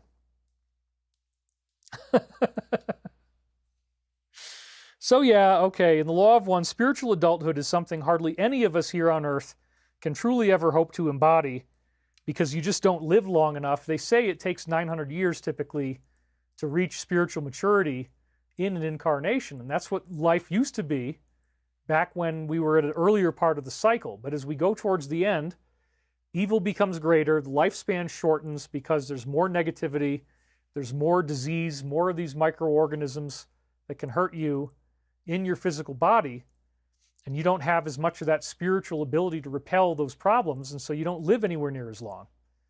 But again, this isn't just talking about me. I'm like a hero figure for humanity, where we as humanity are moving much more in the direction of true man and womanhood, which is essentially, healing and ascension are defined pretty much the same way in the law of one. Ascension is what happens when your body is fully healed. Healing means that you return to the state you're supposed to be in, which is an ascended state. So that's a very, very interesting philosophical discussion right there. So we as a planet are moving much more in the direction of manhood and womanhood every moment. Where we find in diabetes a lack of proper faith in the ability to heal oneself, we also find synchronistic miracles occurring in those cases where the entity delved into the specific realms of focus that come up with new information that self and others can use as the water of life or the spirit.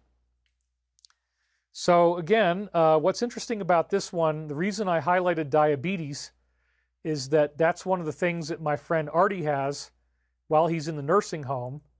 And he has just now, in the last weeks, as we've been talking, started to try to cut back on his sugar intake because his blood sugar levels, he's getting them tested now, and he's coming in at like 261, which is really bad. You don't want to have it anything that high. So he started to realize by getting the blood tests every night that he was really not eating healthily enough, and it was contributing and worsening his diabetes and whether he needs insulin or not. And then here's Michael in the time loop talking about diabetes, and this is what we had just talked about the last time we were on the phone. So there it is again. And again, if you don't eat the sugar, you're going to be able to really recover from this a lot better. So this is new information that we're sharing in this show that self and others can use as the water of life. It's really, really cool. Synchronistic miracles. So back in the dream again, the balloon lady was talking to me. I thought it was cool. My car was still there after all the time I'd parked it in the parking lot, and we're in this Halloween situation. I was very glad my car was still there. My trick-or-treat basket, which I didn't even know that I had, was filled up with all these lollipops. And this again is a symbol of bad things happening. As I spoke to the woman, she was telling me not to look at the kids. I told her that I wasn't their father. So I didn't know that they should be so afraid around me because I didn't have much experience with them, but they were afraid that I would yell at them. I'm like, well, I'm not your father. Your father's the one who's going to yell at you, not me. And then right after I said that, I saw this gigantic wheel in the sky. So this, I believe, is prophetic of the mass UFO sightings that they've told us to expect once we get the galactic family reunion, which apparently happens after the Alliance has finished the job, arrested people, and we start to get the truth about UFOs and the fact that this very weird biblical sounding story of angels and demons, good versus evil, fighting it out through the proxy form of humanity fighting against each other, that's been the real war. That's a huge, huge paradigm shift that we're all going to be going through together. And again, the kids are so scared of me, and they're in their demonic costumes, and they don't want to look at me, and I'm like, well, I'm not their father. I'm not the one that's beating up on them. And then right as the abuse is exposed, and I talk about this, boom, that's the mass contact event, the gigantic wheel in the sky. And I mean, in the dream, this was so freaking amazing. It was a dream that ended in absolute unrivaled ecstasy. What I saw in the sky was so incredible, you cannot believe it. It looked like a navigation wheel for a boat or an ocean-going vessel. It kind of looked like a cloud formation at first, but as the clouds moved away, it still stayed there. It covered the entire night sky, one side to the other. It was simply tremendous in size. It was very, very incredible. And again, this clearly appears to be prophetic of what they keep telling us in these books, the anticipated mass contact of 2025, first wave of ascension. Ooh, so we got this huge wheel in the sky. And then I said, as I was transcribing this for the first time, very strange, being at Billy's earlier tonight, or actually I think I'd transcribed this in 1999, but then I was rereading it because right after this I had to transcribe again. So I was rereading it on July 5th, 2006, and I said the following. Remember, we saw this big wheel in the sky. Being at Billy's earlier tonight got me a view of the Santa Monica Pier. I paid specific attention to the big Ferris wheel, which does seem to hang in the sky. It has elements of a navigation wheel for an ocean-going vessel. So that was time-looped into when I unsealed it again, that I'd just seen a Ferris wheel just like the one in the sky in my dream. I said to her, "What is that? The wheel in the sky?" And so the balloon lady and I head over in that direction, because again, even the negative people are going to experience this mass contact. Everybody will. It's going to be a worldwide event from what they're describing.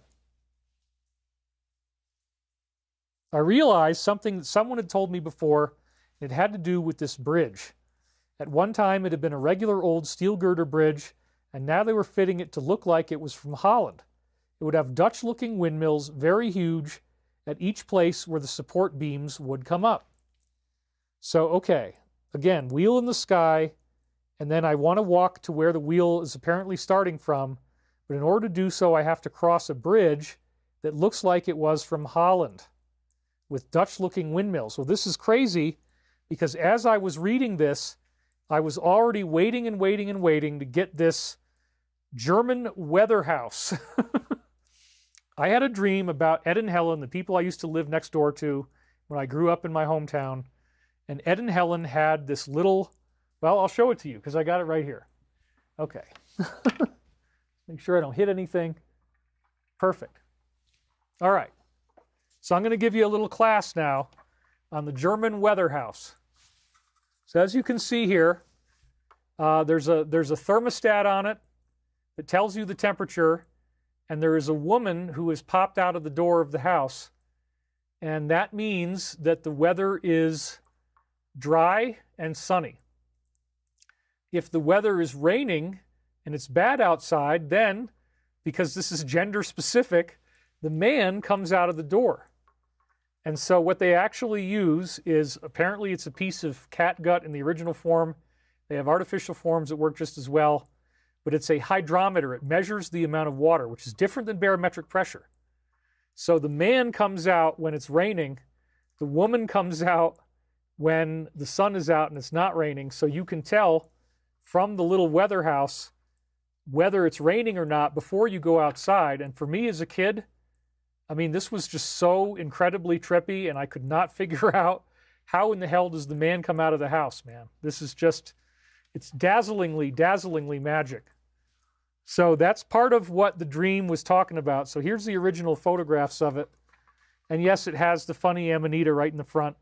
That was one of the things I liked about this particular one. But my neighbors had this. So again, to see the wheel in the sky, we have to go through the bridge first. And so this is part of what that meant for me. It's like connecting with my inner child and having that fun experience. So we'll put that right back up there where it was so that nothing happens to them and their little weather house is nice and safe. Okay. I feel like Mr. Rogers now.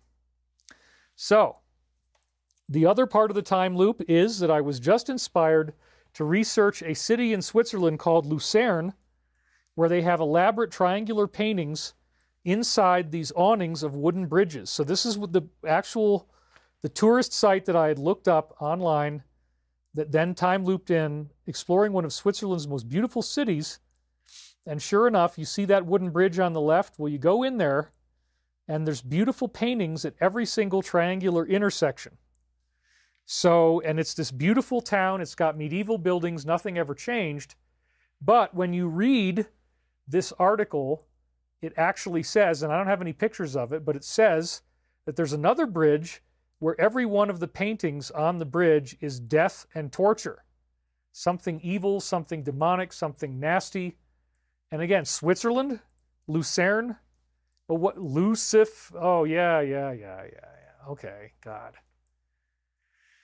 That's what you find out. That's what you find out is really going on. So we have to go through that bridge of Lucerne, that bridge that has these terrible paintings to get to the wheel in the sky. You see the symbolism, how brilliantly this dream articulated that symbolism. So that's what we have to do as a collective. And again, Lucerne was probably a big hotbed for all kinds of nasty stuff, as, you know, many other places were, but that one in particular, with all that art, you know, they're hiding it out in the open. They're putting it right out there in front of you. And there's some really crazy stuff like that around the world. So I said to her, what is that? The wheel in the sky? We headed over in that direction. I realized something someone had told me before having to do with this bridge. At one time, it was a regular old steel girder bridge. Now they were fitting it to look like it was from Holland. So this ties into Lucerne that I'd looked up before this and my little German weather house. Dutch-looking windmills, very huge. But wait a minute. What if the pathway to the wheel in the sky and the fact that it was a Dutch-looking building, what if there's a triple synchronicity meaning in this that applies to current events? And sure enough, right before I unsealed this, there was a critical meeting with 47 and the head of NATO, who happens to be Mark Rutte, the former president or prime minister of the Netherlands, of Holland, the Dutch windmills. He's now the Secretary General of NATO. And they just had a peace meeting, and that's what's the pathway to the wheel in the sky. Yesterday, NATO Secretary General Mark Rutte was in Washington meeting with Trump. Today, Rutte is now confirming that, I like that. That sounded good. NATO membership is off the table and relations need to be normalized. I don't know what was said behind closed doors, but based on his comments today, it appears he has accepted who is holding the cards. These officials are beginning to accept their fate, that the conflict will soon be over, and all of this stealing that they were doing is done. Granted, I mean, I don't know that, but that's what he's saying. It appears that even he knows when he has been beaten. The terms are now being dictated for the agreement, and there's nothing that these officials can do about it. This might seem small. Whoops. Sorry, let's hit that again. You are with me. It says, this might seem small, but Rutte admitting that the membership is off the table is a massive step towards ending this war. So isn't that interesting that the bridge that you have to go through to get to the wheel in the sky includes this very critical discussion, very critical landmark? The whole world history just blooped. And he said, okay, it's off the table. Okay, we're going to make sure that this gets done. That's the kind of peaceful outcome that the massage therapy sets us up to look for. So this also seems uniquely coded to the recent past. I had a female friend back then in LA named Laurel. I traveled with her to meet one of a prospective large investors on Saturday. I've always been trying to fund movies or something or other. We did indeed see a huge steel bridge under construction. I'd never seen something like this before. The main purpose of our visit was they wanted to redesign their whole business, like in the dream where they wanted to redesign the bridge. And so again, here I am in the time loop, and we're just about to get, I don't know how many now. It's a bunch of really big deals. And yes, people are trolling us until we actually get the money, and then they're going through a lawsuit. And they're going to love that part of the game, believe me. So, this is where he says, most of the hunger that we want you to experience has been canceled due to the pristine environment of change that has been brought about in other, more weighty matters. We find that the testing period has indeed ended now. You are nearly complete. Holy crap. Right after all the stuff about Rutte and the bridge to the wheel in the sky. That we're going to learn about all this stuff that the dream is talking about symbolically. And the dream is actually going to go on from here. So, again, the message is hallelujah and buckle your seatbelts. Waiting in the lanes, Michael says, are a few more surprises that we have for you. And this will be met with great force in due time as you would have it. And again, this is like post 34, that the Alliance is going to move in a very bold, dramatic fashion once the time comes. And this also could be talking about their anticipated wheel in the sky mass contact event, where it will be an event of great force, and it will be a surprise. Waiting in the lanes, a car or a vehicle would drive in a lane, so this is, again, potentially indicative of their craft. And they love to hide things like this. So this will be met with great force, and that will be a surprise. I'm very excited. The unconscious helpers, those material incarnated upon your sphere, are all doing their work. It is in this journal that we have attempted to give proper descriptions of how it is that they function, so you can see us as a bridge over troubled waters. And the unconscious helpers, those are people, everybody who's helping them is unconscious in their view, because we don't see into their reality. So those are not necessarily, not a bad thing. But we are going to become conscious once we go through this first wave. Certain adjustments are then being made within your technological society to then bring it back to a more agrarian time. And here I am with the agrarian German weather house, right? It tells you whether it's raining or not. Hence, you see the bridge in its latter stages being built. You also see the birth of the new children, but that you are not to look at them yet. They are not yet fully formed. Well, this is talking about Ascension and how our light bodies have not yet fully formed, but they will. But again, bringing technology back to more agrarian time, and look at what's happened with lockdowns and the attacks on farmers. It's very, very interesting how prophetic this is. It was for this reason that the child you did see looked so pale and in a sense malnourished. No one needs to rack their brains on this.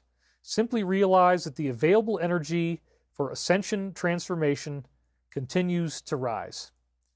Those issues, such as the stinging bowel, having had too much coffee, etc., will no longer factor in, as there is a much greater likelihood for the work to progress without a hitch seamlessly.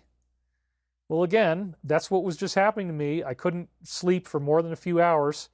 I couldn't poop. I didn't drink coffee, but everything else is accurate. Now, this is actually talking about Cayce, because Cayce, by comparison to me, had a real problem with coffee, and that was what was causing his constipation. But again, here I've been going through this whole thing, and just last night I finally slept 8 hours, and we got horrible wind coming for 4 or 5 days in a row coming up. So I am going to have to actually cut over to Lion Slides really soon. But I want to get the rest of this time loop done. To correct that chapter of our life is to move forward with dignity and respect. When we cut the ties of self with the past, we indeed find the Gertrude of our future and enable it to blossom as such. So as I say here, Gertrude was Cayce's secretary and stenographer. The reading said that she was his twin flame and could be a great partner, but of course he's married to his wife. This is his secretary. And then the readings say, oh, by the way, the secretary who you feel so much love for is actually your twin flame, and you could never be more in love with anybody but her. Whoa. That's one of the crazy things that the Cayce readings did, is they threw that at him. Now, I've had lots of women try to say, oh, I'm Gertrude, so that line doesn't work on me. Just let's make that clear. I've heard it too many times. It doesn't work. I'm not excited about paying off more karma from my past life. All the bad things that Cayce did. Okay, so just be clear on that. This unconscious material you have been receiving makes you like a ham radio operator, gently tuning in from frequency to frequency, scanning the airwaves for whatever you can make out. So before you think that there is no problem, recognize that the good witch and the bad witch are both within you. And this is for all of us. You got to learn to not let the negative win. Both of these need to be looked at and addressed. If you don't recognize you have a bad witch, then you're not doing your homework. So I said, I'm experiencing extreme colon pain here, disrupting my continuity. I think that's why we had a statement about the colon. And then I remembered another part of the dream. There was one point on the bus driver wanted to weave in between the holes. This is making all of us crazy, right? That's what the metaphor of what's happening now. It really annoyed me that he was doing that. It also annoyed me he had a whole delegation of people there who he wasn't paying attention to. And then Michael says, recognize that the available opportunities within self for personal transformation are always one step greater than that greater downward force that seems to reduce the vibrations of the positive polarity. What we need to focus on here is your continuity in said higher realms. So, even though you're going to learn about a whole bunch of negative stuff, they're saying that the greater objective is to focus on the positive, because this big collective vomiting that we're going to go through is going to lead to a collective healing that's really, really amazing. The shocking truth is that the more work is placed into the facing of self, the more seemingly unbelievable coincidences and synchronicities will occur that will make all seem to be strictly woven together in some elaborate fabric of space and time. When we take what is familiar and fuse it with what is unfamiliar, there might not seem to be any direction. The lower self might still be driving the physical vehicle, so to speak, causing these bizarre tricks and events to occur, just as what was seen in the dream. So again, this is a great analogy of all the crazy stuff that the DS is doing right now, where they're still driving the physical vehicle, so to speak, causing bizarre tricks and events. However, upon getting out of this bus system with the seller, as it was indicated, as it was all within a cement parking garage, you can then return to your true vehicle. Remember, my car was parked there. Your own vehicle for Ascension. So this is, again, the car is what we're all getting ready to go into as we go into the light body, those who are ready for this. We found that the awakening Christ child within you has already gifts for you there. And also, you were able to open your vehicle with the appropriate car key or with your house key, which is what you did. The house key connection merely illustrates to you that there are still going to be many other ways for you to reunite self with self and put everything on the drawing table to be assessed. So you could open the car with the house key. So the car and the house were merged as one, and this is our ability to live in the many mansions of God, so to speak. That's what I think they're talking about. Draw a line between the different parts of your personality and then begin to try to see the connections. It is all a little bit stunning at first glance. The trap is to never superimpose the self over the divine self and to try to see these diagrams. From what we know of you, you have done very well in this regard, and thus we do not worry about it if you can consider the notion of worry only vaguely familiar to you in the sense that we now express it. Go then and get that rest that you need.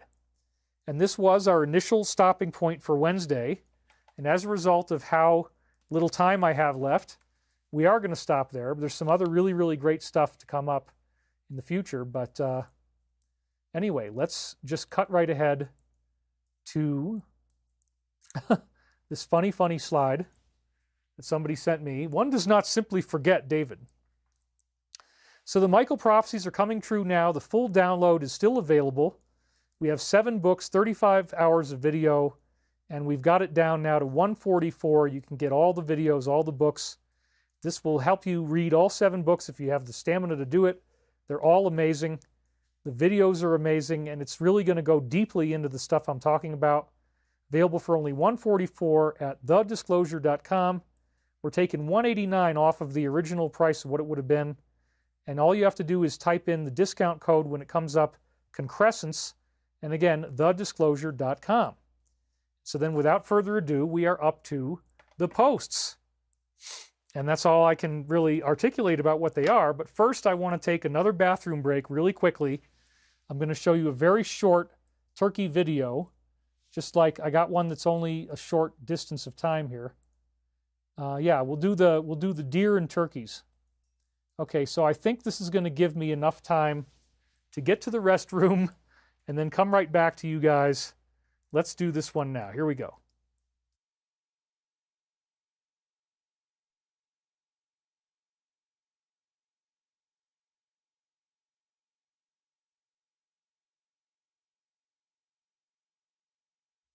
Okay, we are back, and here we go with the deer and the turkeys. And roll the tape. Holy crap, you guys. I got a gorgeous, beautiful deer who showed up with the turkeys. And he feels safe. He wants to be here. Oh my God. This is unbelievable. Let's try to be very quiet and see if he won't go away. Everybody.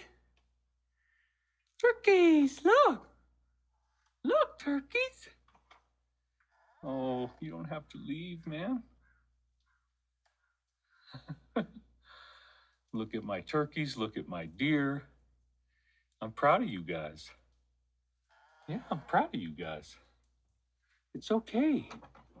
You don't have to be scared. Nothing bad's gonna happen, okay? You're just loved here. That's all it is. You're just loved here. Turkeys and deer can work together and they can feel safe, can't they? Sometimes they can. It's okay. Yeah, he's terrified. Sorry, turkeys. I don't want you to lose your big protector. But you have me. This guy still, he's not actually all that scared. He's hanging around eating some leaves. He's waiting for me to get in the car. I gotta go to my massage now. Tuk, tuk, tuk, tuk, tuk, tuk, tuk, tuk, turkeys. I think they're probably gonna need one more cup if they want to get all their food now. So I gotta delay my departure just a hair, but we'll go get them one more. Holy crap, you guys. I got a gorgeous, beautiful deer who showed up with the turkeys. So you saw that encounter. That was really, really something.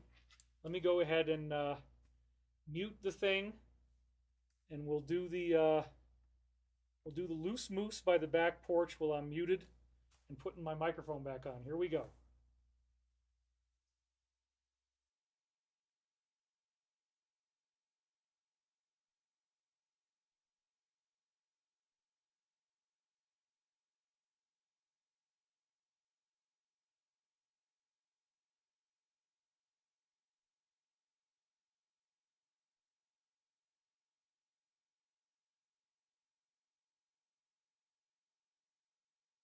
See this?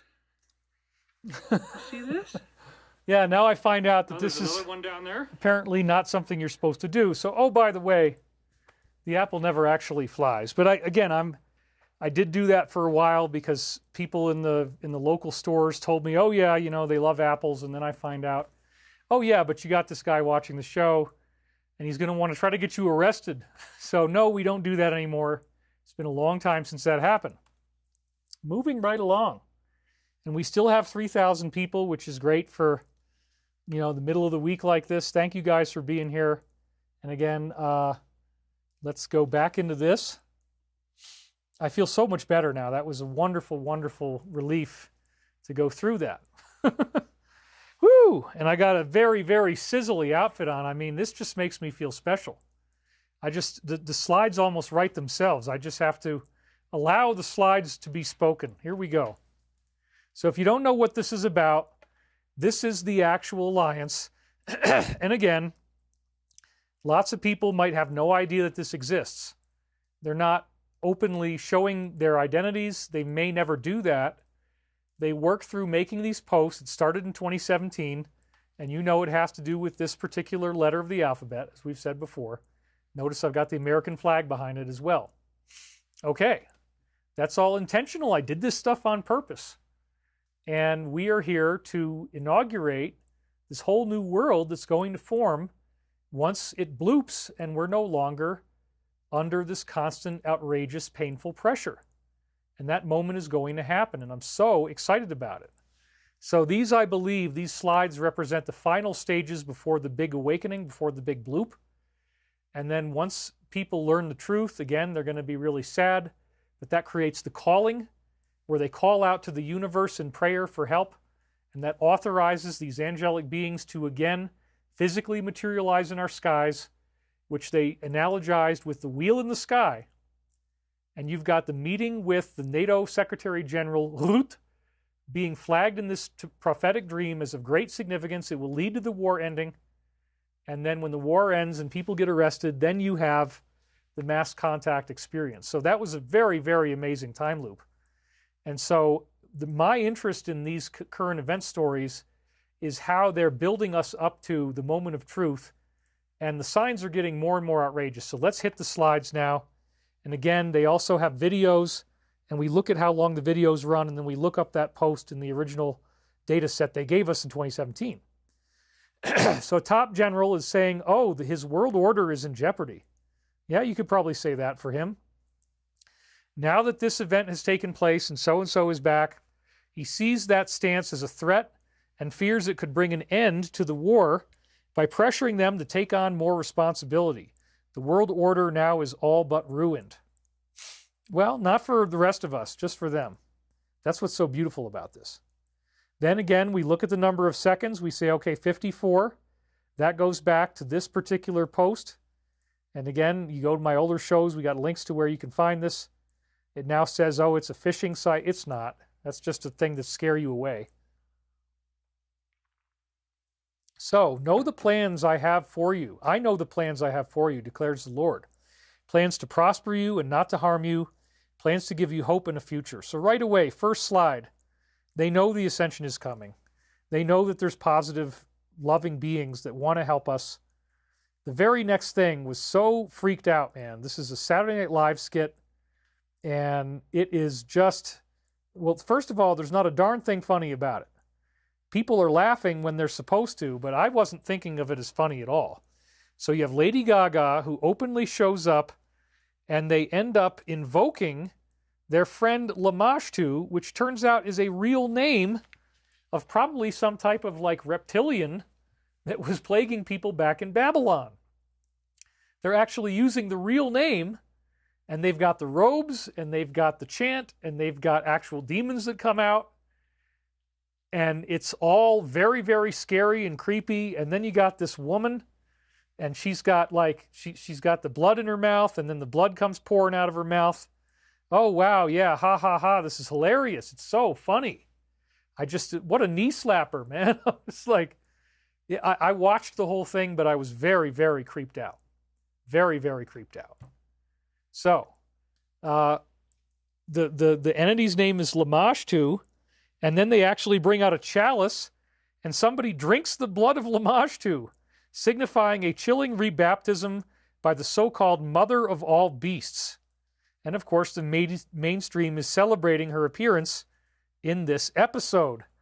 And this is just one of so many creepy pictures of the whole thing that I could have taken, where she looks like she's under some kind of trance. And as she's talking, and again, this has 2.6 million views, they're doing the voice of power. They stole our secret. So as she talks, the voice is boomingly loud, and it's in the whole room, which is the power that they hope they're going to get, but they, it's not going to work out. So this is supposed to be a comedy skit. Nobody thought it was funny. And even the people in the audience, you can hear them only kind of reluctantly laughing. So we got 3 minutes and 20 seconds, and this brings us to post number 200, which is this particular Traverse management company, Happy Hunting. So apparently you're going to find out that they are deeply involved in whatever the hell is going on here. And then the post right before 200 is 199. And again, this is one that I can't really read because it's talking about trading with the enemy and then giving them money in cash by planes.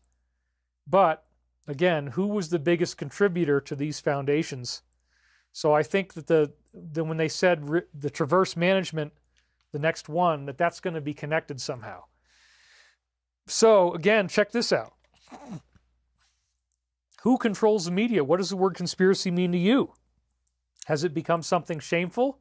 Yeah, that's why we have to laugh at ourselves and wear a sizzle jacket. The world cannot handle the truth.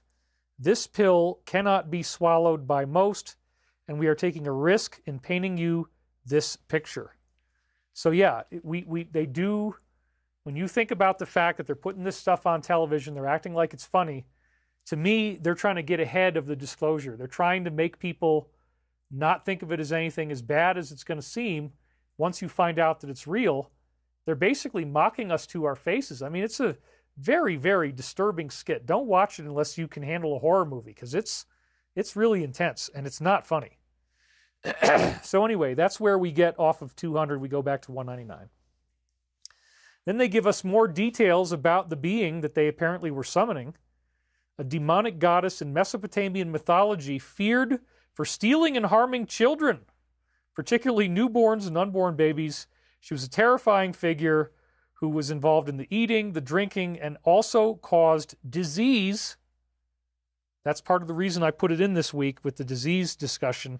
showing you the relationship between demonic entities, putrefaction in the body, that the putrefaction causes microorganisms to form, which can then lead to, mental illness and possession. Okay, so all of this stuff is connected to what we're going to learn about the demonic as we all go through this awakening together. So that's exactly what we expect them to be doing. The fact that they used a real name is frankly very creepy. So then you go down here. This one had 117,000 views. And notice, okay, this is Lamashtu, that the size of the being itself, which does appear to be kind of scaly looking around the belly, it looks kind of scaly. Notice this being is twice as tall as the men who are standing above the pit that this being is in, as they've got this cradle that they've got right over the pit.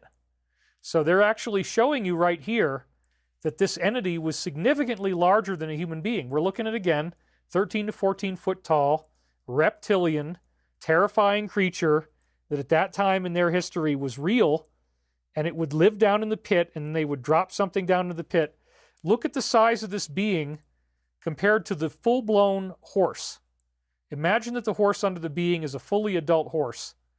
They're trying again to use that metaphor of the horse to show you how huge this thing was.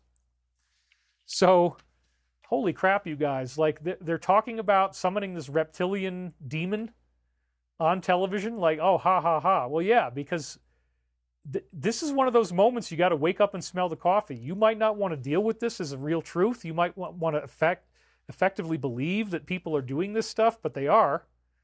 And we all need to go through this awakening. And then as we do, we're going to call out to God for help. And that authorizes the mass contact experience. Apparently, that's how it's going to work. And I'm very, very excited to be involved in this. I mean, yeah, it's woo-woo and it's weird, but hey, man, this is the summation of my life's work. The time loops are amazing. Let's keep on going. The new prime minister is just more of the same stuff. As I said, I was excited for about 30 seconds, and that's actually an exaggeration. It was probably like 5 seconds. The new PM warns that climate change is an existential threat, declaring anyone not aligned with the push to net zero is going to face the consequences. Look at me, I just got my smart meter. He also proclaims that the old guys are finished, calls for them to build back through sustainability, inclusion, and solidarity. Of course. He is a puppet, as they say right here. So then we got post number 51, which again is the guy who's saying that he hopes with all of his heart that you guys are going to make good on your promises, because if this is true, those working with him are absolute geniuses. I would have never imagined there would be any possible way to take down the monster of corruption that has overtaken our country. And then once again, dear Patriot, we hear you. We hear all Americans such as yourself. The time has come to take back our great land. The time is now. Rest assured, he is backed by the absolutely finest people alive, who are all dedicated to the eradication of evil and corruption from the America, U.S., and the world. Find peace. God is with us. God bless you and be safe. Well, there's the sizzle part, right? The time has come to take back our great land. It's like, wow, holy smokes. That is so exciting. And I can't wait. And again, they're not just going to keep telling us this and we wait week after week and nothing happens. These documents that are dropping out now are the very, very final stage. And remember, it was in my prophetic dream where we had to go through the bridge of the evil pictures to get to the wheel in the sky, which, as they said in the reading, represents this mass activation that we're all going to be going through. It's very, very exciting, honestly. So then the new prime minister is pictured with none other than G-Max. And this wasn't just any gathering. It took place at the prime minister's sister-in-law's estate, Cornbury Park, which is a known hotspot for these types of individuals. Is he a client of them? Well, obviously they already know the answer. So they're feeding you the answer in a question. That's what that is. 1.4 million views. That's pretty exciting, huh? That's bigger than the media. Then they have this leader of this group that I'm not going to read out loud, claiming that the end is near. And they've picked videos from him, 8 times or something now? He predicts that the evil regime is nearing its downfall. that all three of these individuals, along with a large group of others, will be arrested in the middle of the night. Sounds like a projection, doesn't it? By the DS. And that as this happens, they will face charges of treason and crimes against humanity. He quoted the Bible saying, this is a spiritual battle and the end is near. Well, again, that's projection. They know this is about to happen. So they've got to put people out there who are saying, oh, no, this is going to happen to them. Maybe they're going to try something like that, but I doubt that it would work because of the potency of the alliance. This is just a classic example of projection. But again, it shows us how close we are to the final event. We're still holding true at 3,451 people, so thank you for being here. So 182 is the number of seconds, and that brings us to this. Act 2, Scene 4, they're talking about Macbeth. The same scene in Macbeth talks about a falcon flying freely before being ambushed by an owl. It is noted the owl does not normally hunt the falcon. The scene continues to talk about many odd happenings, and that there's the prophecy, folks, a darkness on the horizon for humanity. It is noted that even the horses are rebelling and turning on each other, specifically eating each other. Is it possible that this one group has turned on the other group? Well, that's talking in the present, probably. It's happening even now. Fly, Eagle, Fly may even be a veiled threat directed towards these individuals as a we know type of thing. And obviously, he's agreeing with this, and he says, what does the owl represent to certain groups? So again, they got ambushed. It's very, very interesting. There's lots of ways you can read this. Then good old Uncle Bernie hosted a party that dirty old men probably shouldn't be doing that kind of stuff. He had the singer there, Laura Jane I can't even say this, performing a song. And it included some very, very colorful lines. Really, really bizarrely disgusting. The lyrics get even worse, mocking Christianity in ways so vile, it's beyond belief. Sorry if you need more time to read that. Feel free to go pause that. So post number 13, think about the timing of him traveling to China and South Korea. I've said too much. God bless you. So again, this was in response to this. So you can see right here that they're getting ready to do something on a great big level, and there's secret coordination going on, and they specifically mention China and South Korea. So the big one is upon us, folks. I'm very excited. Then we have a group of hackers who are claiming that they took the attack on X personally. They did it themselves. It's called Dark Storm Team, and they have claimed responsibility for a major directed denial of service attack on X. They are known for cyber warfare attacks and successfully hacking high security systems. The group has vowed to unleash a wave of attacks on government websites of various countries and nations supporting these individuals. Welcome to March Madness. Okay, so March Madness implies, first of all, it implies that we're going to go through the rest of this month with this type of madness continuing, so they are giving us some type of a timeline. We're not going to get probably to the final arrest stage until we're out of March. But during March Madness, we're going to have waves of cyber attacks successfully hacking high security systems. So that's the message that I believe they're conveying right here. And then they're talking about how these cyber attacks can be made to appear as if they came from foreign countries. So you cannot believe, just because the evidence claims that it's from a foreign country, that it really is. They have the tools and expertise to disguise cyber attacks as if they came from enemy states. The framework of so-called Marble was exposed, revealing how they use decoy languages to mask their tracks. Marble was reportedly commissioned before, and it was designed to create false trails implicating various other countries to divert the blame from themselves of what they're really doing. And so everybody's going to learn about this once we get disclosure. The same people attacking with cyber attacks today are most likely clients as well. Ooh, spicy. So then I just clicked on this one here, and it's showing you how they get it in all these different languages. They can copy and paste very easily.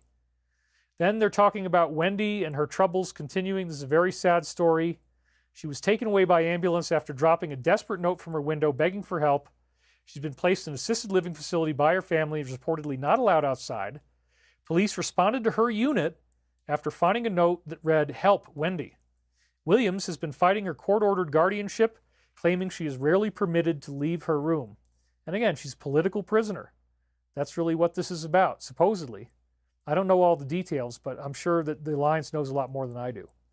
So then this gives us post-64, fellow patriots.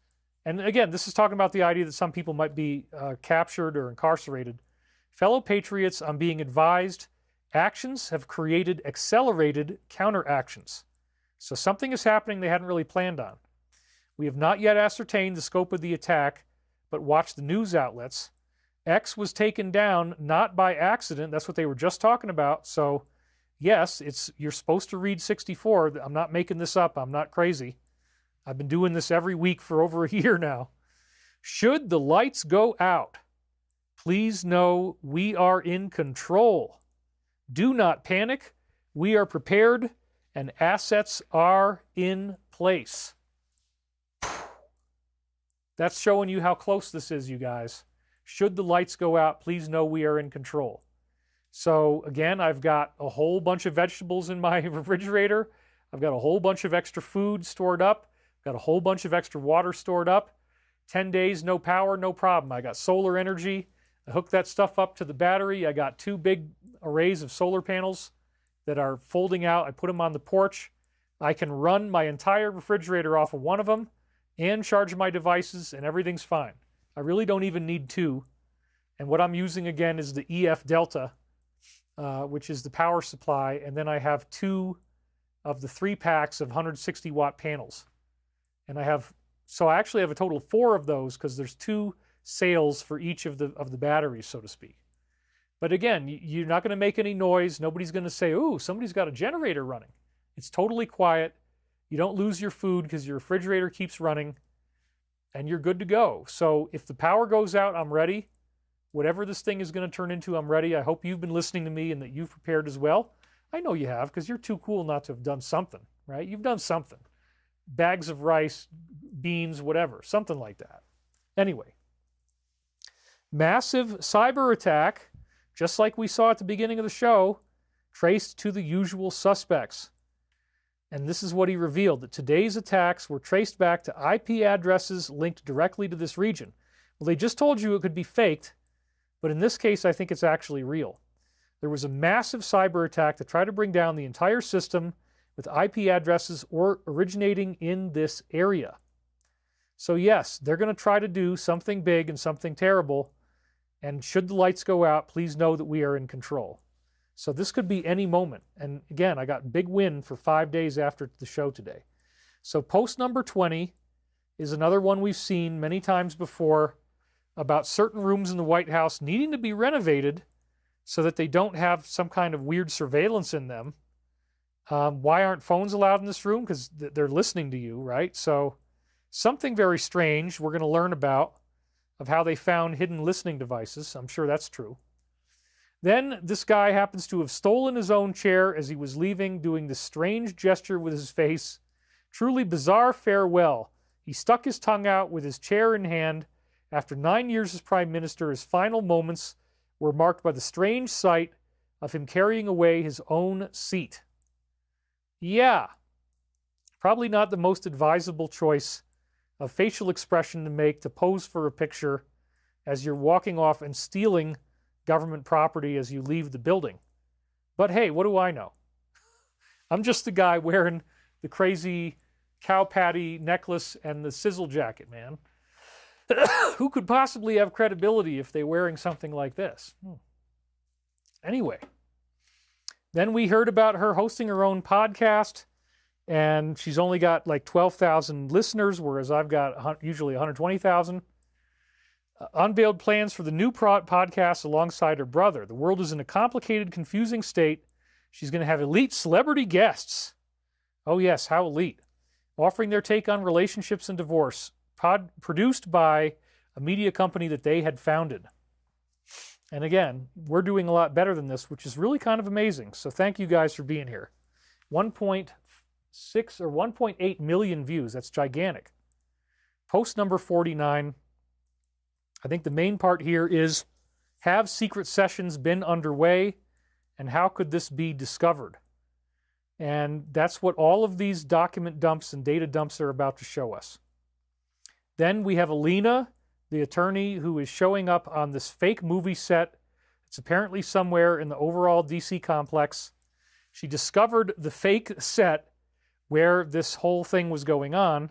It includes a teleprompter positioned directly in front of the chair and a smaller desk where you could play your role as the president. The whole setup looks like a Hollywood studio. Well, I understand the need to shoot on a good set, but still, the point has been very well made. The whole thing was very, very creepy. Do you guys see what I'm seeing? How many views is that? 7, you read it? 7.3 million views. Wow, wow, wow. That is such a gigantic number. Congratulations, Alliance. She's only getting 12,000 views. You're getting 7.8 million. That is almost at the Joe Rogan level. I mean, it's incredible that so many people are aware of this and it's getting passed around and it's getting that level of viewership. Because it's very hard for me to get the numbers I used to get. And you could argue as to reasons why that might be happening. But so to get almost 8 million views is just absolutely extraordinary. So congratulations to the Alliance. That is like the gold medal championship winning post right there. I think there might be a couple they've done that were a little bit higher than that, but that is just an incredible, incredible number of views. So well done, you guys. Post number 27. Not everything can be publicly disclosed because so much ties back to foreign heads of state. We will reveal much, but not at a cost we can't recover from. And they do want the transparency, but not all of it. And that makes sense, right? So, and they did that right after showing you Justin leaving with his chair. So maybe he cut a deal. Who the hell knows? We're going to find out soon enough. So now we have people on the list who are being reviewed for something so fun that they're going to get to have in the future. A really fun trip. So again, the advisor provides a bombshell update on what's going on, revealing that individuals are now under review. She says the process is being handled in a fully legal way to ensure that it all goes smoothly, and massive amounts of documents are being reviewed. 80,000 is just the beginning, you guys. Think about it. Massive amounts. She also confirms that these two agencies were actively covering up for these members. So, we got 144 seconds, which gives us kind of a big one here, but glad to have it. Patriots don't sleep. 40,000, and remember, they're talking about all the documents getting ready to be released, which has already started. So we're in the final window of the testing is over, as Michael just said. Patriots don't sleep. 40,000 feet versus necessary to understand global events. Paint the picture. Decrease the altitude. We're not going to fly that high again. Higher the altitude, the greater the risk of conspiracy ST. Not sure what that means. Many cannot and will not swallow the truth.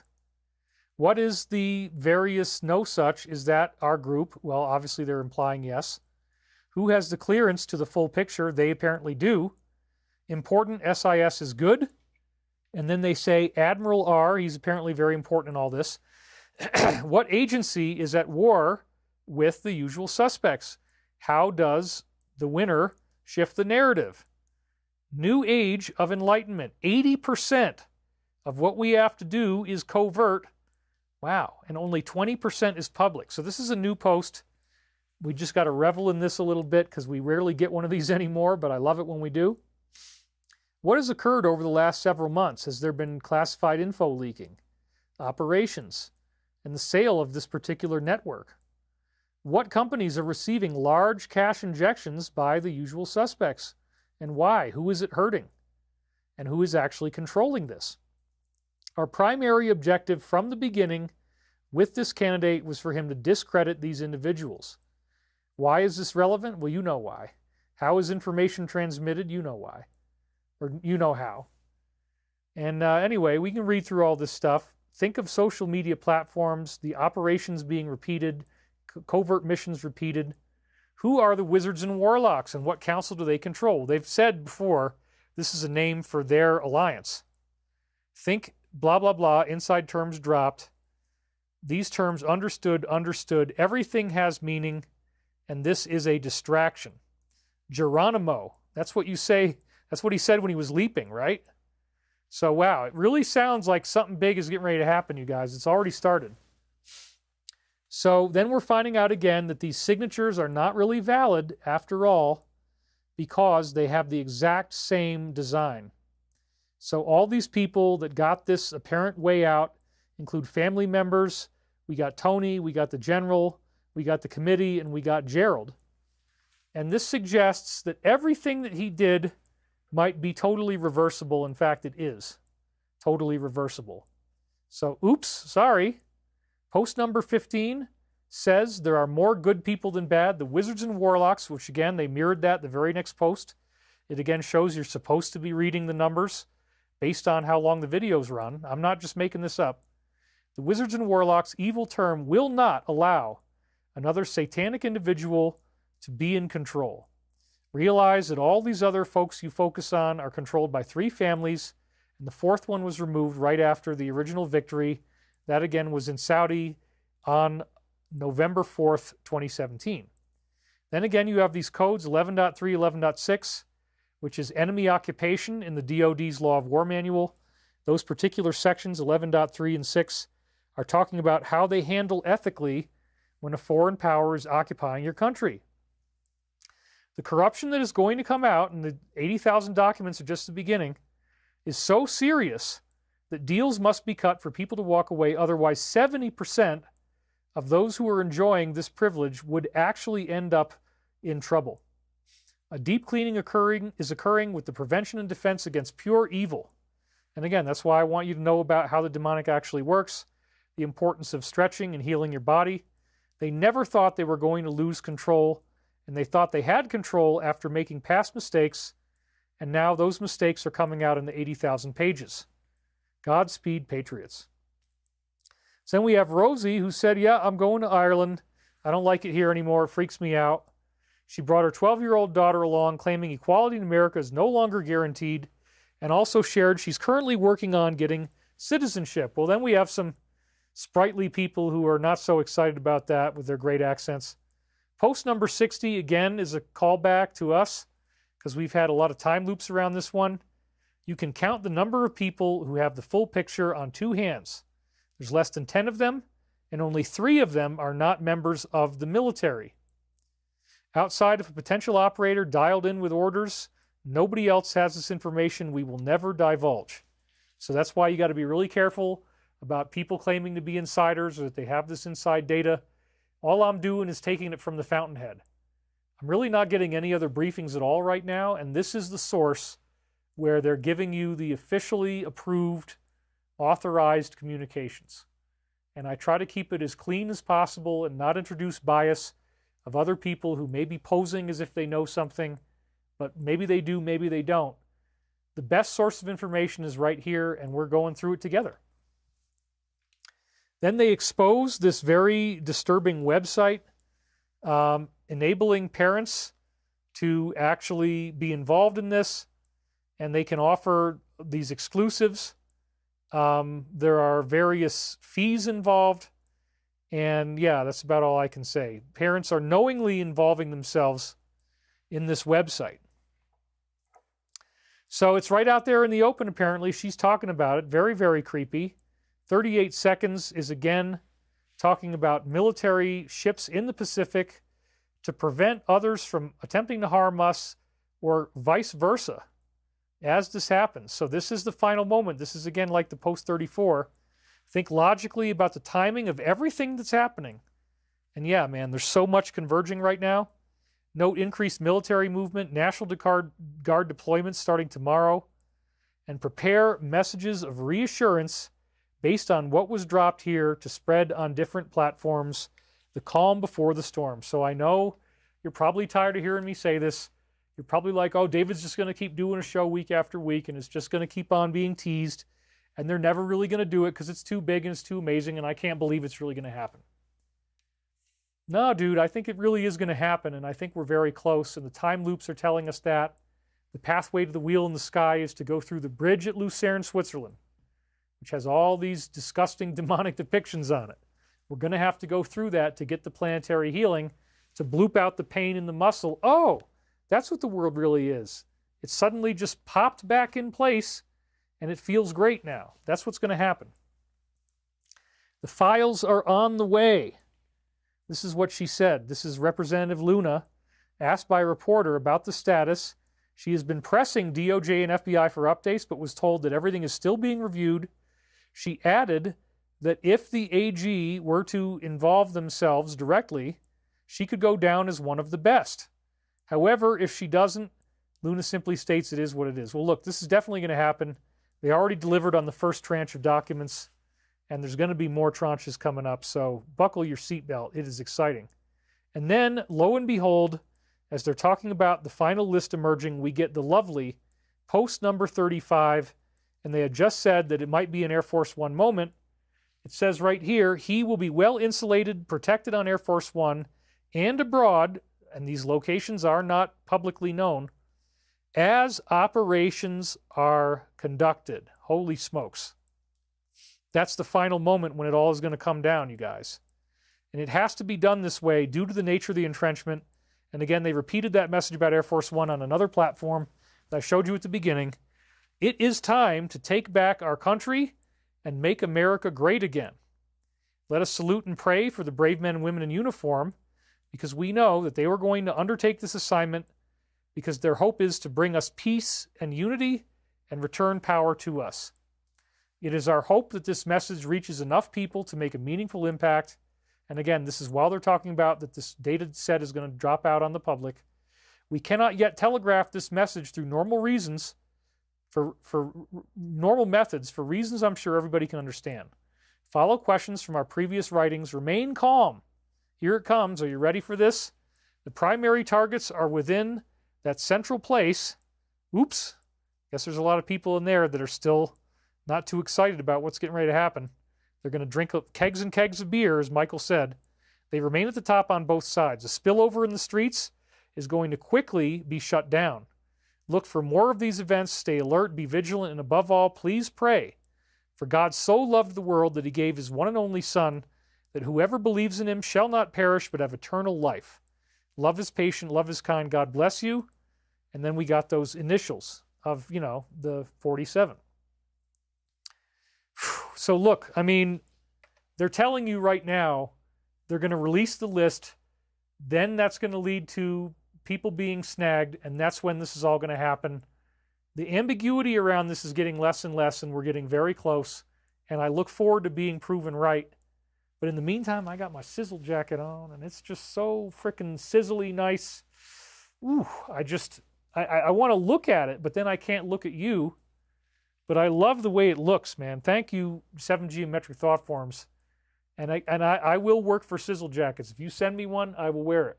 Bob Heartland, donated $25. Thank you very much. So again, I'm just trying to get through this, you guys. We're almost at the 5-hour mark. It's going to take a little longer than that, but not a whole lot.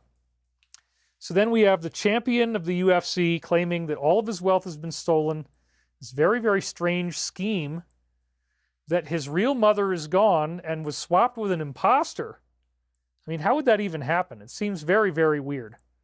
He insists his brother was targeted, his $2.5 million home was sold out from under him, and now those behind it are threatening to involve the police to shut him up. This lady right here, look at her ass and legs. She's pretending to be my mother. But she's really... It's bizarro. It goes way over the top into total bizarre land. And I love it. I love when stuff... that freaking... That's not my mother. Have you seen her legs? Well, I'm trying to complain about it, but they're threatening that they're going to call the police. Oh my God. I mean, it's sad if it's true. It's just really freaking scary and crazy. I'm sorry that I have to laugh. He's probably going to want to beat me up now. But let's just kind of ease off to, stage left.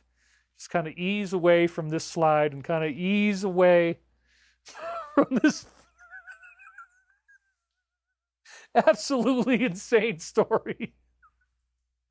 Have you looked at my mother lately? Have you seen what she's turned into, dude? Because I don't know. I don't think it's the same person. She kind of doesn't remember all this stuff about my childhood. I ask her these funny questions. I don't know what you're talking about. Well, look at the legs. I mean, there's...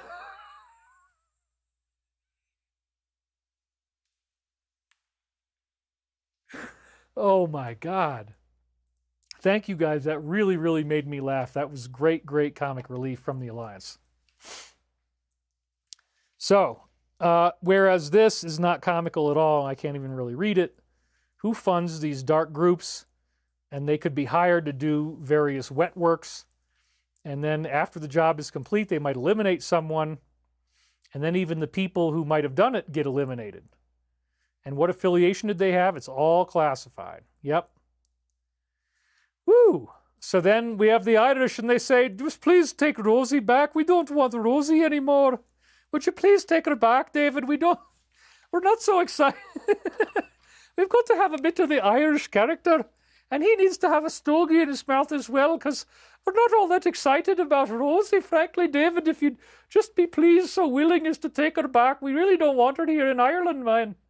She's kind of like, aesthetically, I don't know, we just don't really feel...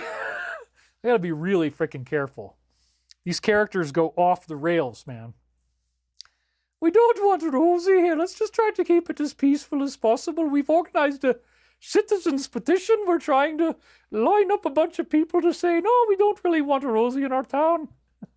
Okay, woo! Just got really, really freaking awkward in here. But right on, we'll just keep on doing the show. I'm not too worried about it. I'm not too worried. They're expressing frustration with the United States for sending us Rosie. They're demanding she leave the country immediately, making it clear. Oh my God. Yeah, I can do it. I had an Irish boss. I can do Irish.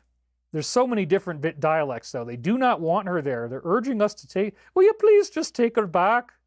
Could you limey pricks please do this one thing for the dear old Irish? Your buddies and pals and family members from long ago. Will you please just take her back, you limey bastard? Oh, yeah, I love it. Should we take her back? Yeah, whatever. I mean, you know, she's earned it. I think it's fine. But it's funny. Very, very funny. So post number 42, we serve at the pleasure of the president. If you watch this video, it is so freaking weird, man. This manhole cover exploding in big, huge green fire? What the hell? It was an explosion to the substation, sparking chaos at Texas Tech, causing fires, power outages, and evacuations across parts of the campus. Well, what if the villains are practicing this stuff, trying to get ready to maybe do a synchronized attack of a bunch of these at once? That's what I would think. Adding to the mystery, eerie green flames have been seen shooting from a manhole. Oh, mate, have you ever seen how the flames come shooting out of the manhole in Ireland? And they're always green flames, you see. Mate, you can't be making fun of your dear old Irish uncle if you expect to not break up on the camera. David, we want you to be successful, but this is not the way to do it, mate. You're mocking us. How dare you mock us about the green flame that blows out your bunghole?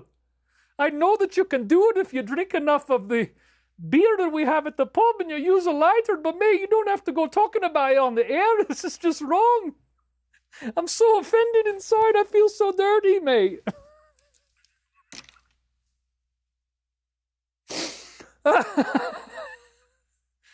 What the hell is going on underneath there? The eerie green flames have been seen shooting out of a manhole. Oh, I could work on this all day. You guys are dying with laughter. I had to give you a new character. The edible is kicking in. That's not true. LOL, hilarious, man. What would we do without David and his impressions? Well, you'd have to go without me, because without me, you're just not going to hear this level of Irish integration where we have the manhole cover blowing out these green flames. It's terrifying. If you wake up in the morning and you hear this, you're like, oh my God, it's like the whole world is coming apart and we got this very patriotic and specific color coming out of me manhole, mate.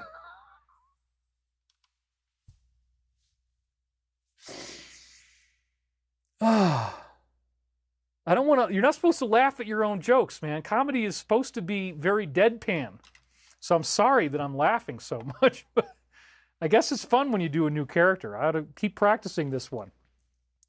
So anyway, we got 3 videos, 3 different posts. It's going to drag this on forever. I'm just kidding.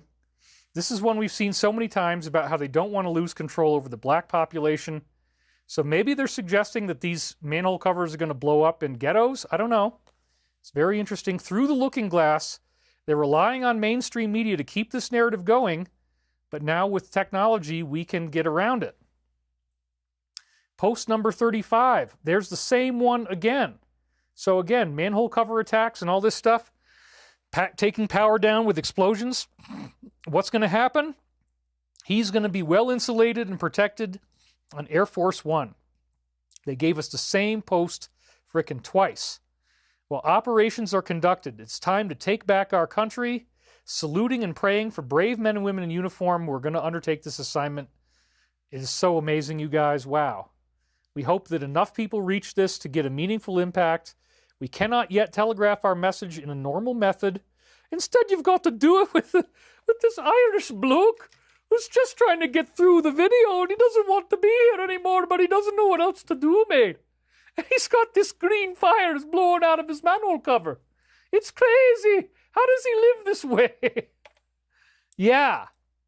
Spillover in the streets will be quickly shut down. The primary targets are in that little small nation-state within a city. They remain on the top on both sides. Maybe even people you thought were cool are going to turn out not to be cool. I mean, who the hell knows what's going to happen? And then again, God so loved the world. Holy crap. So they gave this to us twice. You think nothing's going to happen? You better believe something's going to happen. And then they said this again about him traveling in advance of the president to foreign locations, focusing on his power with the Marines, where they use military intelligence. Oh, this is very logical in light of what they just told us, in order to prosecute bad actors and avoid corrupt agencies and judges. And then the rest, everything they do has been forecasted and accounted for. And again, there's always kind of like a Michelle comedy skit in here somewhere. This one is kind of a little bit odd. Maybe she's self-conscious because they always show her as if she has these big shoulders. So now, but there's a very kind of strange, to me, what I'm seeing is like a very kind of bizarrely childish looking picture, really trying to crunch the shoulders in, and I think that's all being done on purpose. But again, they're talking about that it's scaring the children. Okay, you got me. You got me. God. David, I have had it with this. You think you can come out on this show week after week, labeling these people, making insults, talking on behalf of some mysterious, ephemeral alliance that nobody really believes exists except for you, and maybe, what is it now, 35? Yeah, you got 3,500 viewers, son. I have had it with sitting here listening to these conspiracy theories, the tinfoil hat-wearing nonsense that spews out of your mouth as readily as any given fountain would in the middle of a lovely park, and you just go over to the fountain to take a look, but then you very quickly back away and you want to make sure your walk isn't too disrupted, son. I have had it! All right, you think you had enough, Daddy? I think we've had good Angry Daddy. Awakened Light Warrior. Your Lucky Charms accent has me in stitches. My son is on this camera doing Irish accents. If you think for 1 minute that I am going to sit here and tolerate you making fun of these disadvantaged portions of our society, well, son, you got another thing coming. You crossed the line. You made Daddy upset. And when you mess with the bull, I got to make sure I do this right, you're going to get the horns. Because if I do this the wrong way, then these idiots are going to think that I'm some kind of evil demon. So you have to be very careful about how you use your hands, son. Don't you ever forget that. Consider it a friendly piece of advice from dear old Daddy, who's been through the trenches of media indoctrination and brainwashing. And frankly, I think it's all true. Oh my God, I'm just joking. He's starting to see through. I have had it! And it's so funny because that whole comedy routine of Angry Daddy was done for the first time publicly as we were loading this grain or this fertilizer into the barn, and it was in the time loop. You guys are so happy. Everything is just like smiley face emojis. They're laughing and laughing and laughing. I have had it. Do the Valley Girl. Oh my God. There's also a Valley Girl voice, but like every other word she like says is like, so you got to be really careful that you don't like offend anybody because frankly, she's got her little friends and they're talking to each other in their little clique. And it's like Deborah and Barbara and Marianne and frickin' Joanne. She's over there and she's got her little hot things on. She's wearing this outfit, but everybody else is like laughing at her, right? Because she's like kind of so ugly and gross. She's like chewing bubble gum with her mouth open. I mean, like who the hell does that? It's fucking disgusting. Gotta be really careful because they got a little too close to the bone on that one. You got to back away. Pump the brakes, my friend. Pump the brakes. Don't lose control of the vehicle. You got to stay on the road in order for the good people of this show. Like, oh my God, gag me with a spoon. It's like so crazy. And like, seriously, like, what is she doing wearing that top? She should give me that top because that top just does not look good on her. It is not very flattering, to say the least. Her curves are just not really very well represented. We could give her such a wonderful outfit. We could get her in sequins and gowns and beautiful long robes that she could wear, and she could be flowing almost like easing effortlessly down the street. But no. What does she got to do? She's talking a bunch of smack about you. I say, don't you look at me in the eye with that tone of voice, sweetie. I have had it up to here with all of your crazy, stupid stuff. And in fact, maybe these glasses might even serve me well too. I mean, who the hell knows? The point is, you come to me with all this sass. You think you're going to walk in here with this crazy outfit and your big old tatas just bouncing around. You got another thing coming, honey. Because frankly, we are sexier than you. We are smarter than you. We are funnier than you, baby. And we don't care about whatever kind of girls on display that you think you got going on here right now. So honey, why don't you just get the hell out of here? Because I'm not having it, baby. I'm done. Okay, I'm just done. Can we just be done? Because I'm like totally done right now. Like, this is just outrageous. Oh my God, Fetch, that's so Fetch. Wow, you are on fire, LMAO. Thank you guys so much for that. Got to keep the show interesting. Anybody who left before that comedy, man, they're going to feel really sad. You got to tell them online, like, oh my God, if you left when David started doing the Alliance slides, you got the Angry Irishman, you got Angry Daddy, you got the Valley Girl that kind of morphed into a very pre-version of Trama, like the early stage Trama, before she decided that she's really going to just settle into being an Italian grandmother from Yonkers. Oh my God, I'm having a great show. I'm having a great day. This is fun. So he's escaped his legal troubles for 3 months to go hang out in South Africa. Can you even believe this? 3-month getaway in the middle of all this crazy stuff going on. And he's still going to have the full protection of the SS, paid for by us. Well, that got pulled away, so that stopped later in the week.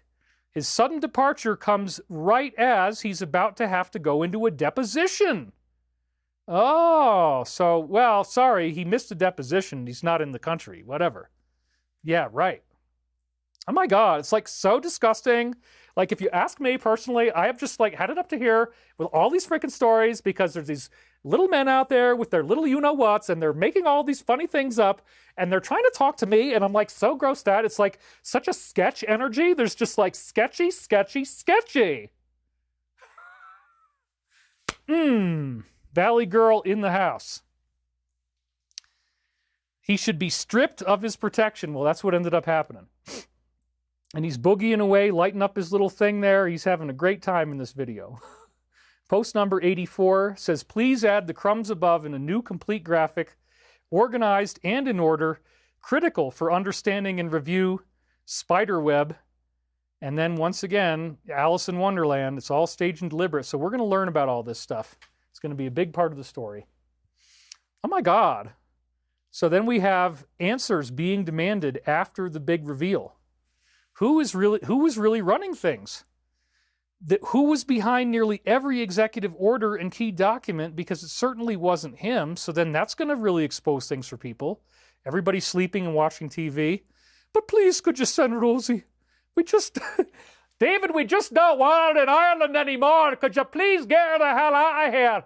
That would be another form of the Irish accent when he's a little bit more angry and he says, mate, I just can't take the stress anymore. Would you please get her the hell out of my country, mate? Or me country. You can say me. Because when you get angry, you get to raise your voice way up high and come up with this whole new angle of attack on how you're going to attack the character, mate. Because he's patriotically, it's St. Patrick's Day, you know, we just had that, mate. Get her the hell out of my country, please. Man, I'm having fun today. Thank you, guys. Thank you for laughing. Okay. I am scoring one home run or touchdown after another. I am winning like you can't believe. So yes, that had 2.2 million views. Post number 26. Think about it logically. The only way we're going to get this done is with this group. Fully controlled, save and spread. Once the 11.3, which is the proof that we were occupied by an enemy, verifies as the first marker. So there is going to be a military situation going on. That's why they don't want us to freak out. That's why I've been warning you about this ever since 2009. It is going to happen. So then we have them working in secret to prevent this from actually taking place, any kind of shutdown. Proven right, Representative Thomas was in 48 hours as these individuals prepared to vote in favor of advancing the spending bill to prevent this from happening, which they did.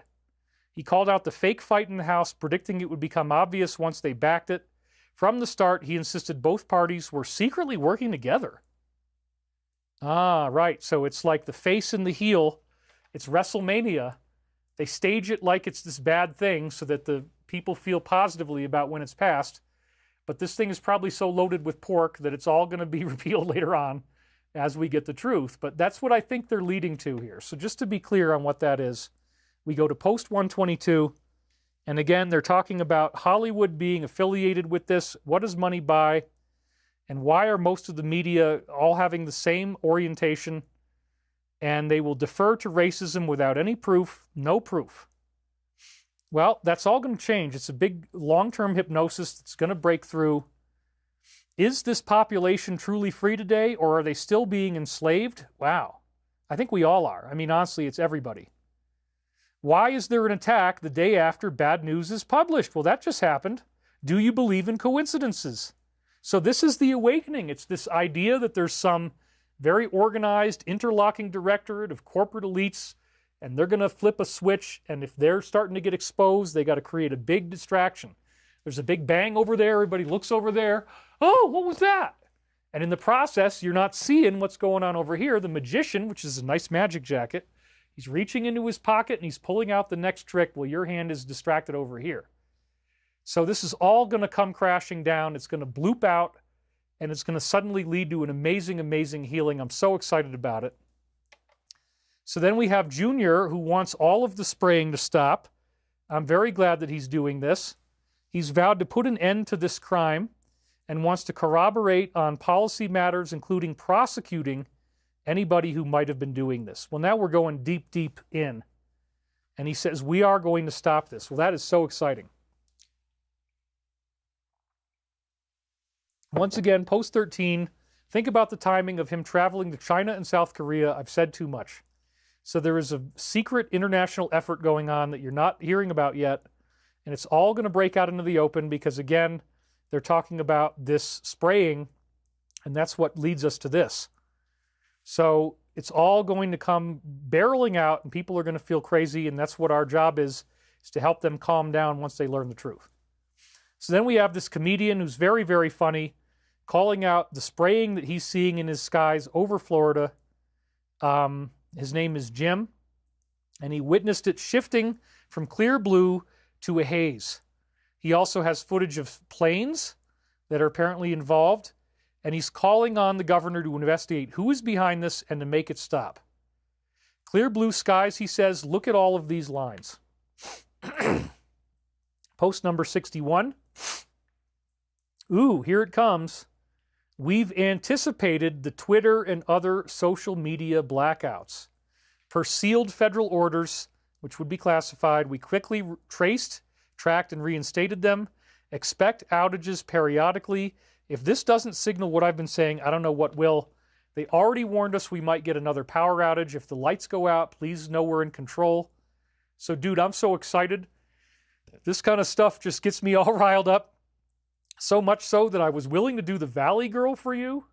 Do you know the level of trust and bond, the deep bonding that has to happen in our relationship if I'm willing to take our relationship to this very important emotional connection where we're going to be exchanging this type of laughter and the vibration of the lower chakras that can only happen in the event of having such a beautiful accent and your own little circle of beautiful friends that you can pass that kind of judgment and be that sassy in public and get away with it. That's the thing that's so great, is that these girls actually get away with it. I love it. I mean, that's my take on the Valley Girl. I know you guys were very, very pleased. Thank you for that. So, yeah, we're getting ready. I mean, I know you're tired of waiting. You're like, damn, David, how many times are you going to tell us the same thing? There's a couple trolls out there. Now we have two, not just one. Okay, but you're going to be really surprised, troll guy, when you find out that this is all going to come true. And I think at this point, if you don't see that it's coming true, you're just not being honest enough, frankly. All right. So, now I'm back on the camera. Let's go back to the slide. Here we go. So then the attorney is going to release as much as possible, as fast as possible. So even though you were feeling bad about this, hang on, it's all going to be okay. She dropped a major update on the files and revealed that they have a truckload of evidence. Oh my God.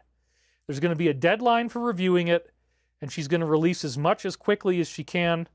They're also digging into these other files, which now have already come out, but warns that they are hiding various things and slowing the process down. This is disclosure. This is what I've been telling you was going to happen from the very first day that I got on this camera, on this set, in this house, in this state, with these people, on this platform, with these super chat donations.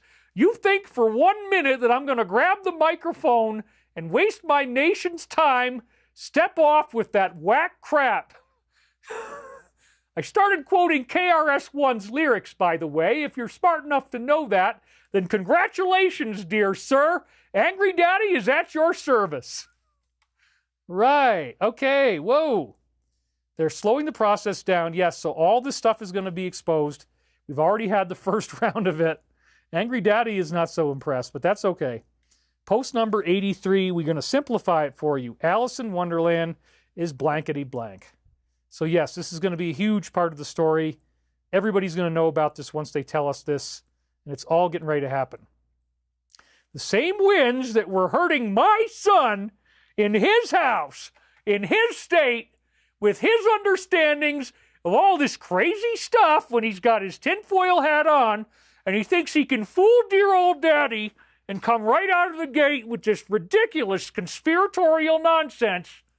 Somehow, the wind that apparently messed up his show is now rolling over trucks all over the country, and I have had it. Yeah, okay.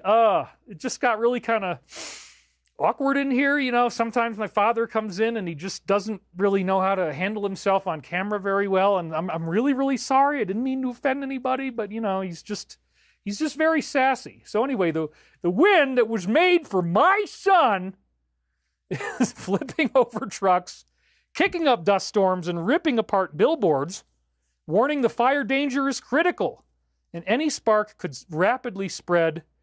Ooh, this is nasty, isn't it? Severe storms and tornadoes expected to bring further destruction. This is the first time that parts of this area have seen extreme fire threats in several years. So they're basically attacking the entire South because they know something's about to happen. They're pissed off. And again, after today, we got 5 more days of the same goddamn crap. I'm sorry if you don't like the expression, but that's authentic Angry Daddy, and I get to say whatever the hell I want. That's my freedom. Okay, woo. Yeah, it got a little weird when he came in the room. Angry, you can go over that way. So post number 38, once again, they're repeating the same thing. Prepare messages of reassurance based on what was dropped here, because we're getting ready to do the big thing. And it is coming, folks. I'm so excited.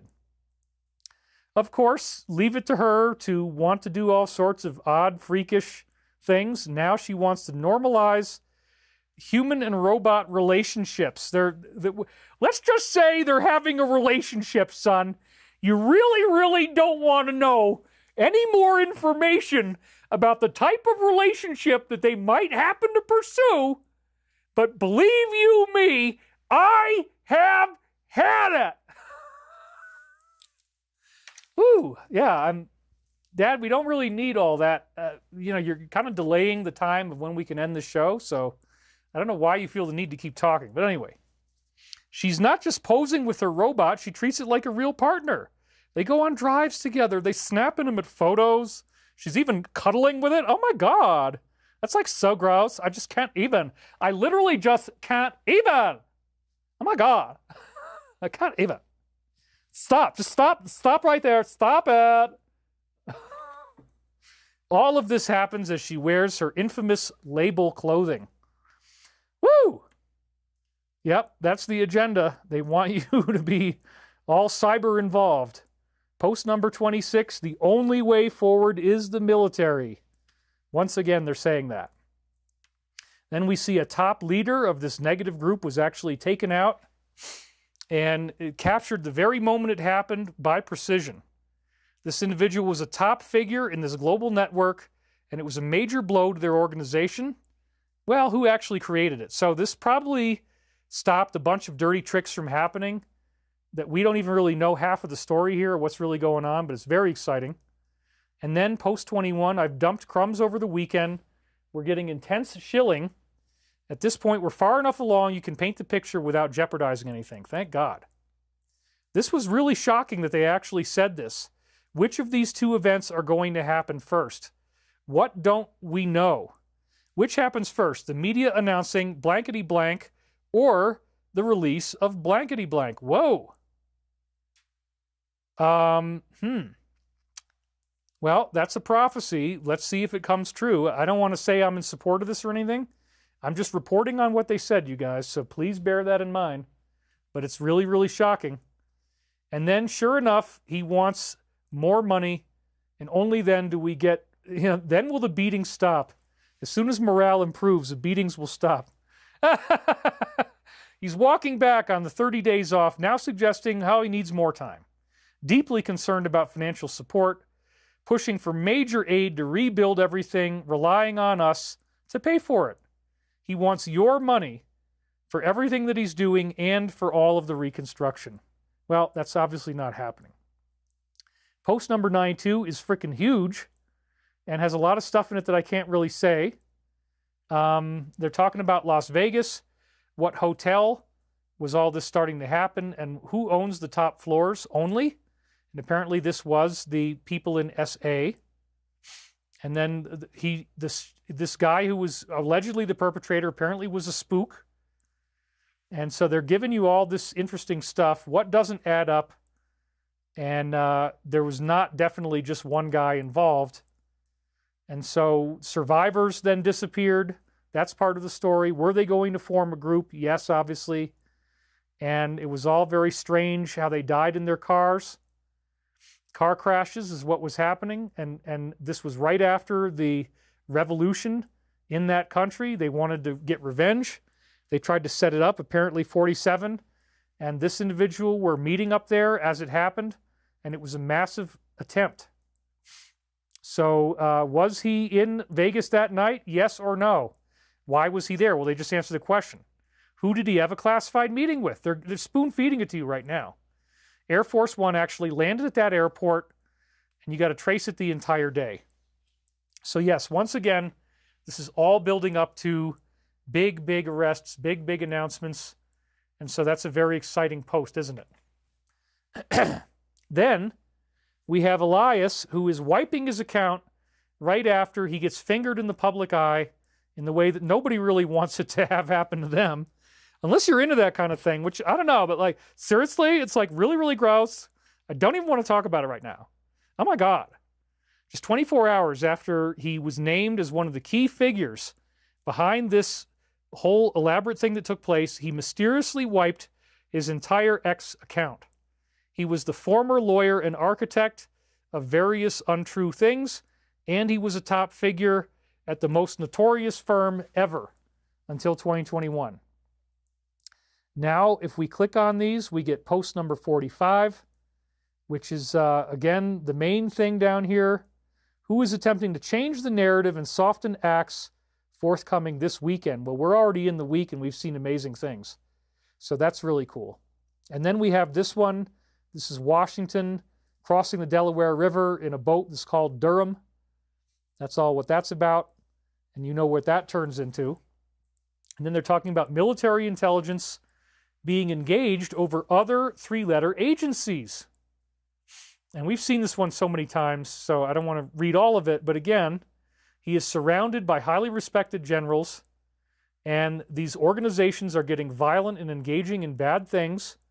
The mayors and local police chiefs are not wanting to do anything about it, so that's why he needs to have his authority over the Marines, and he was asked to run with assurances made that it would not be tampered with. So it's so exciting, because this is all getting ready to happen. Just like we were hearing about the demon, the CEO is warning that deportations are not a good thing. And, you know, you can decide if you want to believe that or not. But he said it could severely impact our workforce, raising concerns about who's going to be left to do critical jobs. He also told the team that if large numbers of workers were removed, that there could be electrician shortages, and we wouldn't be able to build the dreaded AI data center. Oh, we're really sad about that, aren't we? Anyway, post number 58. I got to be really well behaved here.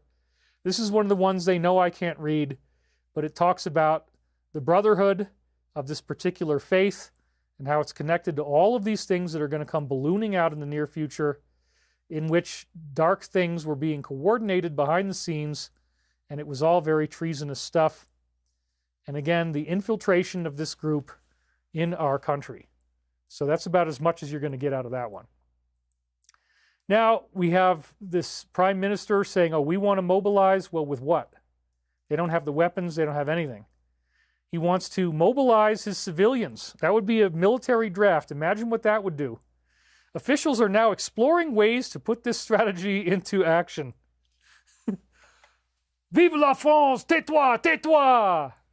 I got to be really careful here. That one even might be too much. Mon ami, c'est dégoûtant. C'est dégoûtant. Okay. Woo! Got a little bit awkward in here all of a sudden. Ne draftez-moi. Maybe that's accurate or not. I don't know. My French isn't all that great. Okay, we got post number 22, which again, it says, the masses tend to panic in these situations. There will be no war. There will be no civil unrest. It will be clean and swift. Caused by what? The National Guard. It's going to be activated in select cities, working in coordination with the Marines to save the Republic. Oh my God, isn't this great? I can't wait. I'm so excited. So then we have this company that's actually doing it for real in California. They're launching balloons to release sulfur into the stratosphere. What could go wrong? Aiming to reflect sunlight and combat global warming. This is actually a registered pollutant under the Clean Air Act, strictly overseen by the EPA. Notorious that all these nasty things can happen to respiratory, skin, and acid rain. Once it's released, there's no escape, and it will seep into our air, water, and food. So there you go. Why would you make a video about this? But they did. 1.1 million views. And again, the post about the White House needing to be renovated because they're listening in. All this stuff is going to come out. They thought they were talking about it in secret in the White House. They weren't. It's all been recorded. Everything you're going to learn. And then we had big blackouts. So this is, again, maybe prophetic of what could happen to us. It was Cuba, Panama, and Venezuela all at the same time. How do you even accomplish that? Well, we got 3 different posts to look at. Post 13, which we've already seen, where he's working with other countries in secret. Post 35, which is the same one we've seen, 2 or 3 other times now in this show. He'll be well insulated, protected on Air Force One while operations are conducted. And again, they had a blackout in 3 countries. So that might happen to us still. It is time to take back our country, make America great once more. Saluting and praying for brave men and women who are undertaking this assignment. And we hope that we can reach enough people to make a meaningful impact. It cannot yet be telegraphed through normal methods for reasons I'm sure you can understand. Primary targets are in this one place on both sides. Any spillover will be shut down. Stay alert, be vigilant, and above all, please pray. That's at least 3 of them that I can count, definitely, that have already happened. So, and then they did it with the blackout slides. You think nothing's going to happen? Au contraire, mon frère. Au contraire. Post number 21, I've dumped some crumbs over the weekend, started intense shilling, and we're at the 5.5 hour mark right now, but we're not quite done yet. At this point, we'll be done within 5 or 10 minutes. At this point, we are far enough along you can paint the picture without jeopardizing the operation. This is just a really, really insane tragedy. This man was set on fire while walking with his girlfriend in New York City. The attacker doused him in liquid and ignited it, turning his routine stroll into a nightmare. This is what we've turned into, folks. It's really sad. As emergency responders extinguished it, the victim, who was severely burned, writhing in agony, was rushed into the ambulance, and his body was marked by the horrifying attack. It's just awful. We have post number 58, which once again talks about this same brotherhood and what's responsible. So apparently this was one of theirs. That's the implication they're giving us here. Then we have our dear old Uncle Lindsay, who's making threats once again. You must accept the terms or face severe economic consequences. I'm going to pass laws that will cripple your economy, and it will pass without failing. I don't think that's true. He labels him as a predator, continuing aggression unchecked, and warns he poses the greatest danger to everyone. Well, that's the voice that you're going to always get whenever you turn on the boob tube. Post 135, again, is just talking about banks that are controlled and who might actually be involved. And again, it goes to the very highest levels. We're going to learn about all this. Then we heard within weeks that we were going to get these files to drop. As soon as I heard this, I said, it might be a fake out. It might not actually be weeks. It might happen in days. So I'm not doing all the slides now because I only got it up to Sunday. Then I just cherry picked the rest. We'll get the rest of them next week.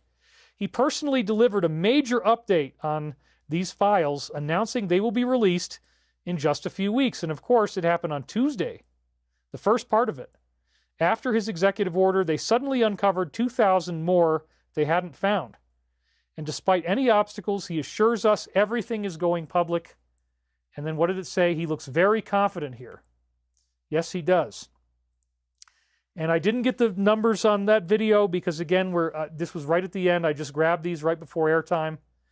Then he promised that it's going to be all released tomorrow, which is so exciting, and it did come true. It was the next day. It was Tuesday.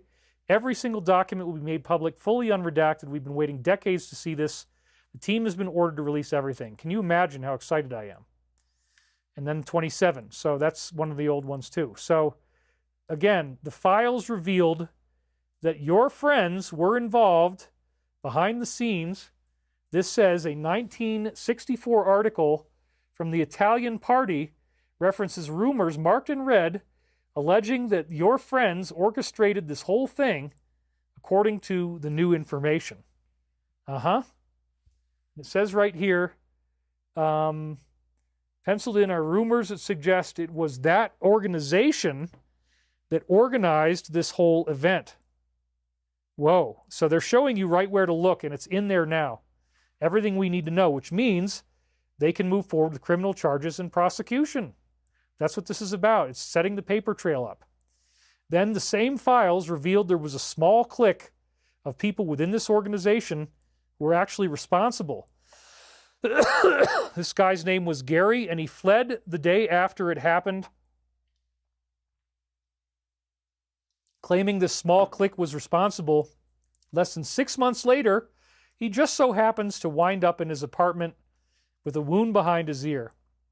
And despite the circumstances, it was officially ruled as not an accident. Uh-huh. Well, we're almost 1 million views there, and this just came in. I mean, I just grabbed this right before we got on the air. That's why I was a little bit late. Sorry about that. The day afterwards, he left Washington in a hurry. Late in the evening, he showed up at the home of friends in New Jersey. He was very agitated. A small clique within was responsible for this, he confided. He was afraid for his life, and he probably would have to leave the country. Less than 6 months later, he was found in his Washington apartment, and you can see all that. He had been an intelligence agent during World War II. He was a recognized authority on limited warfare and small arms, researcher and writer on military affairs. He was on a first-name basis with Pentagon top brass, intimate terms with a number of high-ranking officials, one of their unpeople they used to perform special assignments. And they're going to have a non-official cover job that they do, so you don't really know what they're doing. At one time, he had been a friend of this individual. And yeah, let's not read the rest of that. Okay, right along. So then they kept this particular phrase of an intelligence service classified in the files, and it says that they had no objection to declassifying except for one detail. Any mention of this particular service was off limits. And again, it's just a few bad apples at the top, but that's what the Alliance has to deal with. I think everybody else is fine. And again, you can read it right there. The control file was created to give us the opportunity to closely monitor our liaison with this individual, a variety of matters not reported through our normal channels. The directors permitted him to run several projects, many within... Ooh! Oh, really? That's what's in the 80,000 pages. Why am I not seeing it on the television, son? You expect me to believe this whole big wad of horse pucky when you have no evidence except that it just so happens that you think it was put online by the usual people. I have had it. No, you're just going to go through some pain and then you'll feel a lot better. It's called a bloop, Dad. It's just a bloop, okay? That's what we're calling it. Then they're revealing a secret pipeline between these organizations. Oh my goodness. Personally overseen by the chief of counterintelligence, James the Jesus, right? You know his middle name was Jesus or Jesus. This wasn't just routine intel sharing. It was a deliberate effort to conceal their involvement in sensitive stuff, bypassing standard channels. He acted as the sole gatekeeper, ensuring that all of this intelligence went through him alone. That's very tightly controlled. Only one person knew about it. He also controlled the flow of intel to other groups, carefully scrubbing reports to ensure that their names were never directly mentioned, a covert operation hidden in plain sight. So this is what the files are going to show. This is what they needed us to know before they go and finish the job. And you can read these or go back to the website. And again, you look at what it says right there. The blankety matters have been the practice of da-da-da-da-da. They already explained to you all this. If you want to take the time to read it, it's there. There it is again. The above method of designation connection with correspondence dealing with blankety intelligence matters. Oh my God. So that's all in there. You can go look for it and find it. And there it is again. Emanated from a liaison arrangement they maintained with this service and from other sources under his explicit control. So now we're getting a good map on what we need to be looking for. They're giving us the cheat code to the video game. And the cheat code is the primary source is this service. Wow. It's all there. You can read it.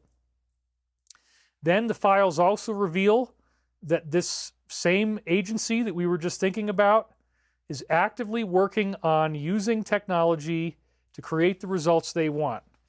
Newly released files shed more light on this one thing that happens to be related to the so-called mongoose, and that it would have involved agriculture not going the way it should and having failures. They also confirmed that this was considered as a tool to get in the guy you want. And this could also happen with the air. And the individuals were using subtle agents to avoid detection and make sure that nothing traced back to them. That's the throw up and you're going to feel better stuff. People are not going to want to deal with this. And there it is if you want to read it up close. a number of 32 acts of sabotage, apparently. And then right here, he had no worries about any such sabotage could clearly be made to appear as a result of local disaffection or of natural disaster. We have to avoid external activities unless they could be completely covered up. Oh my God. And then right as we're getting ready to go on the air, there's the standoff at their headquarters. It's very oddly timed. Heavy police presence has taken over the area blocks away. SWAT teams around the entrance. This is, again, the kind of last-minute drama they want to have and blame it on their enemy. A tense standoff is unfolding as negotiators attempt to defuse the situation. And then we got post number 40, which again is his initials. And then it says here, as of this morning, they have launched a ground operation, which again is the big spin the plate, get a distraction going. And then the headquarters is on full lockdown as police respond to a barricade situation.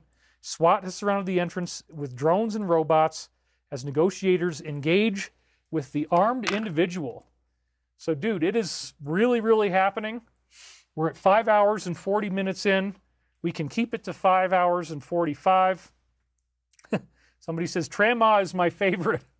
Well, thank you, baby. She loves you very much. Trama loves you very much. All right, without further ado, 5 hours and 45 minutes is about all the David Wilcock I've got in the tank here. I got my German weather house. We'll draw some energy out of that. Let's just get right down into it. I feel good. I look really good. And the meditation is on. So let's get this going. Here we go. I'm going to cut to this close-up shot, and then we'll set it up so that we go over to this one here. All right. Make sure everything's in focus and I'm in the right position. Here we go, folks. And I hope you've enjoyed today's show. I've had a great time being here with you. We've had a lot of fun. We've had a lot of laughs. And I think that the big bloop is coming. So if you don't already see how the dots connect, I hope that this presentation, the sheer number of times they repeated number 35, oh my gosh. It is so happening. It is so exciting. Somebody says, Galian is my favorite. We got to parse them out one at a time. Now we got Valley Girl. Now we got the Angry Irishman. These are all done for you, mate. We're just trying to make you happy. Would it be so hard for you to be happy to crack a smile that went above your eyes even once in a blue moon? Might be some Scottish getting in there. I don't know. Anyway, here we go. All right, let's have fun.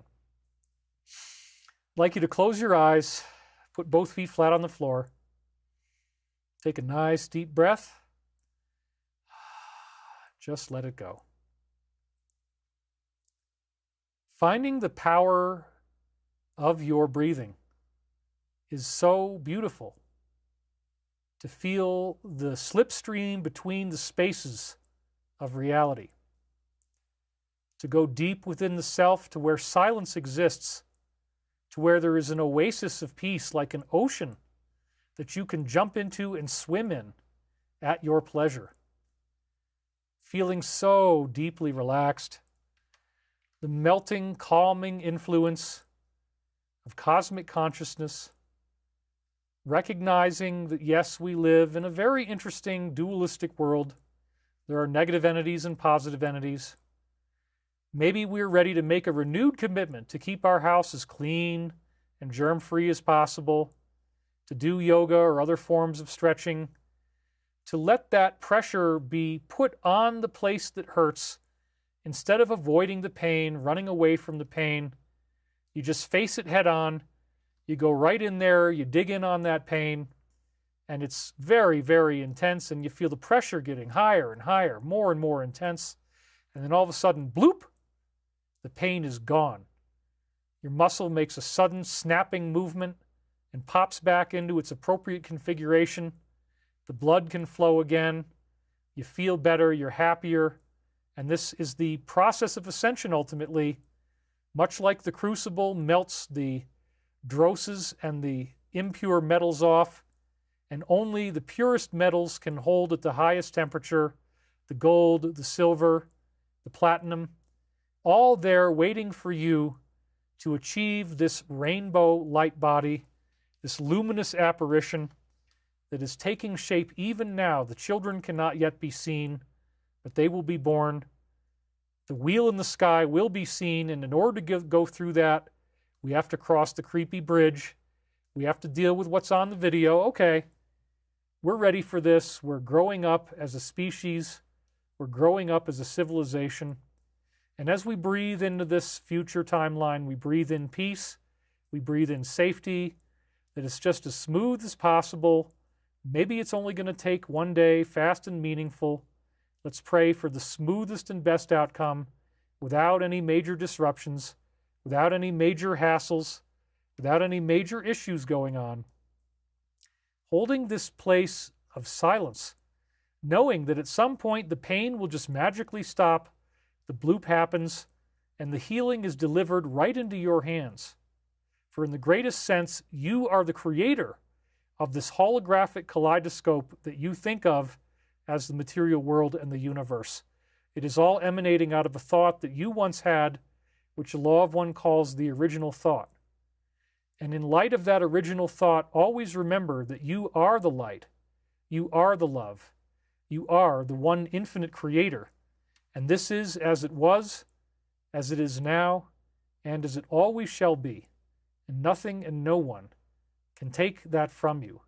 In the name of Jesus Christ, amen. And so it is. Woo, let's start to wiggle our fingers and toes. Come on back to the room. We're at 5 hours and 45 minutes right now. We can keep it pretty close to 6, 5:46. That sounds good. Anyway, thank you guys for being here. This is for Rick, Relocate Rosie Ryan to perhaps chill on some red rosé, says Miles Irvin. Rand Anthony Kelly, why haven't you made a DVD for the movie Above Majestic? Well, I wasn't involved in that. There was a whole crazy thing that went down on that. But anyway, I want to thank you guys for being here. And it's been an amazing show. I'm very, very excited. I think we're going to close it at 5 hours and 46 minutes. Deanna Dragovich says, awesome show, David. Amen. And again, we're getting hit all weekend. So although my audience numbers are way, way down on a Wednesday, it looks like I'm going to have to do this. So I will send you the way during the week. What size jacket are you? I don't know. I'm not sure. Let's actually see. Let's check. Because I'm happy to get more. Let's see what it actually is, because it fits perfectly. It says XL. Probably because it's made in some country where everybody's very small. So the jacket size is actually XL. That's very, very humiliating.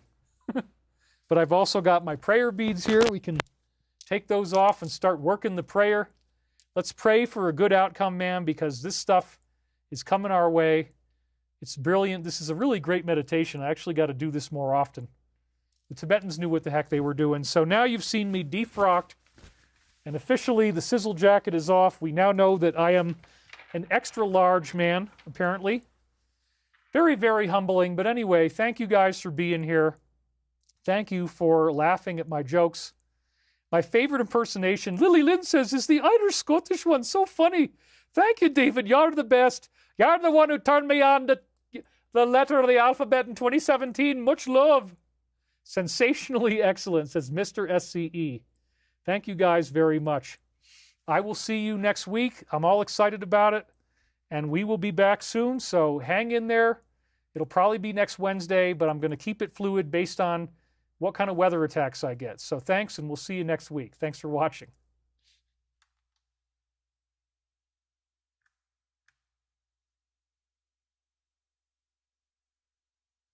David, will you please turn the darn stream off? I can't be here listening to all this anymore. I'm ready to go. Could we please go? Oh, David, you got to turn it off now.